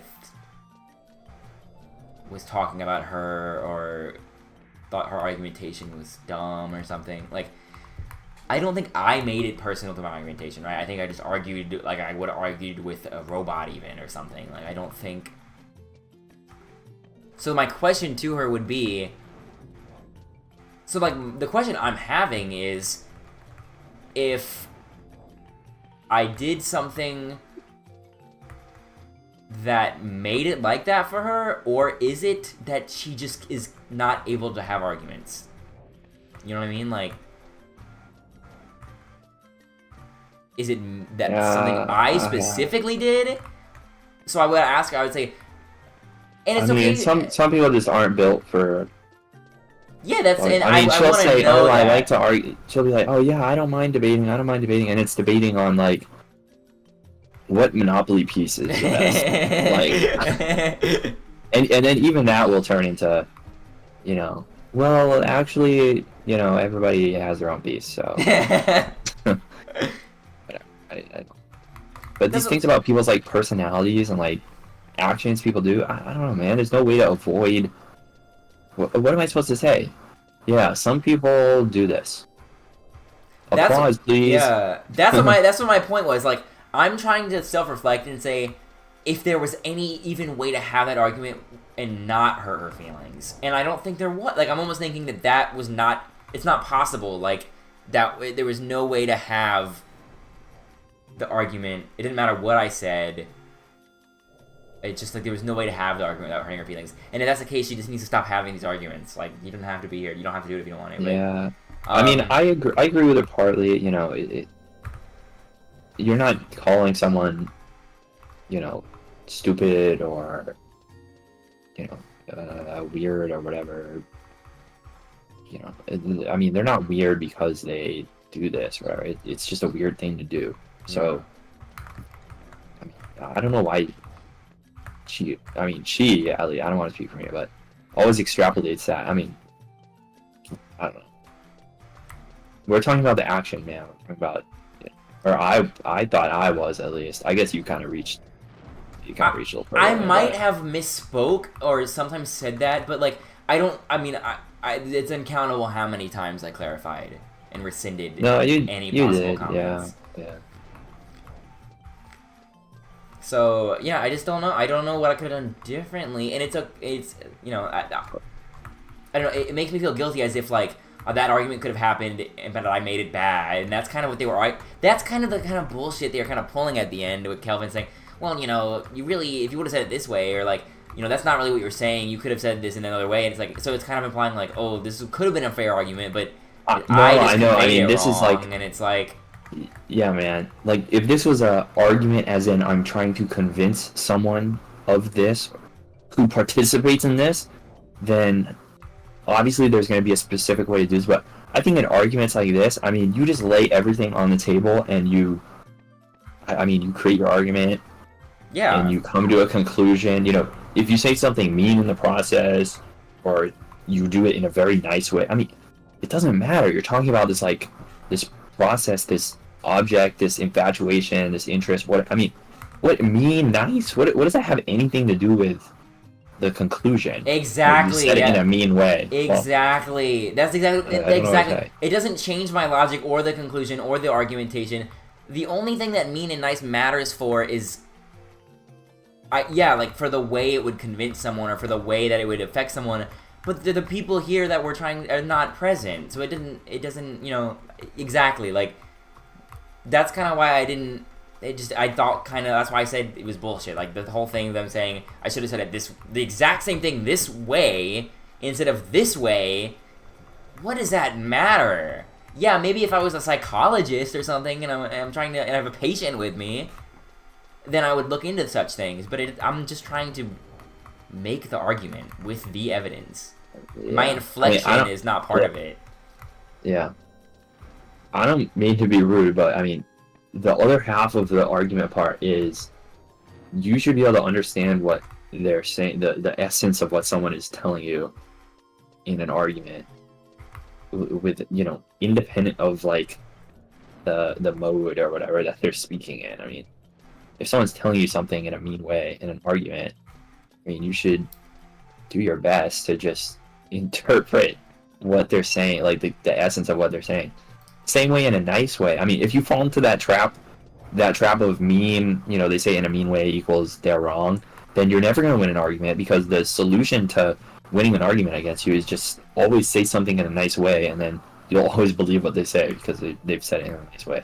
Yeah, no. You're always going to discredit something that's said in a mean way. You're going to get cooked by the people who just say really nice logical fallacies or whatever. It just mumbo-jumbo. They're actually probably talking absolute mumbo-jumbo, but you're right. You need to be an active analyst and listener of the words. One, I guess, if you're like, you need to be, like, yeah, in the mean way, you need to be able to, like, I guess, tune out your whatever that's, like, put off by the meanness, and you need to be able to, like, hear it anyway, right? But in the nice way, yeah, you need to, like, tune out the nice garbage that's, like, trying to convince you to believe someone without thinking about it, and you need to actually think about what they're saying. Really, the key point is you need to actually think about what someone's saying, whether they're trying to honey you with their words, aggress you with their words, whatever. What are their words? What is their actual point? Yeah. But that is kind of maybe an intractable, like, I agree with you completely, I think that's just right, but I think I've literally said much the exact same to, like, Mia before, and she's always, and it's, like, unwinnable. She just says that, like, no, if someone says something meanly, then they won't be understood.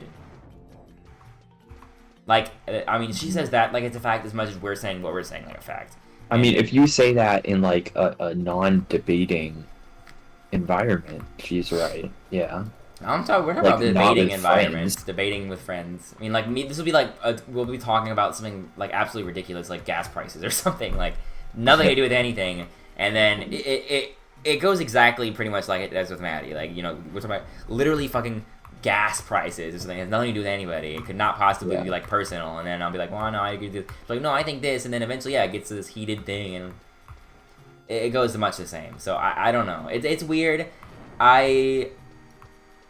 I think it's intractable. I agree that I've said literally that exact point of, like, you should have just thought about what I'm saying, not if I sounded mean when saying it or whatever. Just, like, what was I actually saying? And she says, like, well, I can't be expected to understand what you're saying if you sound aggressive while saying it. I just, like, she says, like, it's expected that someone will tune out what you're saying and be offended.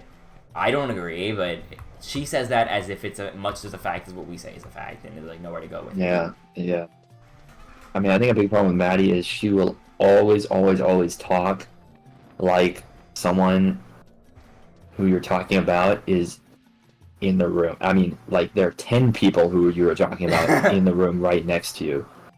And, I mean, she will just always try to be so nice and so unoffending that she can't even make a point, because any point she would make would just offend someone. So that's why she takes the sides of, like, well, anything is okay, whatever you do is okay because you do it. And it's just tough to, not tough, it's just impossible to, like, it's impossible to work with that at all, because it's, this is literally, I literally say this to Mia, like, daily or something. I make this point, like, daily to Mia, and you would have heard me make it when she was in the call, but she loves to do this, and I don't know how to convey to her how many times I've said this, like, saying that something is, oh my god, this always happens, saying that something is not always true is a non-argument of that's always. It is always true that something is not always true. That's always what happens when I'm talking about anything with me. I'll say like, oh well, this is always like that, or like I'll say like, you know, like we said today, K-pop fans are often have this parasocial relationship, or K-pop music is often mass-produced, right? You'll say something like that, and the response is always to give you one example of where it's not, and you say it's just well, so you see you're wrong, and it's like she always tries to argue that it's not.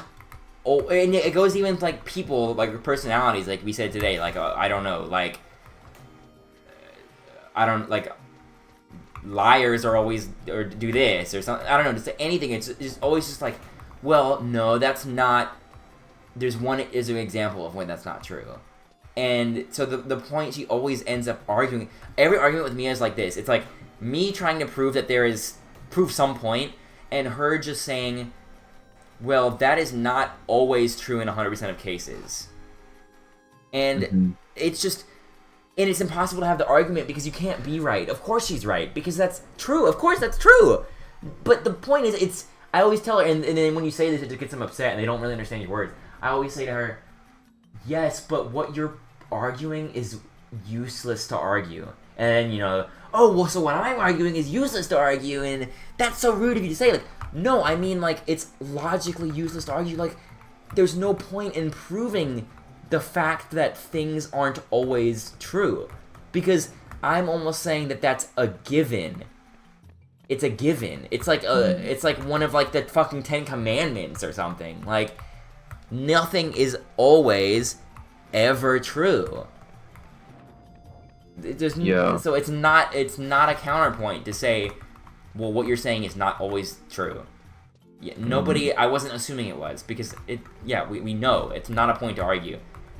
That's what always happens, and it's very similar to Maddie's, I guess, thing, like, reluctance to say anything that's not always true. But nothing is always true, so if you're gonna never argue things, if you're reluctant to argue something that could ever have an example that's not affirming it, you can't argue anything. You can only say things like, well, you know, there's different cases and people like different things, or people might think differently about this. Like, you can only basically say other non-points. That's the problem. If you don't accept breaking this non-point of things are not always true, you've locked yourself into only being able to argue non-points. Like, you know, people experience things differently, and people have their own opinions, and, like, these are all non-points. Yeah. Okay, wait, let's see. So if you're trying to make a point, could I make a... Oh, why are you being funny, Shadow Star? Stop being funny. I thought you were going to say something interesting. Take care, man. One day you'll get 99. Yeah, hopefully. Thanks, man. And you take care of yourself. Sorry about the ads. I did not press start an ad break. I'm sorry that happened. Twitch be like...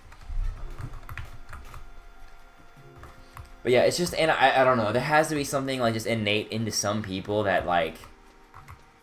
makes them... I mean, the nicest way I can put it is that they're just reluctant to make...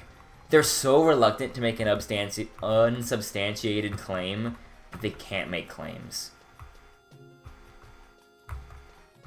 I think it's a nice way to put it. They're so scared of making something unsubstantiated to an extreme degree where they can't make any claim, because no claim is ever 100% true. I mean, the only claims you'll hear them say...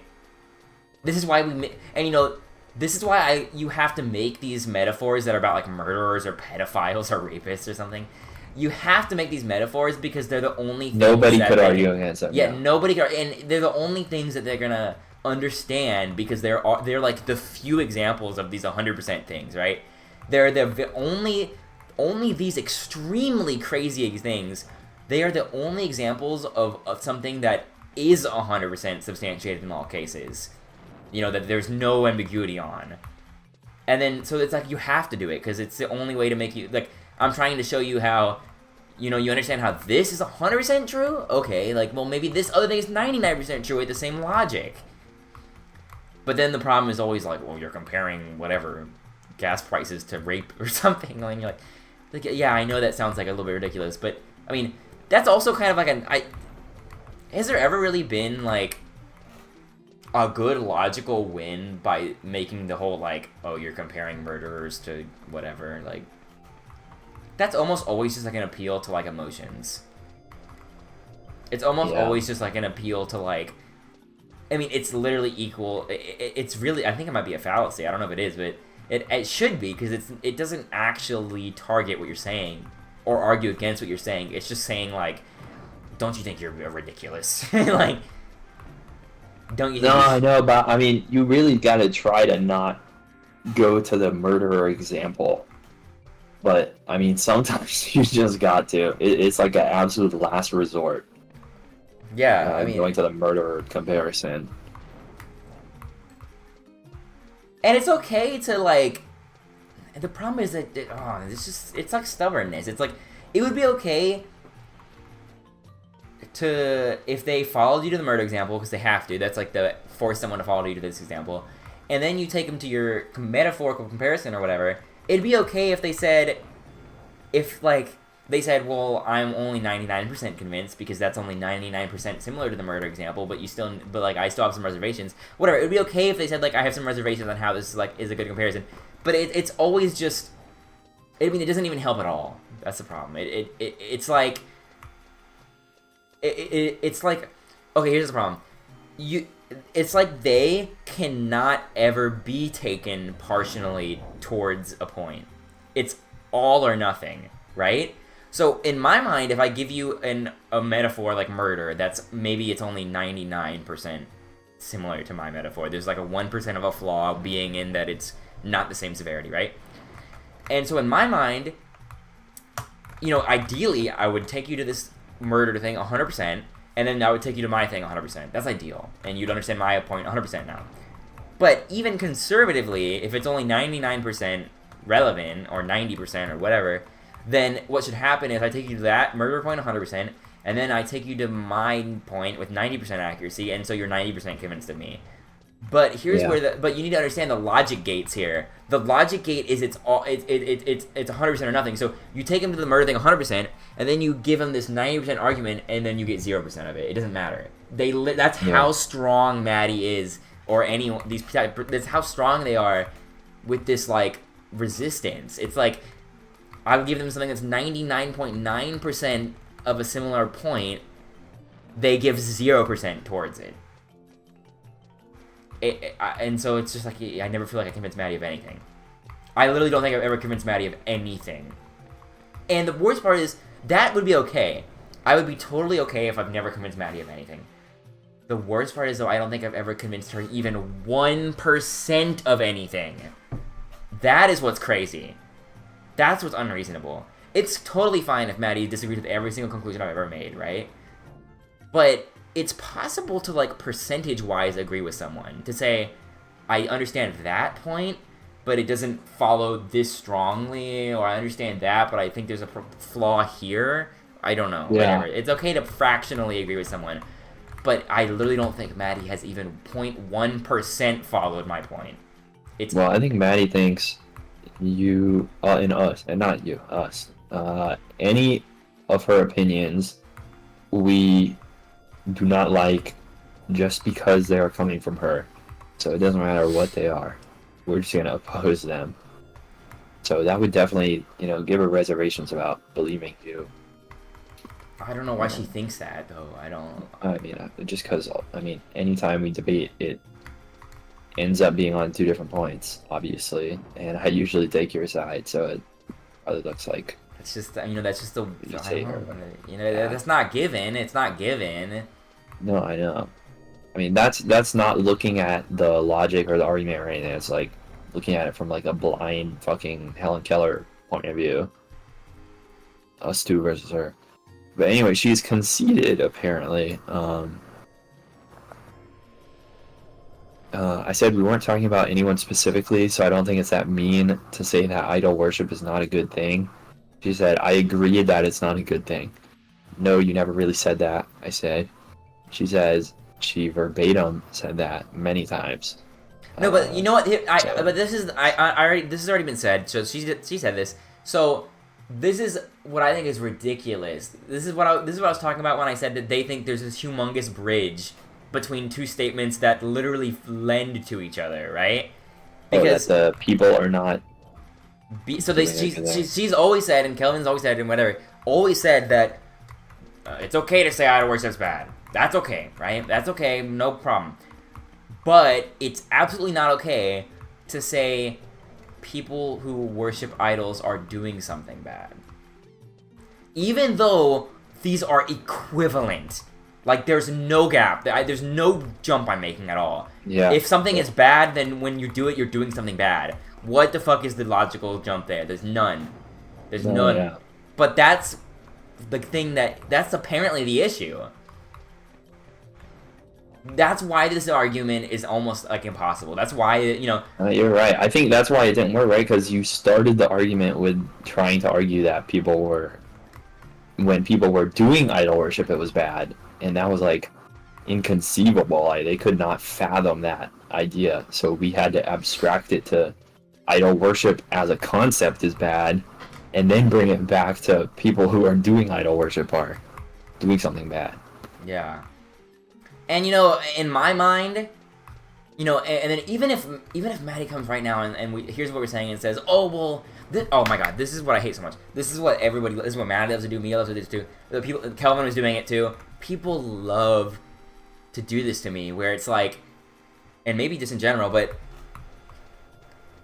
they'll come in and say, oh, well, now that you said it that way, it's good, but you were saying it so bad before, it made no sense at all. But okay, I mean, if you would have said it like that in the first place, I wouldn't have had a problem. As if I'm not saying the same thing for 5 hours. You know, maybe I didn't use the exact same words, but this is what I'm saying about this intro. It goes exactly to what you said about you're supposed to make an effort to understand what someone's saying, and they don't. I have to say it exactly in the most palatable way myself. Yeah. That's why they always agree with me and never you, right? No, Robbie said.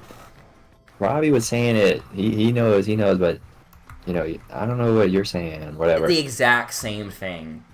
Yeah. It just, and that's the problem. I agree completely. You're supposed to make an effort to interpret what someone's saying, but it's just like to the people, it's just full face value. And you know, and it's basically like, it's clear to me that they're only thinking emotionally, because if you took the logic of what me or you were saying, it's identical. It's the emotions that differ.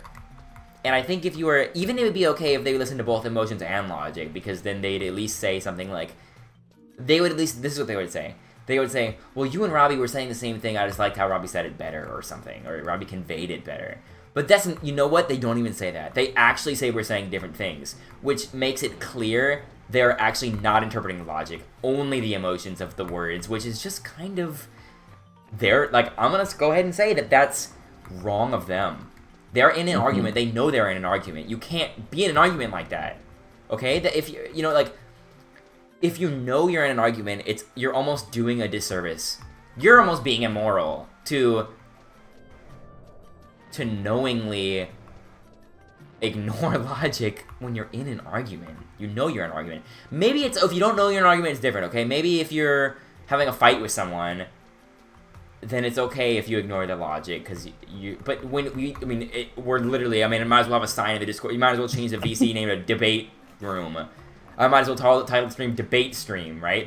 Everybody knows what this was, so to knowingly know what it is and to ignore logic, ridiculous.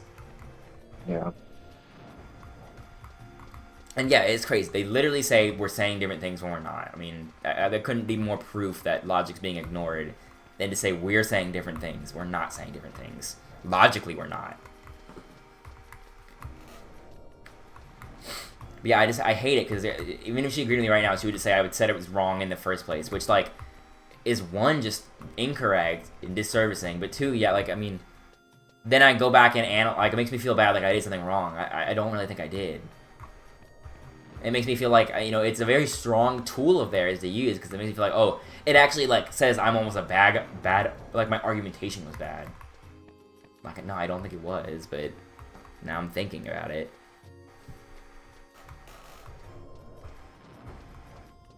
But yeah, I mean, I really do think the core discrepancy was the gap between idol worship is bad, or a thing is bad, and doing the thing is bad.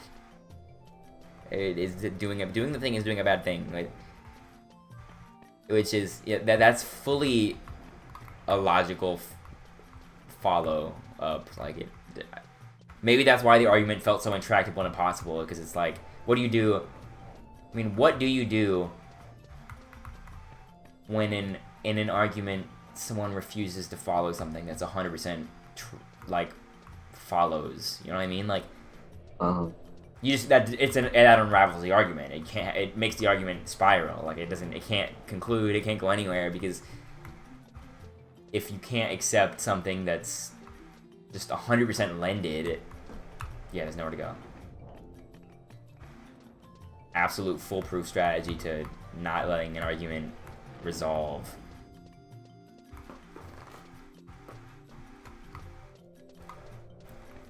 It's like, it's so funny. You could dumb it. I'm just thinking in my head about how many funny ways there are to dumb down the logic into being undeniable. Like, okay, is idol worship a bad thing? Yes, okay, it is. So, wouldn't you say you're doing a bad thing? Like, let's assign idol worship the title of a bad thing. Is that okay? Okay, that's its title. It's called a bad thing now. So, what do you think about people that are doing a bad thing? Are they doing a bad thing? You know, it just comes even in the words.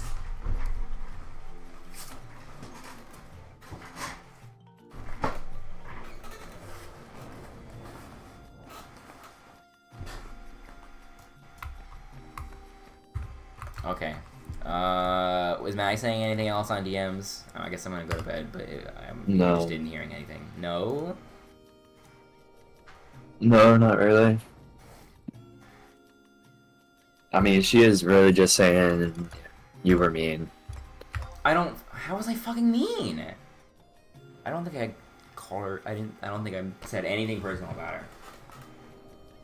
I think mean is just the lack of nice now. You know?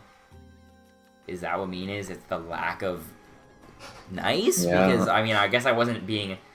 You could say I wasn't being nice, right? I wasn't being, like... I wasn't, like, going out of my way to be nice, but... I don't think I was being mean. I think if you asked... I don't think there'd be that much difference between my argumentation and if you asked a fucking robot to make the argumentation. It would sound like mine. Like, it's... You know, it wasn't nice, but it wasn't mean. I never said anything. I never said... You're being dumb, or you're being stupid, or that makes absolutely no sense. Mm-hmm. I wasn't doing that. You know, those are things I used to do. I used to do that sometimes. Changed man. Mm-hmm.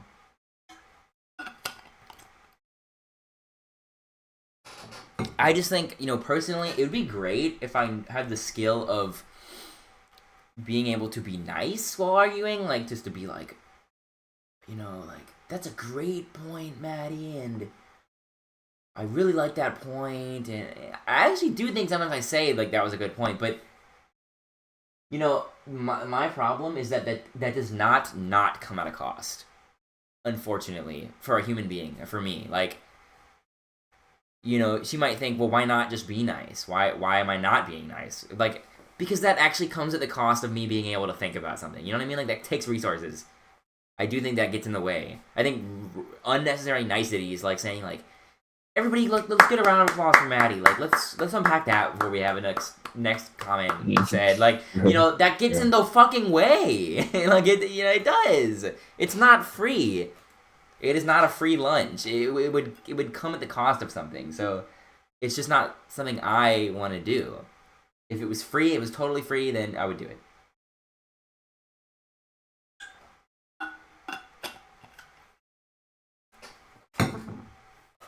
You should tell Maddie that Donovan thinks he wasn't mean, so... So what about that? Yeah, that's not happening. I just don't. I genuinely think there's been times where we've had these arguments and maybe I was mean. I genuinely don't think I was mean today. Like, do you think I was mean? I agree I wasn't nice. Look, you were mean to... The person Maddie thinks is in in VC that is, you know, an obsessor of Jungkook or whatever. Yeah, of course, I would never have that argument. If I would have known that person was in VC. Well, like you just gotta always act when you're with her. You just always gotta act like that person is in VC with you. That's so crazy, though. It's so weird. It's so unnecessary. Wouldn't that have felt like I want to think about how I could have done that. Like, I guess I would have to say like I don't want to offend anybody, but doing idolizing celebrities like might I respect if you want to do that, but you see, I'm wasting so much time even just like all this waffling. Yeah, I would respect if you want to do that, but